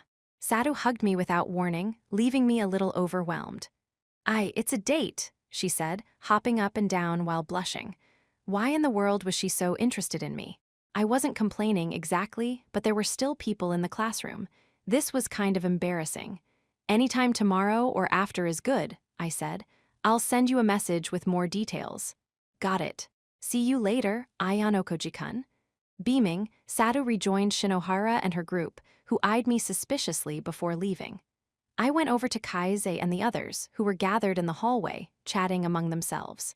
I could guess what they were discussing, based on Haruka's creepy grin and Airi's downhearted expression. Haruka seemed ready to start trouble as we began walking, so I beat her to the punch. "Nothing's going on," I told them. "I haven't even asked you anything," said Haruka. "What's up?" "Nothing's up. You were about to ask something, that's all." "I mean, yeah. Just looking at Sadu-san, it's not hard to imagine that something's going on, right?" "You're such a playboy, Kiyotaka. First Horikita, now Sadu," said Kaise. For some reason, he sounded kind of angry. I decided I'd better offer some clarification. "She just invited me to hang out with her, that's all." "A girl inviting a boy out is rare, though. There must be something to it, don't you think?" asked Haruka. Why you don't think that Sadu-san is interested in Kiyotaka-kun, do you?" asked Airi frantically. "We'd already been through this." "I don't know how to answer that," I said. "A last-ditch effort to find romance just in time for Christmas? Oh my," added Haruka, "what an amazing turn of events. At any rate, where are we going?" "The mall's probably pretty crowded today. Since break starts tomorrow, there should be quite a few students hanging out until late tonight," said Kaise, pressing us to make a decision. "Well, can't we just kinda wander?" "We don't have to rush," replied Haruka. As we talked, Aikido walked along silently, his expression stern. He seemed to be concentrating on whatever was behind us, as if searching for someone. "No sign of anyone tailing us," he mumbled, sounding relieved. It seemed that Ryuin planned on settling things once and for all today. He must have decided that following us was no longer necessary. "Hey, even though Kiyaki Mall's got pretty much everything, I think I want to go off campus after all," said Haruka, looking into the distance at the main entrance. "I really want to go to Shibuya or Harajuku or see the lights in Amotsando. I suppose campus isn't a good substitute for either of those places, other than the inside of Kiyaki Mall. The school hadn't really decorated the campus roads for the occasion, so everything looked the same as usual. "I'm okay with staying here," said Airi. "Plus, the campus has almost everything we need. Do you feel the same as Haruka, Kiyotaka-kun, about going off campus?" Unlike Haruka, Airi definitely didn't strike me as the kind of person who liked to hit the town at night. I supposed it would be okay if I didn't force myself to be carried along for once. "I'm happy to stay here, Airi. But I get why people want to go off campus," I replied. "I know that it's in the school rules, but isn't saying that we can't contact our families for 3 years kind of extreme? I mean, you'd think people would be concerned about their kids, right?" Maybe this was a tender subject for Aikido because he was glowering. "My mom's a worrywart. She's probably really anxious," he added. "I've heard that the school takes care of that. Apparently, they regularly send out report cards and stuff. That might worry her even more. Guess I should study a little harder," Aikido said. Parents probably worry more about girls than boys, though. Ah, no worries. That's not the case with me. My family's fine, said Haruka, smoothly dodging the topic. It seemed there might be something that she didn't want to touch on. So, are we heading over to karaoke? It might be a bit crowded. We're not going to play that punishment game again, are we? Asked Kai's. Of course we are, so Yukamu can have his revenge. As everyone chatted about where we were going next, I stopped in my tracks. What's the matter, Kiyotaka-kun? Sorry, I said. I'm heading back. But it's only 2, Akito said, checking the time on his phone. To tell you the truth, I pulled an all-nighter and I'm kind of beat. Let's hang out again over the winter break, I told them. Irie looked disappointed, but I trusted Haruka to make sure that she had a good time, even without me around. I said my goodbyes to the group and left, pulling out my phone to call Chabashira-sensei once I was a safe distance away. Hello, I need to talk to you about something. Do you have a moment? I asked. What are you planning? Didn't you wash your hands of me? Replied Chabashira-sensei. Yes, but there are still a few loose ends that need tying up. I'd like to discuss this in person. Can we meet at school? I'll wait in the classroom, she replied. Understood. I'll be there in a few minutes. I returned to our classroom, which was now empty of students. Chabashira-sensei stood near my seat, looking out the window. If this is like previous years, it'll probably snow, she said. Do you like snow? I used to, then I grew up and came to hate it. Chabashira-sensei pulled the curtains shut and turned around. You said that you have something to discuss. What do you want with me? I was just wondering. Why do you want to make it to Class A so badly that you'd go so far as to use me to do it? You'd think a teacher might hesitate to lie and manipulate a student unless she had good reason for it. This school's designed to make teachers, as well as students, compete with one another. It's only natural that everyone wants to rise up the ranks. I can't imagine that's all there is to it. If you really aimed for Class A from the very beginning, you'd never have put Class D at a disadvantage the way you did. During our first midterm exam, Chabashira-sensei had deliberately withheld critical information from us. That's different. It was personal. I have nothing to say to you, she replied. You hesitated, right? You weren't sure this class really had the ability to aim for Class A. You weren't sure it was even worth trying. I didn't really care what her secret feelings were. The important thing was whether she could be of use to me. It seems that this is a waste of time. I'm going back to work. I spoke up again as Chabashira-sensei turned to leave. If you won't answer, then you might as well give up on trying to use me. Is that what this is about? I thought you already wriggled free of my grasp, didn't you? This is crucial. If you don't take action now, Class D will never make it to Class A if anything. It's unlikely we'll even reach Class C. What are you talking about? I looked at the clock on the wall, making it obvious that I was checking the time. It's already 2 p.m. Raiwan is putting on a very interesting show right about now, after calling Karuizawa to the roof. Raiwan called Karuizawa? So, even you don't know, sensei. Karuizawa was horribly bullied in the past. This is the first I'm hearing of it. That information will probably be all over the school tomorrow. When that happens, Karuizawa will retreat into her shell and maybe even voluntarily drop out of school. If we can prove Class C was responsible, we might be able to retaliate, but the damage done to each class will be unfathomable, I told her. I didn't know what the penalty to Class D would be for someone dropping out, but it was probably bad. I could tell that much just from looking at Chabashira-sensei's face. However, she immediately regained her composure and fixed me with her usual intense gaze. I see your ulterior motive. You can't resolve this situation on your own, but a teacher has powers you don't, and I could help conceal your involvement. A perfect resolution, yes. So, you'll help me? I asked. Don't get carried away, Ayanokoji. I have no intention of cooperating with you, she said. Naturally. The school doesn't exactly look kindly on teachers intervening in problems between students. True enough. A teacher going up to the rooftop alone, not just to stop Raiwan from bullying Karuizawa, but also to prevent word of Karuizawa's past from getting out. It was a dream scenario, too perfect to ever come true. Can you really afford to turn me down? I replied. There's no guarantee that I won't do anything to sabotage Class D in the future, is there? I'm more than capable of ensuring we never rise through the ranks. To think that a student would threaten a teacher. The tables have certainly turned.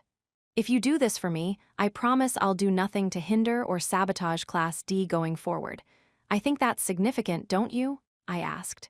If refusing to help you with this means that we never make it to Class A, then so be it. Well, then, it looked like Chabashira-sensei wasn't going to budge. Fortunately, relying on a teacher for help never once factored into my calculations. Relax, I said. I had no intention of recruiting your assistance. What? I was just testing you, that's all, so why not come observe this little drama's conclusion? 6.1.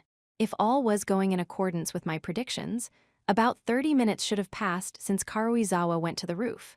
Chabashira-sensei and I waited a safe distance from where Yamada Albert stood guard, watching as Ishizaki came downstairs looking panicked and went back up with buckets of water.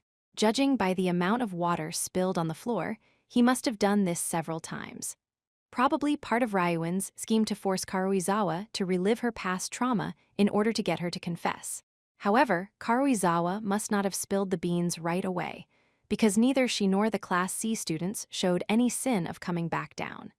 It was possible things were going slightly differently from how I'd envisioned. Still, putting my initial assumptions aside, this was a change for the better. "What are you planning, Aion Okoji? How long do you intend to wait?" asked Chabashira-sensei. "Just a little longer. I'd come this far. I didn't need to rush to take action.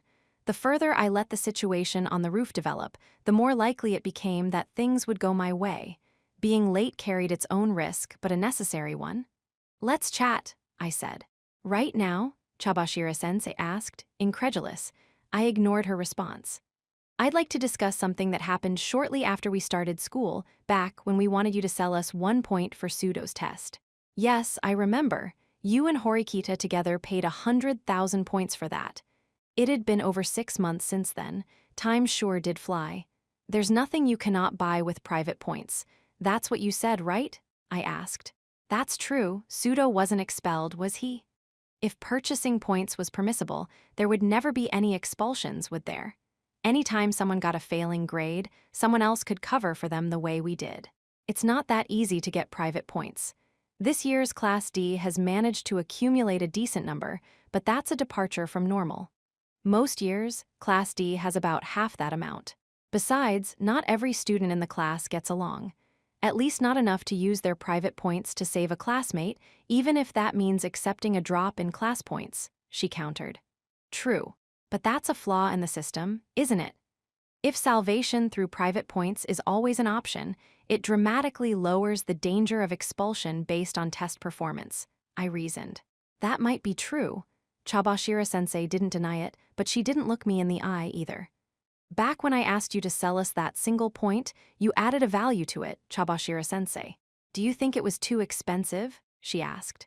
"No, that's not what I mean. I'm asking whether exchanging 1 test point for 100,000 private points was something you came up with on the spot, or if you had some basis for attaching that price to it. At the time, I thought you sounded like you came up with it off the top of your head. But since then, I've come to doubt you arbitrarily decided that on your own without consulting the school. What are you trying to say, Aion Okoji? This school has taken great care to legislate, in writing, all matters related to points, hasn't it? It's not far-fetched to think that it might have anticipated someone trying to purchase a test score increase. I would believe it. In other words, you're asking whether the price I named you and Horikita was something that the school decided on in advance?" she asked. "That's right. If you can answer, please do." There was a pause. Chabashira-sensei, who'd had a ready reply to my every query thus far, was silent. "It's not like I can answer any question you ask of me," she said. "Should I interpret that to mean you can't answer?" I asked. "Think whatever you want." "Very well. I'll happily draw my own conclusions. The school prepared a manual to consult in every conceivable situation. It was determined in advance that it cost 100,000 private points to purchase 1 test point. If we go from there, it begs the question, can we purchase 1 test point for 100,000 private points on more than one occasion? Speculate as you wish, but this is an odd conversation, given the circumstances. Karuizawa is... I cut Chabashira-sensei off. "Is the 100,000 points per test point rate only available for a limited time after we've enrolled? Does the price go up every time we make a purchase? Or are we only allowed to make such a purchase once? The more I think about it, the more questions I have. Please tell me if I'm correct. Enough. Do you think I can answer those questions? Even if I were able to, there's no way you could confirm the truth. There is. I just need to ask you directly, Sensei. She tried to avert her eyes, but I wasn't budging. How many points would I need to buy one test point on the next midterm right now? Chabashira-sensei went completely silent. As a teacher, you're obligated to answer that question, right? If you won't, I'll go ahead and ask another teacher. And if they answer me, I'll report to the school that Class D's homeroom teacher is discriminating against us. Don't forget that I can do that, I told her. Of course, it was possible that the other teachers would be similarly prevented from answering, in which case I could imagine several possibilities. There might be a rule that stated they could only sell us points once, or that they could only do so if someone would otherwise get a failing grade. Even so, her inability to answer was an answer in and of itself. It told me there was established procedure to be followed in situations like these. Are you trying to find a gap in the rules? Chabashira-sensei asked me. A few students are already doing just that, aren't they? Look at Ichinose and Raiwin, both accumulating private points. They were each trying to find a strategy that benefited their respective classes, undergoing a process of trial and error every day. Understood? Very well, I'll answer your question. It's true that the key to beating the system lies in understanding the actual rules surrounding private point use. Students from previous years have approached the problem from various perspectives, as you're doing now. Even Class D, the collection of defective products, is no exception. Some students have been quicker than others on the uptake, though. Additionally, the school has established thousands of detailed rules to cover every possible scenario. Buying and selling points, sweeping violent incidents under the rug, preventing expulsion. There's a point value attached to every single one of those. However, teachers are very limited in what we're allowed to reveal or allude to. In fact, we're prohibited from revealing most of this information. There might even be rules the teachers aren't aware of yet. So, you truly can't answer my question? Correct. One mystery solved. Our teachers could only reveal the private point's special uses to us when certain conditions were met. In other words, the price of buying a point for the next midterm had already been set. I just hadn't met the conditions necessary for Chabashira-sensei to disclose that information to me. Now that I knew that, I could begin to devise countermeasures, though the ambiguity would keep us from being too reckless. Does this conversation have anything to do with what's happening now? Asked Chabashira-sensei. Not at all. I was just having a friendly chat, I replied. Chabashira-sensei had no idea what my real intentions were. I suppose it's time, wouldn't you say? Time for this game to be over. I checked my phone and saw that it was past 2:40 p.m. I sent a certain person a message instructing them to come here immediately. I don't fully understand what's happening, but I do know that Karuizawa is suffering terribly at Class C's hands. If you have no intention of stepping up, you should call someone else, said Chabashira-sensei. I'm heading to the roof, I replied. Chabashira-sensei couldn't hide her surprise. Are you insane? If you do, the entire school will know your identity. It doesn't matter. Even if Ryuin learns that I orchestrated all Class D's strategies so far, he now gains nothing. If anything, he might assume I'm involved next time and end up sabotaging himself. If you do this, you'll be the talk of the school. You'll destroy all possibility of leading a quiet life here. I could guess at the thoughts smoldering within her mind. Chabashira-sensei was probably thinking that as long as my identity remained hidden, she had leverage to make me cooperate. But if I revealed myself to Class C, Ryuin would know for certain that I was X even if he didn't know for sure. It would all be over as soon as he decided I was his prime suspect. Chabashira-sensei looked away. Perhaps I was mistaken, she said. Mistaken? Chairman Sakahiyanagi told me about you before you enrolled. He said that you were an extremely special student, a superior one, and that you were a student we must protect, that you were raised in an environment that was far from loving. The chairman and I concluded, after much discussion, that we wanted you to feel attached to this school and to want to stay here. Then I told you that your father wanted you expelled. It wasn't true at the time, but it appears to be now, she explained. I see. Well, you were certainly correct that it's easier for people to become attached to something if they have a goal to strive for. But you needn't worry. I choose to stay here. I have no intention of going back to being under that man's control. So, my mistake was in trying to use you so carelessly, I suppose I got carried away, chasing my pipe dream of Class D overtaking Class A. Chabashira-sensei spat those words with resignation. Ironic how quickly she was giving up on her ambitions. It's not a pipe dream. Class D is about to rise to Class C soon. Horikita will unite our class. I'm sure of it, I replied. I suppose. You've already achieved what past classes haven't. Do you really think Horikita can do that, though? Such skepticism is unbecoming of a teacher. Horikita is more than capable of leading Class D. It seemed Chabashira-sensei only saw Horikita as a means to manipulate me, no more. Ultimately, I said, Horikita is starting to mature. The same goes for many of our classmates.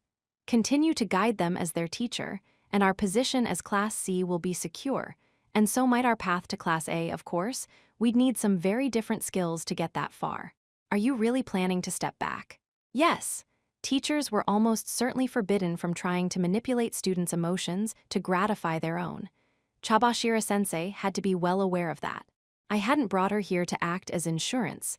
I'd done it so I could prove to her once and for all that I was stepping back from actively participating in interclass competition.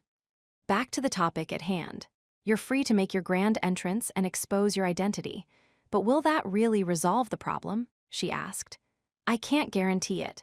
At most, I can say I'll deal with the situation based on my evaluation of Ryuin's personality and behavior. I caught sight of the person I'd texted approaching us. Chabashira-sensei was free to leave if she wanted now. It would no longer hinder me. Well then, thank you very much for accompanying me this far. As I said that, the person I'd texted joined us. Sorry to have kept you waiting, Ayanokoji, said Horikita Manabu, the former student council president.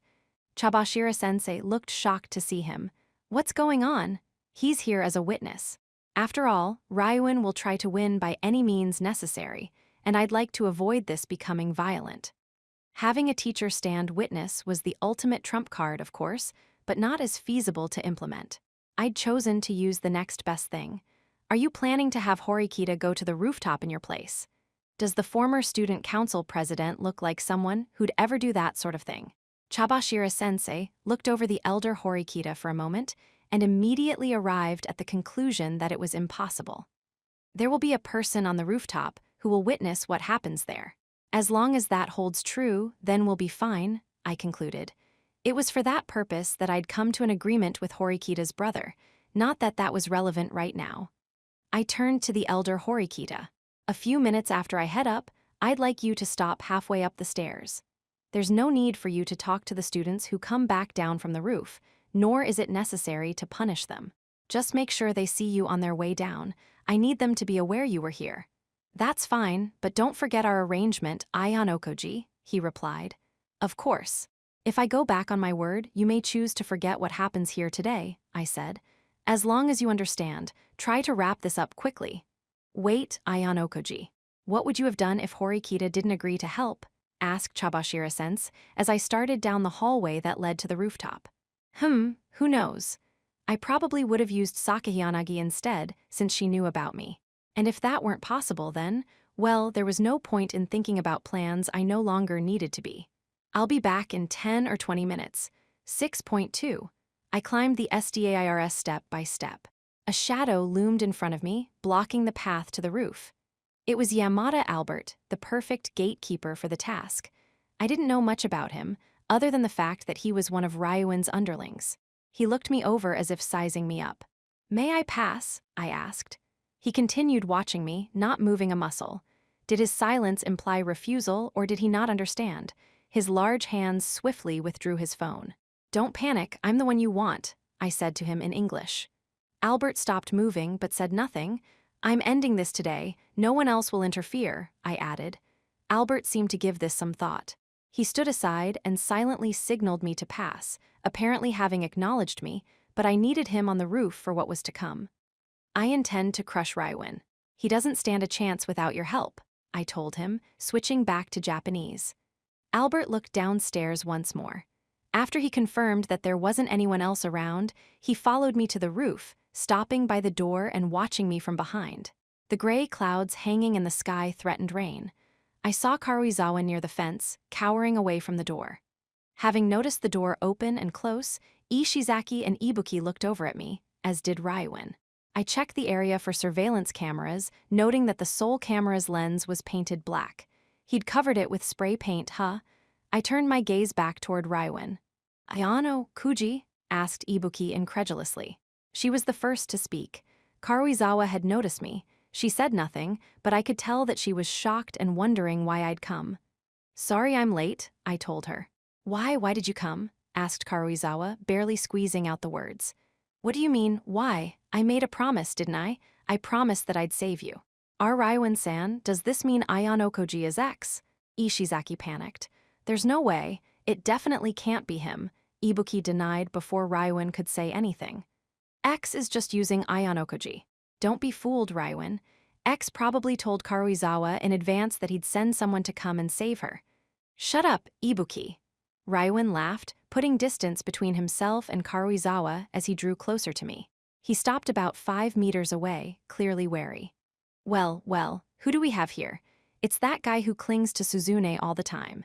Ayano Koji, huh? What brings you all alone to the rooftop on this fine first day of winter vacation?" Karuizawa emailed me. She said she wanted me to save her.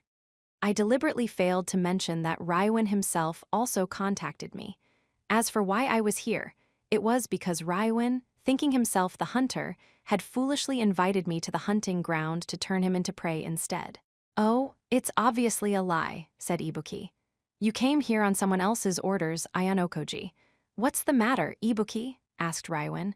"It seems you want to believe that Ayano Koji is an X." "It's not about what I want to believe. I'm telling you he can't be. This guy's stupidly good-natured. He's a softie. Besides, he probably doesn't even know about Karuizawa and X and everything, don't you think?" "Good-natured? What makes you say that?" asked Ryuin. "When we were on the island, I hid Karuizawa's underwear in a boy's bag to sabotage Class D. Everyone went straight to suspecting me, since I'm from Class C, except Ayano Koji. He even told me straight out that he didn't think I'd done it. Did that make you happy?" "Quit joking around. Of course it didn't make me happy. I was actually guilty of the crime. It just told me that he's an incompetent student who doesn't know how to doubt someone clearly suspicious." In other words, she couldn't imagine someone like that being able to manipulate Class D from the shadows. "Do you believe it, Ryuin-san? That Ayano Koji's X?" asked Ishizaki. "I've had my eye on Ayano Koji from the start. He's always clinging to Horikita, who's reputed to be quite exceptional herself. But that's so obvious. Isn't that way too out in the open for someone trying to hide their identity?" "Certainly. I understand what you're trying to say, Ishizaki. That's why I made sure to very carefully narrow down my list of suspects. After I learned about the incident with Manabe and her friends, certain candidates resurfaced as my primary suspects. When I considered the speed and means by which Karuizawa's bullying incident had been dealt with, I thought it had to be either Ayano Koji or Hirata." "Stop trying to make yourself look cool. You didn't even target Ayano Koji or Hirata until well after that, did you?" demanded Ibuki. "Well, this was a strange situation. I'd admitted to being X, but Class C was divided on whether they believed me. It's precisely because I was the most suspicious that I did things that way. Or perhaps it was because I had no other method available to me other than using Horikita," I told them. But I decided to throw out a vague yet helpful statement to stir them up. "I'm the person you've been searching for." "Ha, isn't that suspicious?" Ibuki added. Would X really just come right out and say that? An understandable response. It made sense they wouldn't jump to believe me, considering that I had been keeping my identity hidden until now. "I think this is fishy, too. He might have been told to step forward and claim he's the mastermind as part of a ploy," said Ishizaki. "You predicted that X wouldn't show up, right?" continued Ibuki, joining Ishizaki in urging Ryuin to question the certainty he exhibited moments ago. "Yes, I certainly did," replied Ryuin. "This looks like a bad move on your part, Ayano Koji. Your best option would have been to abandon Karuizawa K, not walk into an obvious trap. I suppose I understand why Ibuki and Ishizaki don't believe you. If you're really X, tell me how you plan on getting out of this dilemma." "Am I in a dilemma?" I asked. Ryuin and his lackeys looked completely unamused by my foolish question. I only came here because Karuizawa asked for help. If you want proof that I'm X, you could just wait until the next exam and see what I do, I added. That's not true. We know your identity. We also know Karuizawa's secret. Awful things will happen tomorrow if you leave here without doing as we say, replied Raiwan. Awful things? Enough already. Stop playing dumb and show me what you'll do. What I'll do. There's nothing I can do.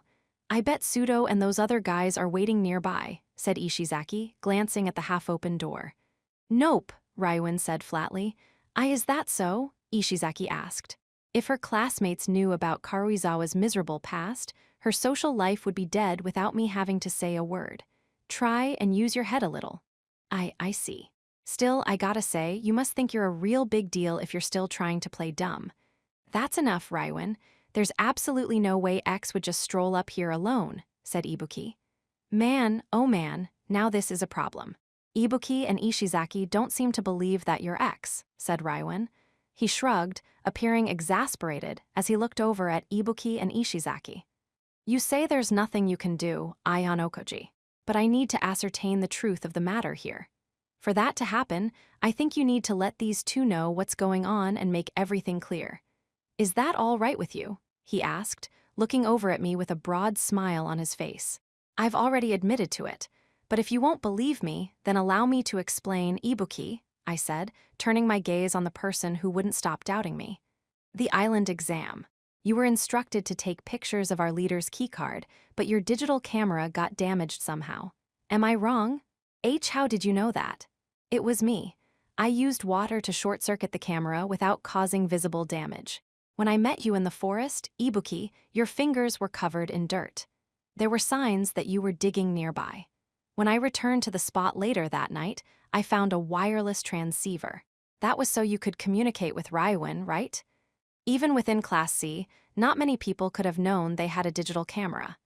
The only people who could have seen Ibuki's hands covered in dirt at the time were me, Yamahuchi, and Irie. In other words, this was definitive proof of my claims. You have to admit it now, Ibuki, said Raiwan. Aion Okoji is X. Wait a second. Yeah, he might be really clever, but that isn't enough to say for sure that he's X, right? Seriously, is there any reason to debate this further? Raiwan looked even more exasperated than before. It just doesn't make sense. If Aion Okoji really is X, the mastermind, why would he just show up here? He wrecked all your plans so far, didn't he? He probably has a trick up his sleeve, a miracle beyond our imagination. If he doesn't then, well, he's an idiot. Trick, I said. There's no trick I can pull in a situation like this. You already know Karuizawa's big secret. I understand what'll happen if I get careless here. You took plenty of precautions to corner me, right? Exactly. So what are you gonna do about it? I can reveal your identity whenever I want, and I still have the threat of exposing Karuizawa's past to use against you. You're powerless. Indeed. I can't exactly report what you just did to Karuizawa to the school, either, I said. Instances of violence between students during exams were punished by expulsion, but the same wasn't necessarily true of spats that occurred at other times. Even if I could give the school real proof of what they'd done, it was unlikely I'd be able to deal Raiwan and Class C any real damage. And if you try to tell the school what we did up here, we'll leave Karuizawa high and dry in retaliation, said Raiwan. So, we'd both go down in flames if I tried anything, and Class D would probably be the one going down hardest. Raiwan had switched from using his knowledge of Karuizawa's past to attack her, to using it to defend against me. No matter how you slice it, I win, he said. Okay, well, are you satisfied? If so, I'll be taking Karuizawa back with me, I said. Come now, don't be so anticlimactic. You came all the way here. We might as well take our time. Raiwan grabbed Karuizawa's arm and yanked her up. Ack, she squealed. You wouldn't expose your identity without a reason. What are you planning? Raiwan extended his hand to me, as if challenging me. Sorry, Raiwan, I can't fulfill your expectations. Huh, I was just dancing in the palm of your hand, that's all. No one present could have imagined that X would say something like that. They'd anticipated either a cruel man who would abandon Karuizawa to protect his identity, or a clever student who would swoop in and save her while keeping his identity secret. For the first time since I stepped onto the rooftop, Raiwan's smile began to fade. All this time spent hyping up the mysterious X, and he's nothing but talk. What a disappointment. Maybe the digital camera thing was just dumb luck, said Ibuki. Even though they were allies, Ibuki had always distrusted Ryuin, which was precisely why she dared question him so openly. Seeing an opportunity, I made my next move. I may have revealed myself to you, but that doesn't mean I'm in trouble. Only Horikita and Karuizawa from Class D know who I am, so if this information makes its way to other classes, I'll know one of you leaked it. So what? Ibuki demanded. If you spread word of my actions, I'll report everything that happened here to the school, I said. We just established that we have you cornered because you can't do that. I can. All I have to do is sacrifice Karuizawa. Huh. You assumed from the start that I'd abandon Karuizawa, but when I showed up here, you started talking as though you thought I wasn't going to. Am I wrong? I asked. Now, hold on, that doesn't make sense, said Ryuin. You could have kept yourself hidden if you sacrificed her to start with. You came all the way here precisely because you couldn't sacrifice her. Don't try to trick me. Fine. If they already know about you, Kiyotaka, they can go ahead and tell everyone they like about my past, said Karuizawa, looking over at me as she slowly picked herself off the floor. I kept my eyes fixed on Ryuin. You heard her. Believe what you like, but if you spill the beans about me to the other classes, it'll be war, I said. Stuttered Ishizaki. Well, we know X's identity now. Maybe that's enough. I agree. Ayano Koji might actually sacrifice her, Ibuki said. Clearly, neither of them wanted to pursue things any further. They'd smoked X out and were content with that. Heh heh heh. Ryuin suddenly clutched his head and laughed. Well, you've got that right. If either side spills the beans, it'll be open war. Both classes would be wounded in the ensuing conflict, whether those wounds were shallow or deep. Further, there was no guarantee Karuizawa would be destroyed by it. The image of a girl who held her head high despite being bullied was a compelling one. If Ryuin declared this to be the end, we'd be done. But he'd never choose that option. Man, this is anticlimactic. Not only did you give up your identity so easily, but you have no choice but to leave the decision up to me, your opponent. Even then, there's no doubt in my mind that Ayano Koji is X, the one who's been keeping me entertained, which means I'd be missing out if I don't have you entertain me to the very end. Isn't that right, Ishizaki? Why, yes. See, everything is a game to me.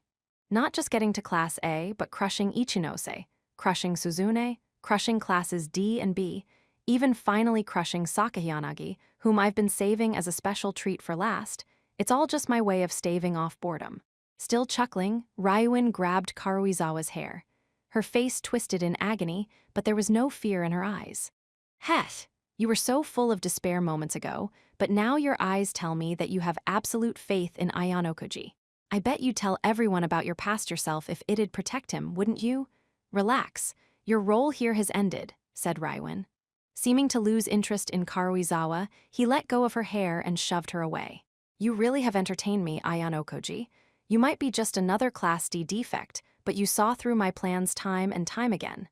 Even more than that, you think like me. How could I help but want to draw you out of hiding? I didn't think about what would come next. I thought I'd choose that once I met you. His tone was almost pleasant. Now I've decided. What are you planning to do, Ayano Koji? Asked Ibuki. Why do you sound so irritated, Ibuki? Ibuki drew level with Ryuin and looked him right in the eyes without fear. What you're about to do puts Class C at risk, she said. Heh, you, the eternal lone wolf who never tried to cooperate with her classmates, talking about risk to Class C?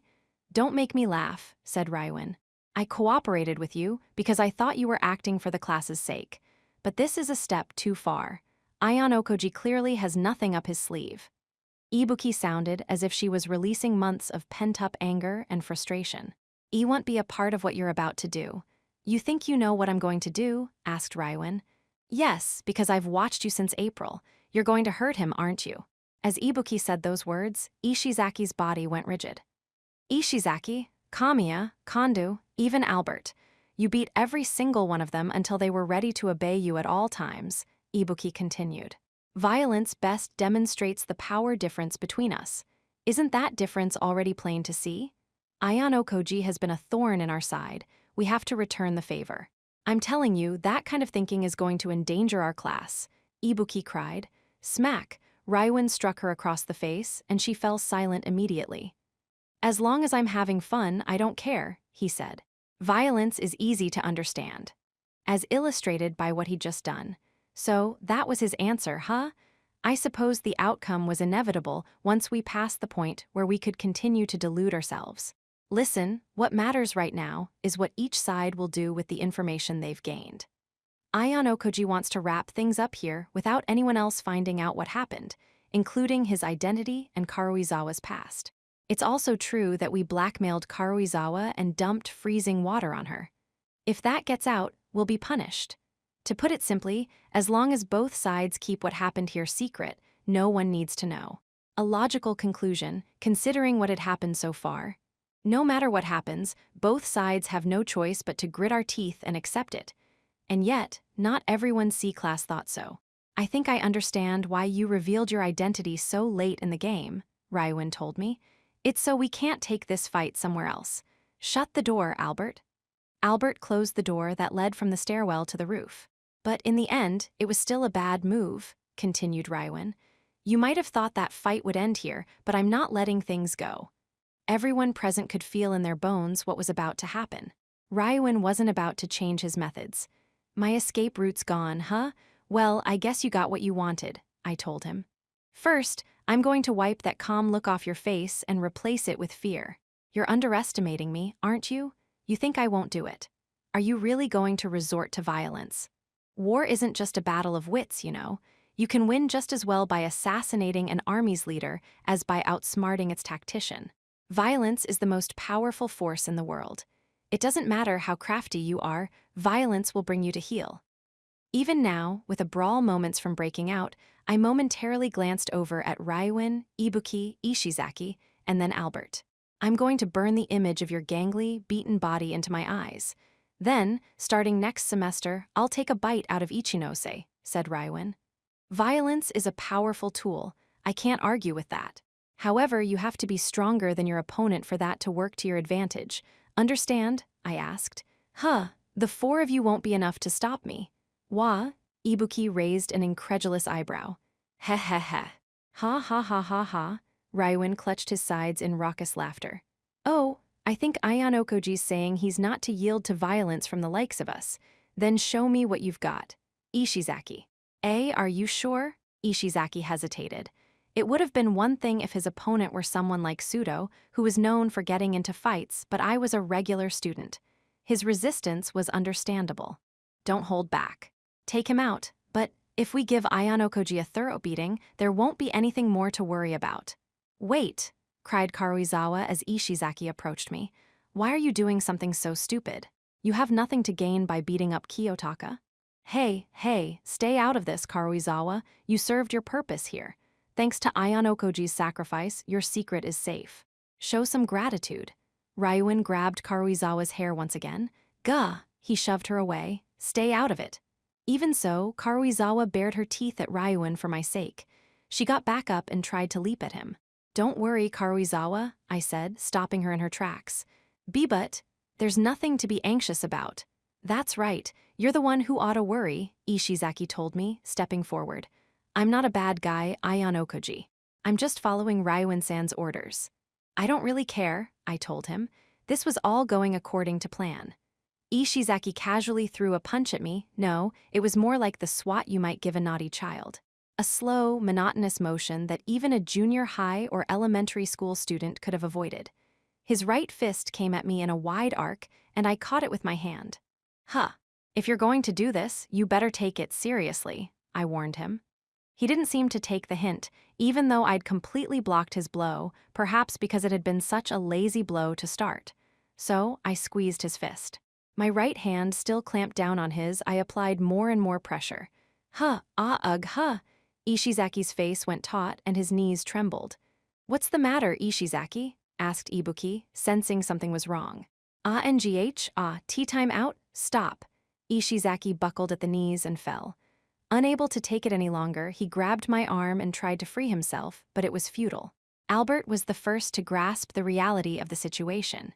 He didn't wait for Raiwen's order, but swung at me with his thick arm, which was the width of an electrical pole. He attacked from my left even though I was free on that side, probably anticipating that I would take a defensive stance after Ishizaki freed himself. He was wrong. I could have dodged the attack, but instead, I steeled myself and caught Albert's punch with my left hand, prepared to take a little damage.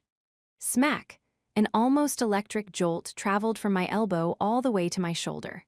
Just as I thought, that hurts, I mumbled. It was difficult to read Albert's expression behind his sunglasses, but he was probably catching on. No way. Why you're not messing around, are you? Albert. Ishizaki? Ibuki asked incredulously. Maybe she couldn't tell Albert really had swung at me with all his might, or that Ishizaki was in pain. Or maybe she just didn't want to believe her eyes. I released Ishizaki, who crouched and clutched his arm. Do it, Albert, Ryuin ordered. Albert charged at me, his powerful fists swinging. I'd intentionally let him land the first blow, but I couldn't take too many more hits of that caliber, so I dodged under his swing and went in for a frontal attack, punching him in the gut. I didn't hold back, either. It wouldn't be wise to underestimate an opponent whose abilities were still largely unknown to me. Based on the slight change in Albert's flat expression and how hard his body had felt against my fist, I judged that I'd dealt minimal damage. He'd clearly trained his body well, but it still had all the weaknesses human bodies did. All this meant was that I would have to work a bit harder to crush him.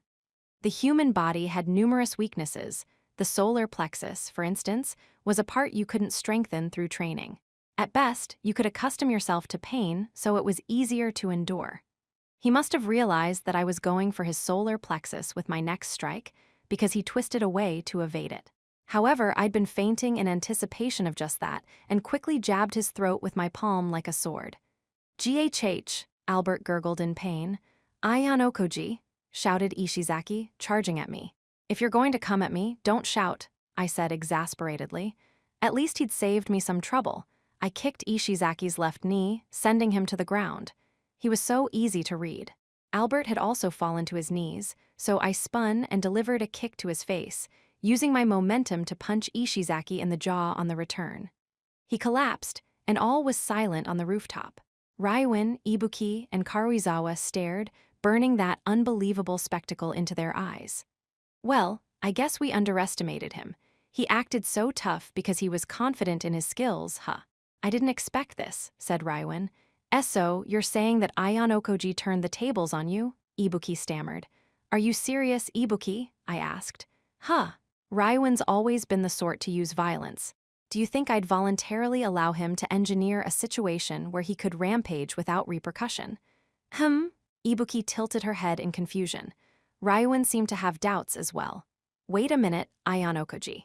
Now even I'm not following. I set up this meeting. You still don't get it, do you?" I sighed deeply. Our confrontation here was determined long in advance.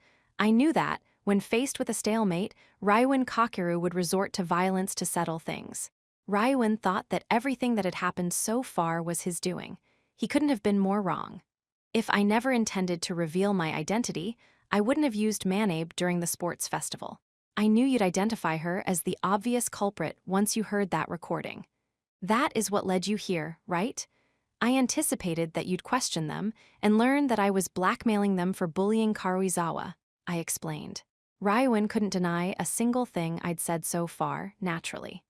You were convinced that a link existed between Karuizawa and me.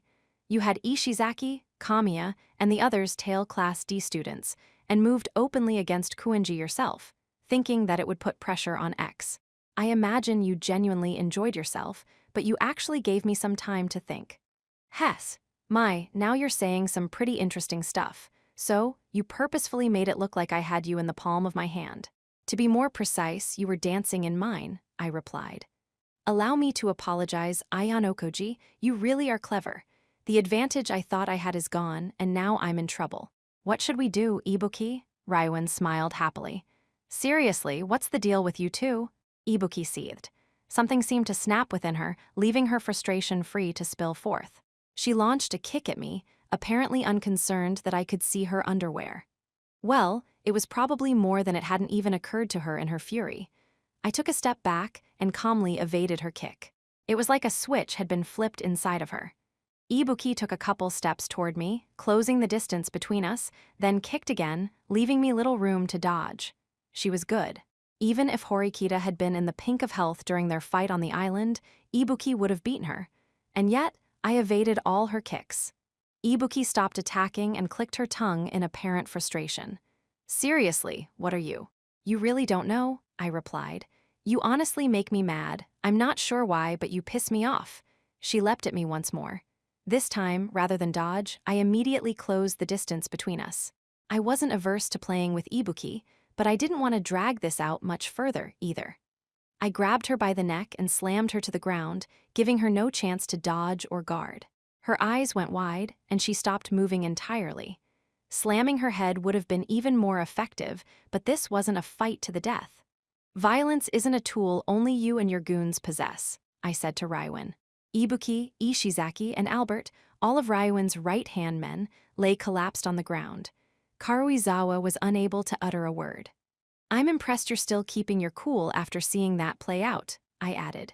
"You're not just clever, but also capable of dishing out violence when called upon. I underestimated you." Raiwen clapped in genuine respect as he walked up to me. "Do you know what I'd like to say now, Ayan Okoji?" "Nope." He sounded calm, as if he didn't register the weight of his predicament at all. It probably wasn't a bluff. This was something characteristic of Raiwen, something he excelled at.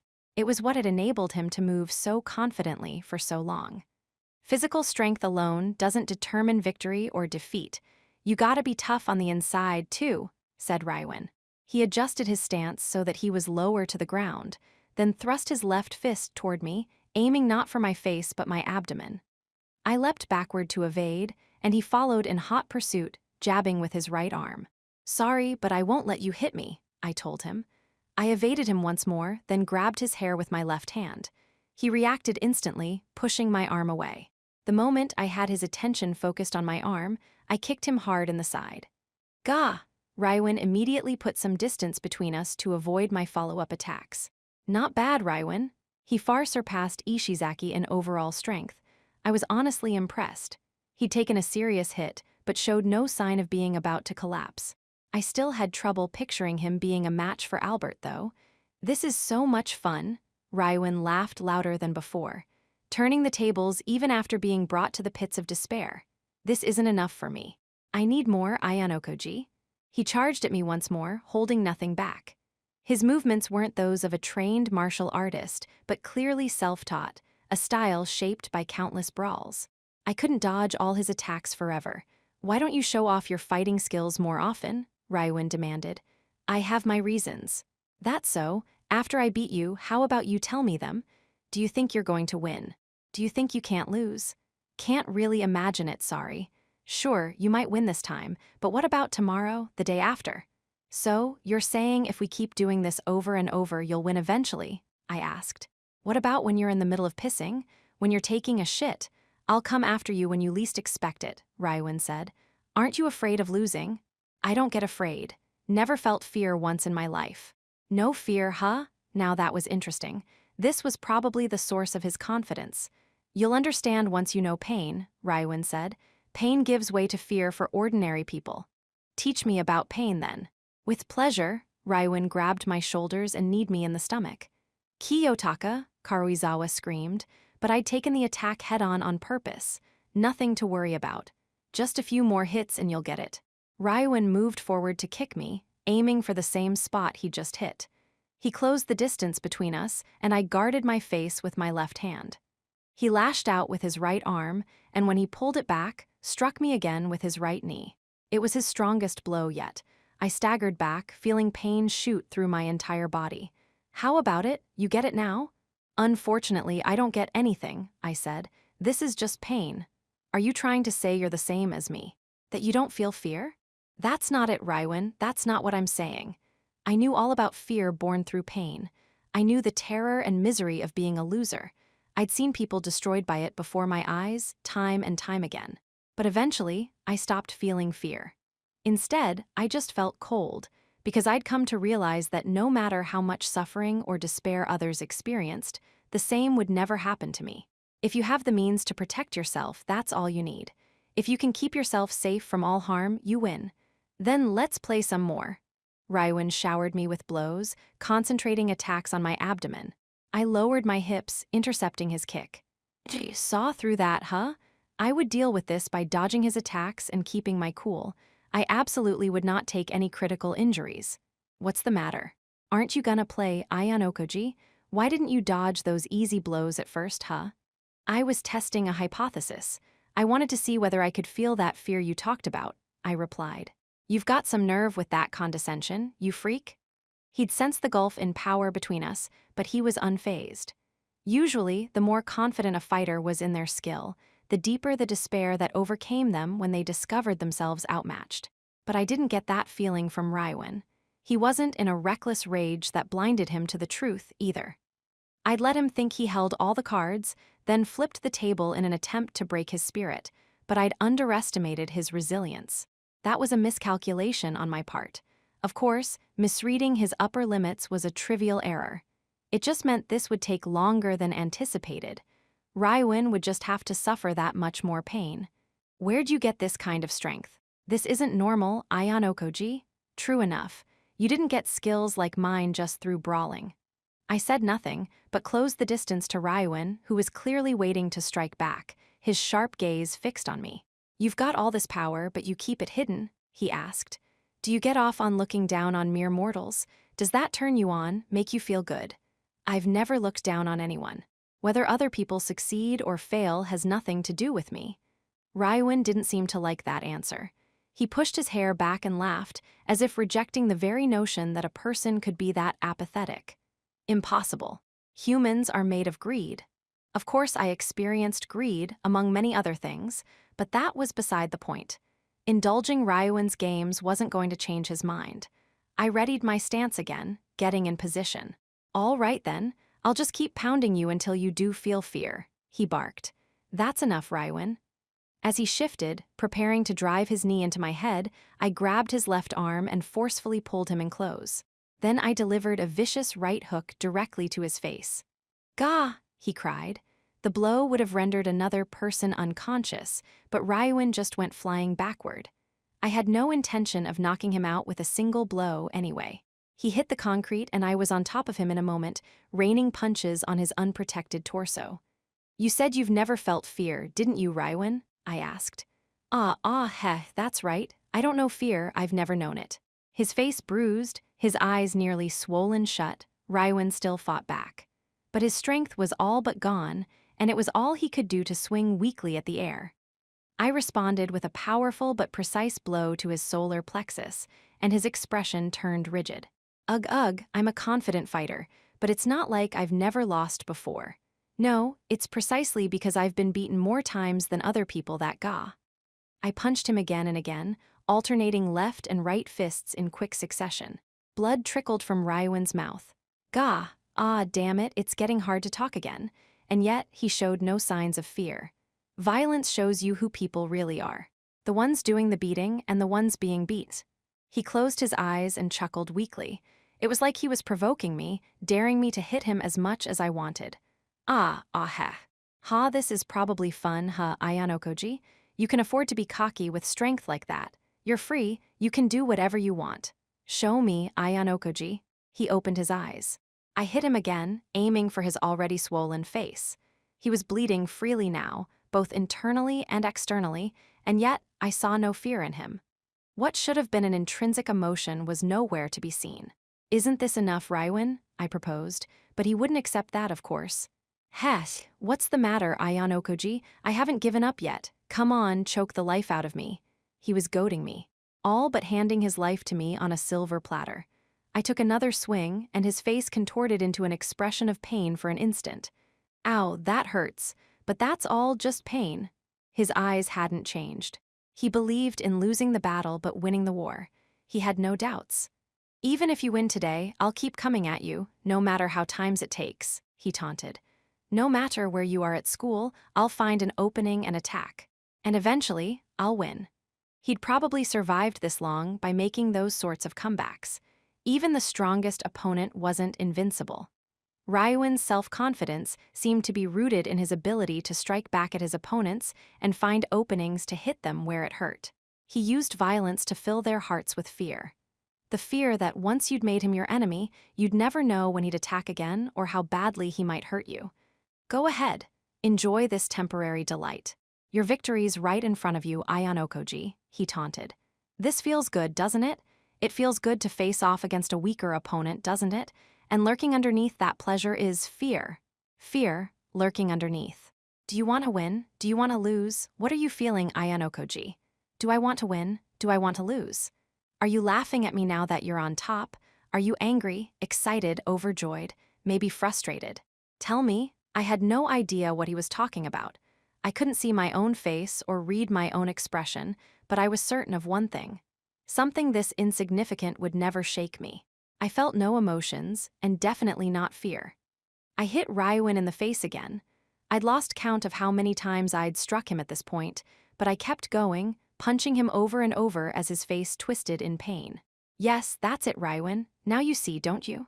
He had to see now that the feeling known as fear certainly existed within him. I landed one last blow, more powerful than any before, and Ryuin finally lost consciousness. He wanted to toy with my emotions. Unfortunately for him, there was nothing there. I had no heart for him to manipulate. I slowly got off his limp body and stood. I couldn't afford to leave Karuizawa out in the cold any longer. Sorry, I put you in a really difficult situation. Are you hurt? I asked her. I'm fine, I'm just cold. I've kind of lost feeling in some places. I extended my hand toward Karuizawa, who'd sat there the whole time, watching the scene from beginning to end. When she took it, her fingers felt like ice. Are you disillusioned with me now? I asked. Of course I am. You betrayed me from the very beginning. Yeah, I suppose you're right, so why didn't you sell me out to Ryuin? For my own sake, that's all there is to it, she replied before collapsing into my arms, trembling. I was scared. I was so scared. Don't think about it anymore. What happened today, what's happened so far, you can think about that stuff later. The only thing that's for certain right now, in this moment, is that your curse has been lifted. Manib, no one will dig up your past again. As for what's to come, well, you can just keep going the way you always have, I told her. Karuizawa was depending on me to hold her body upright, perhaps because she lacked the strength to support herself right now. If I looked at things from her perspective, these had been a disastrous few months. She'd been bullied by Manib and her friend through a stroke of bad luck, then been intentionally targeted for bullying as well. Finally, Ryuin had dug up the scars of her past, and she'd realized it was all because of me. Her spirit had to be shattered. She must be emotionally unstable, exhausted. You've managed to overcome your past and create an identity as the person you are now, I told her. Starting tomorrow, you can just pick up where you left off. This was Karuizawa Kei we were talking. She could do it. I'd been sure of that from the moment I met her on the rooftop. I hurt you. I won't ask you to forgive me, but please remember just one thing. If something like what happened today happens again, I will come save you. Kiyotaka. Despite everything she'd been through, Karuizawa couldn't bring herself to stop clinging to me like a parasite.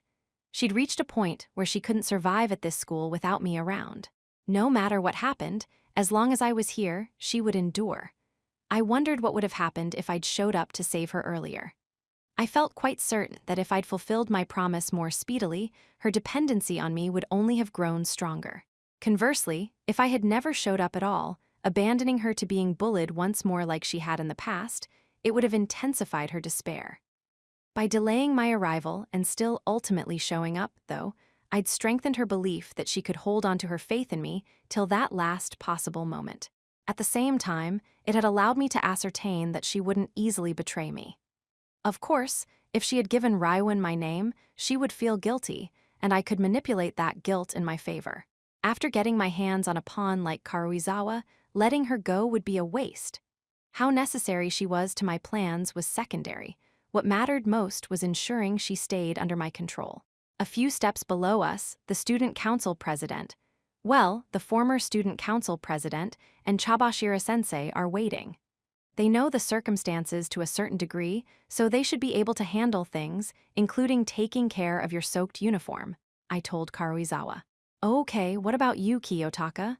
I've still got a few things to tidy up here. Besides, we don't want to be seen together. It's best if you go first. I lightly pushed her back.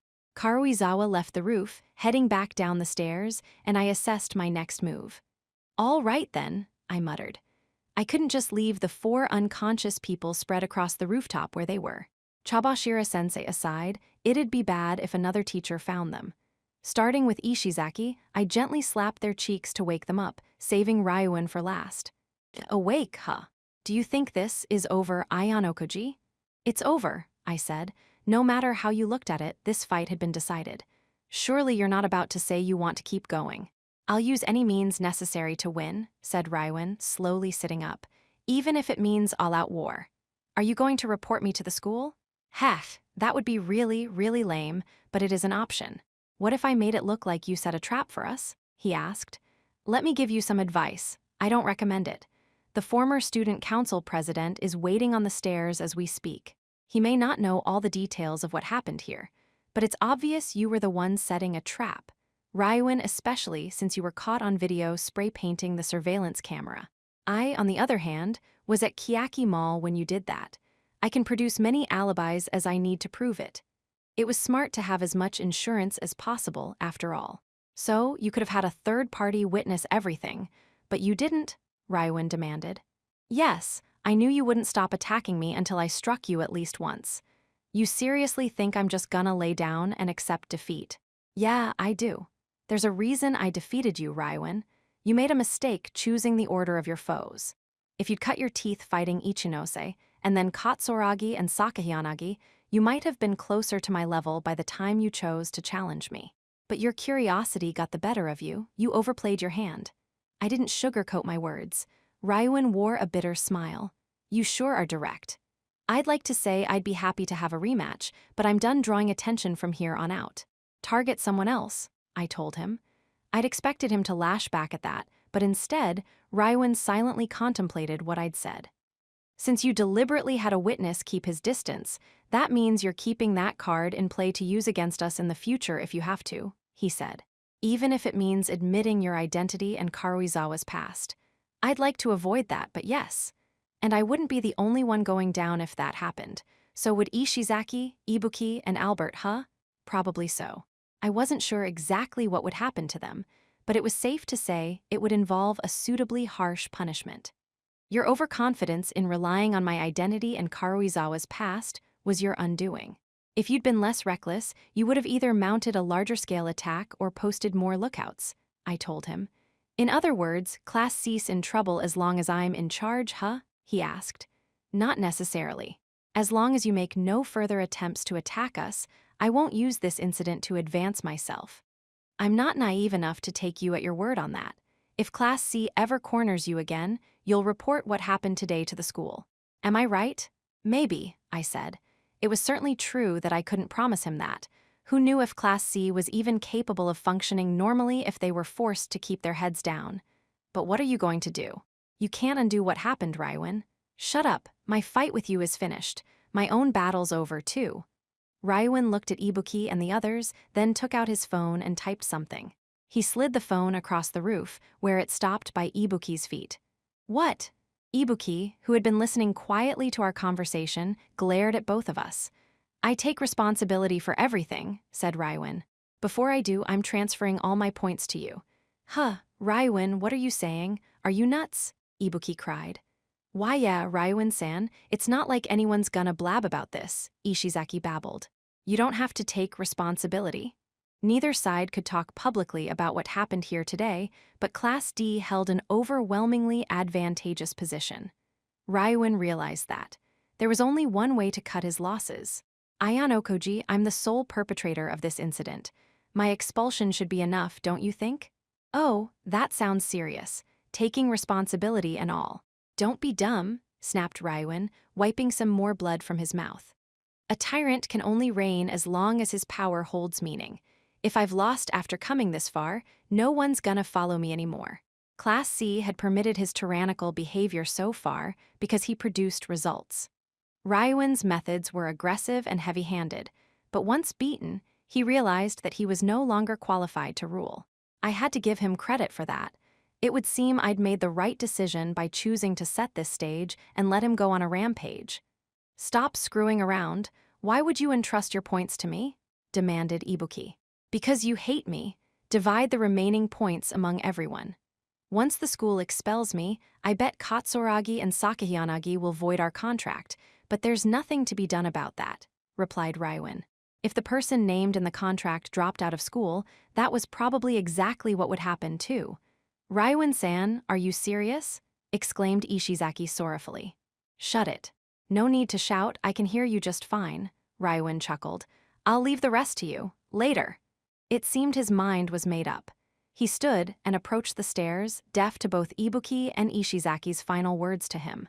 Are you sure? I think you'll come to regret this, I said, stopping him in his tracks. Why do you care? He shot back. If you leave without knowing why you lost, you won't grow, I told him. Huh. Are you really fine with not knowing why you lost to me? Let it go. There's no point trying to save me. You've got nothing to gain by sparing me now that I know about you and Karuizawa. I could expose you at any time. True enough. If I must name a reason for sparing you, it'll work to Class D's advantage to have you crush Sakahiyanagi and Ichinose for us. Besides, if your contract with Katsuragi remains in place, Class A will continue to hemorrhage points. Most importantly, though, if you suddenly drop out of school, Sakahiyanagi and Ichinose will assume that X beat you. That spells trouble for me down the line, I said to Raiwan. So, trust me, this is to my benefit. Even if word of what happened up here gets out, I took no noticeable injuries. It would just look like you guys fought among yourselves, wouldn't it? Raiwan ignored me. This is what happened here, he told Ibuki instead. I tried to punish the four of you for your failings, but you turned the tables and beat me up instead, then forced me to withdraw. I'll leave it at that. Are you really okay with that? She asked. Allow me to add just one thing, I said. You are free to drop out of school of your own volition, and you're free to doubt me. But I have absolutely no intention of telling anyone about today unless you force my hand. The former student council president has similarly promised to keep it to himself. Nothing about this situation is forcing you to withdraw, but if you do, I won't stop you. Then don't stop me. I don't trust you, snapped Raiwan. With those words, he opened the door and vanished from sight. Ishizaki and Ibuki, left behind, looked like they didn't agree with his actions in the slightest. Chapter 7, What Raiwan Wins and Loses. That night, I dreamed about my childhood. About that time I killed a snake. If I'd grabbed it and taught it to feel fear before killing it, would I still have slaughtered it in the end? Freakin' stupid. That line of thought was pointless. You only got one life, and it didn't have an undo button. Some days you won, and some days you lost. Yesterday just happened to be the latter. The number of times I'd been beaten was probably in the triple digits by now. Heck, yesterday hadn't even been the first time I'd lost to Ayanokoji. So, what made this different from everything that happened so far? At 8 o'clock the next morning, I left the dorms and made my way to the school building. Although this was the first day of our winter vacation, club activities were still being held, so the building had been left open. School rules required uniforms be worn within the building, but I didn't need to pay attention to that particular rule anymore. The clubs were already engaged in their morning practice, which generally started around 7. Since Kiyaki Mall didn't open until 10, I was probably the only student heading toward the school building now. Achoo! Along the way, I encountered a lone student standing by the side of the path, trembling from the cold. I ignored her and kept going, but she called out to me, "You finally came." I just kept walking. "Hey, wait a minute," she said, chasing me in a panic. She grabbed my shoulder.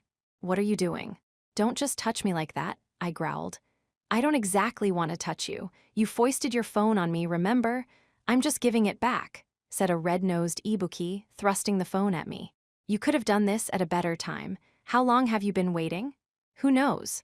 That probably meant she'd waited for quite a while. Why was she so sensitive when it came to pointless things like this? I didn't take the phone, but Ibuki grabbed my arm when I tried to slip past. "Are you really going to quit?" she asked. "Didn't you just say you only wanted to give my phone back?" I snapped. Ibuki glared at me. "Do you remember what you said back when you fought Ishizaki and Albert? You said that the strongest person is whoever wins in the end, no matter how many times they lost before. That's exactly how it went when you fought them. So what? Are you really going to end this after losing to Ayanokoji one time?" I misread the situation and sealed my fate. Besides, I couldn't care less anymore, I replied. What? That's super lame. I didn't care anymore. Guess that guy was a big deal after all if he could make me feel this way. Maybe, I said, responding to Ibuki with complete indifference. Don't give me maybe, Ibuki huffed. She hadn't let go of my arm. You wanted me to quit school, didn't you? Isn't this perfect? I asked. I cooperated with you because you said you'd get us to Class A, now you're just going to leave us in the lurch. Ibuki had her outbursts every so often, but it seemed like this had been building for a long time. She had more to get off her chest, apparently, because she showed no sign of stopping. I tolerated your tyranny. I put up with it because we had the same ultimate goal. Even when Class C got our points docked the other day, and you wouldn't tell us why, no one complained. We all believed you'd get us to Class A someday. And now you're just going to drop out? That's lame. So lame. She took a breath and added one more thing. Is there anything more pathetic? You really gonna spin this however's most convenient for you? I asked. I stopped walking. I had to move carefully because my body hurt all over. Yeah, I told you good-for-nothings that if you followed me, I'd get you to Class A. That was just me dangling a carrot before your noses while I used violence to sow the seeds of fear. You do know about my contract with Class A, don't you? That was all for me, just me. I couldn't give a shit about the rest of you. You're saying you plan to make it to a class alone? Yup.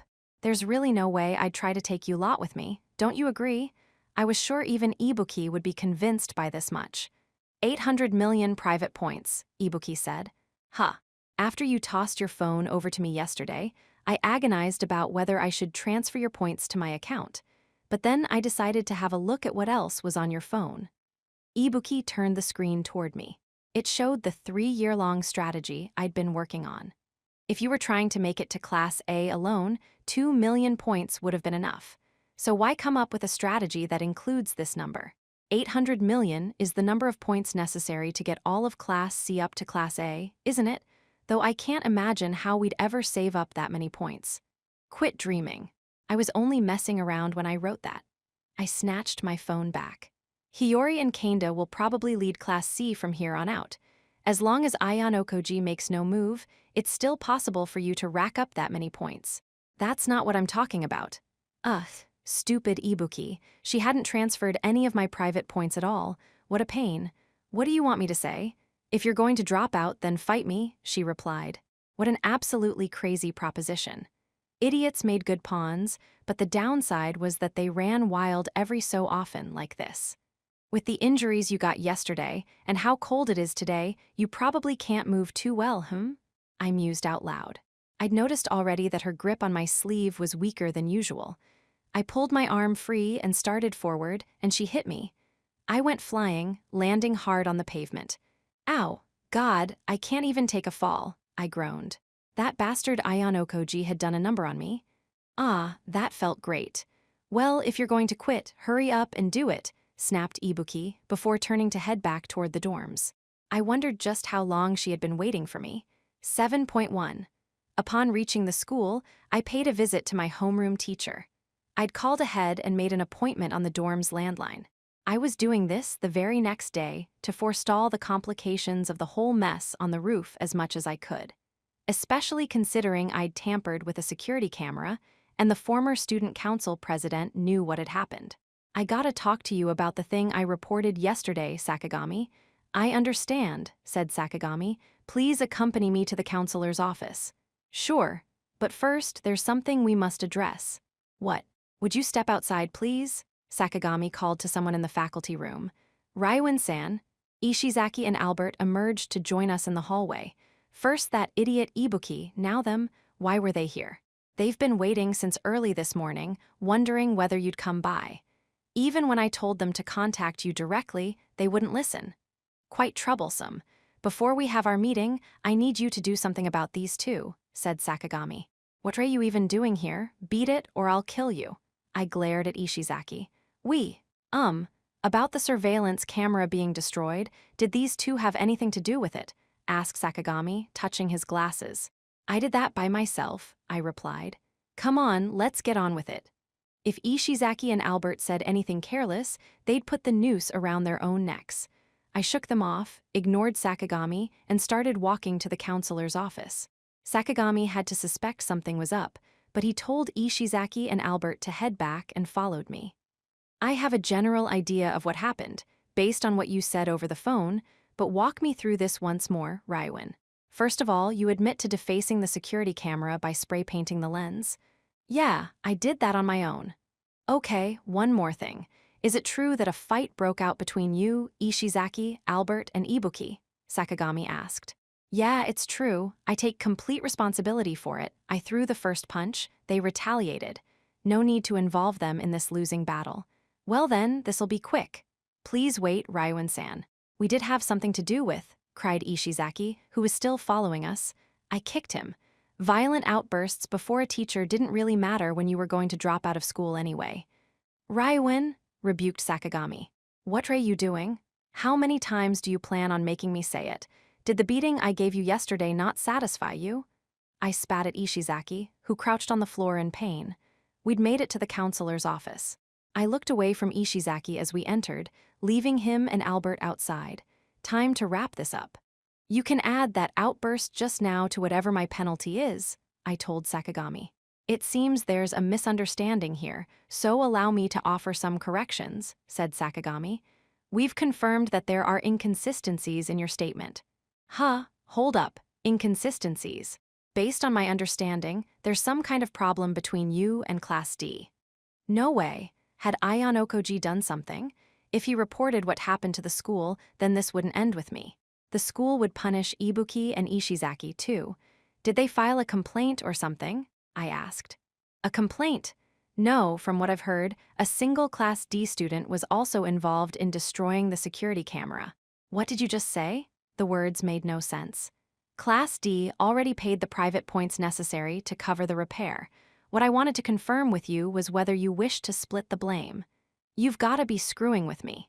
If you think this'll prevent me from dropping out, you're making a big mistake, Ion Okoji. I'm dropping out, I told Sakagami.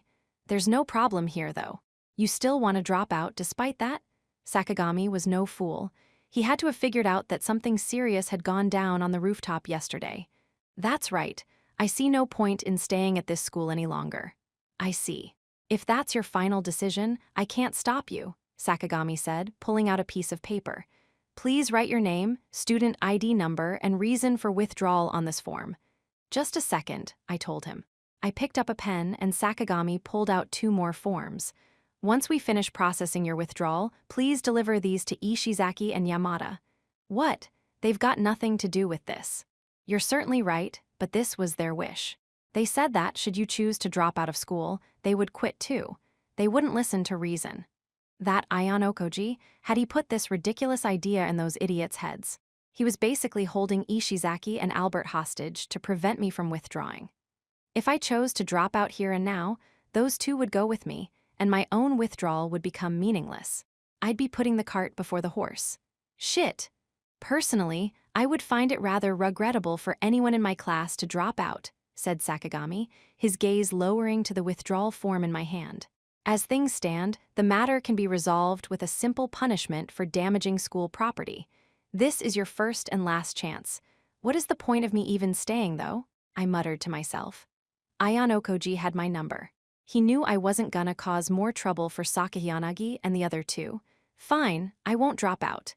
I handed the paper and pen back to Sakayanagi and left. 7.2. Soon afterward, strange rumors started spreading among the first-year students. Rumors that Rywin Kakeru had abandoned his position as Class CS leader. That Ishizaki and the others were no longer his entourage. That he no longer talked to anyone, but spent all his time alone. It was like looking in a mirror of the person I'd been when I first started at this school. I wondered whether there would come a day when Rywin regained what he lost. I was sure of one thing, though: he and I were similar, and I could still use him.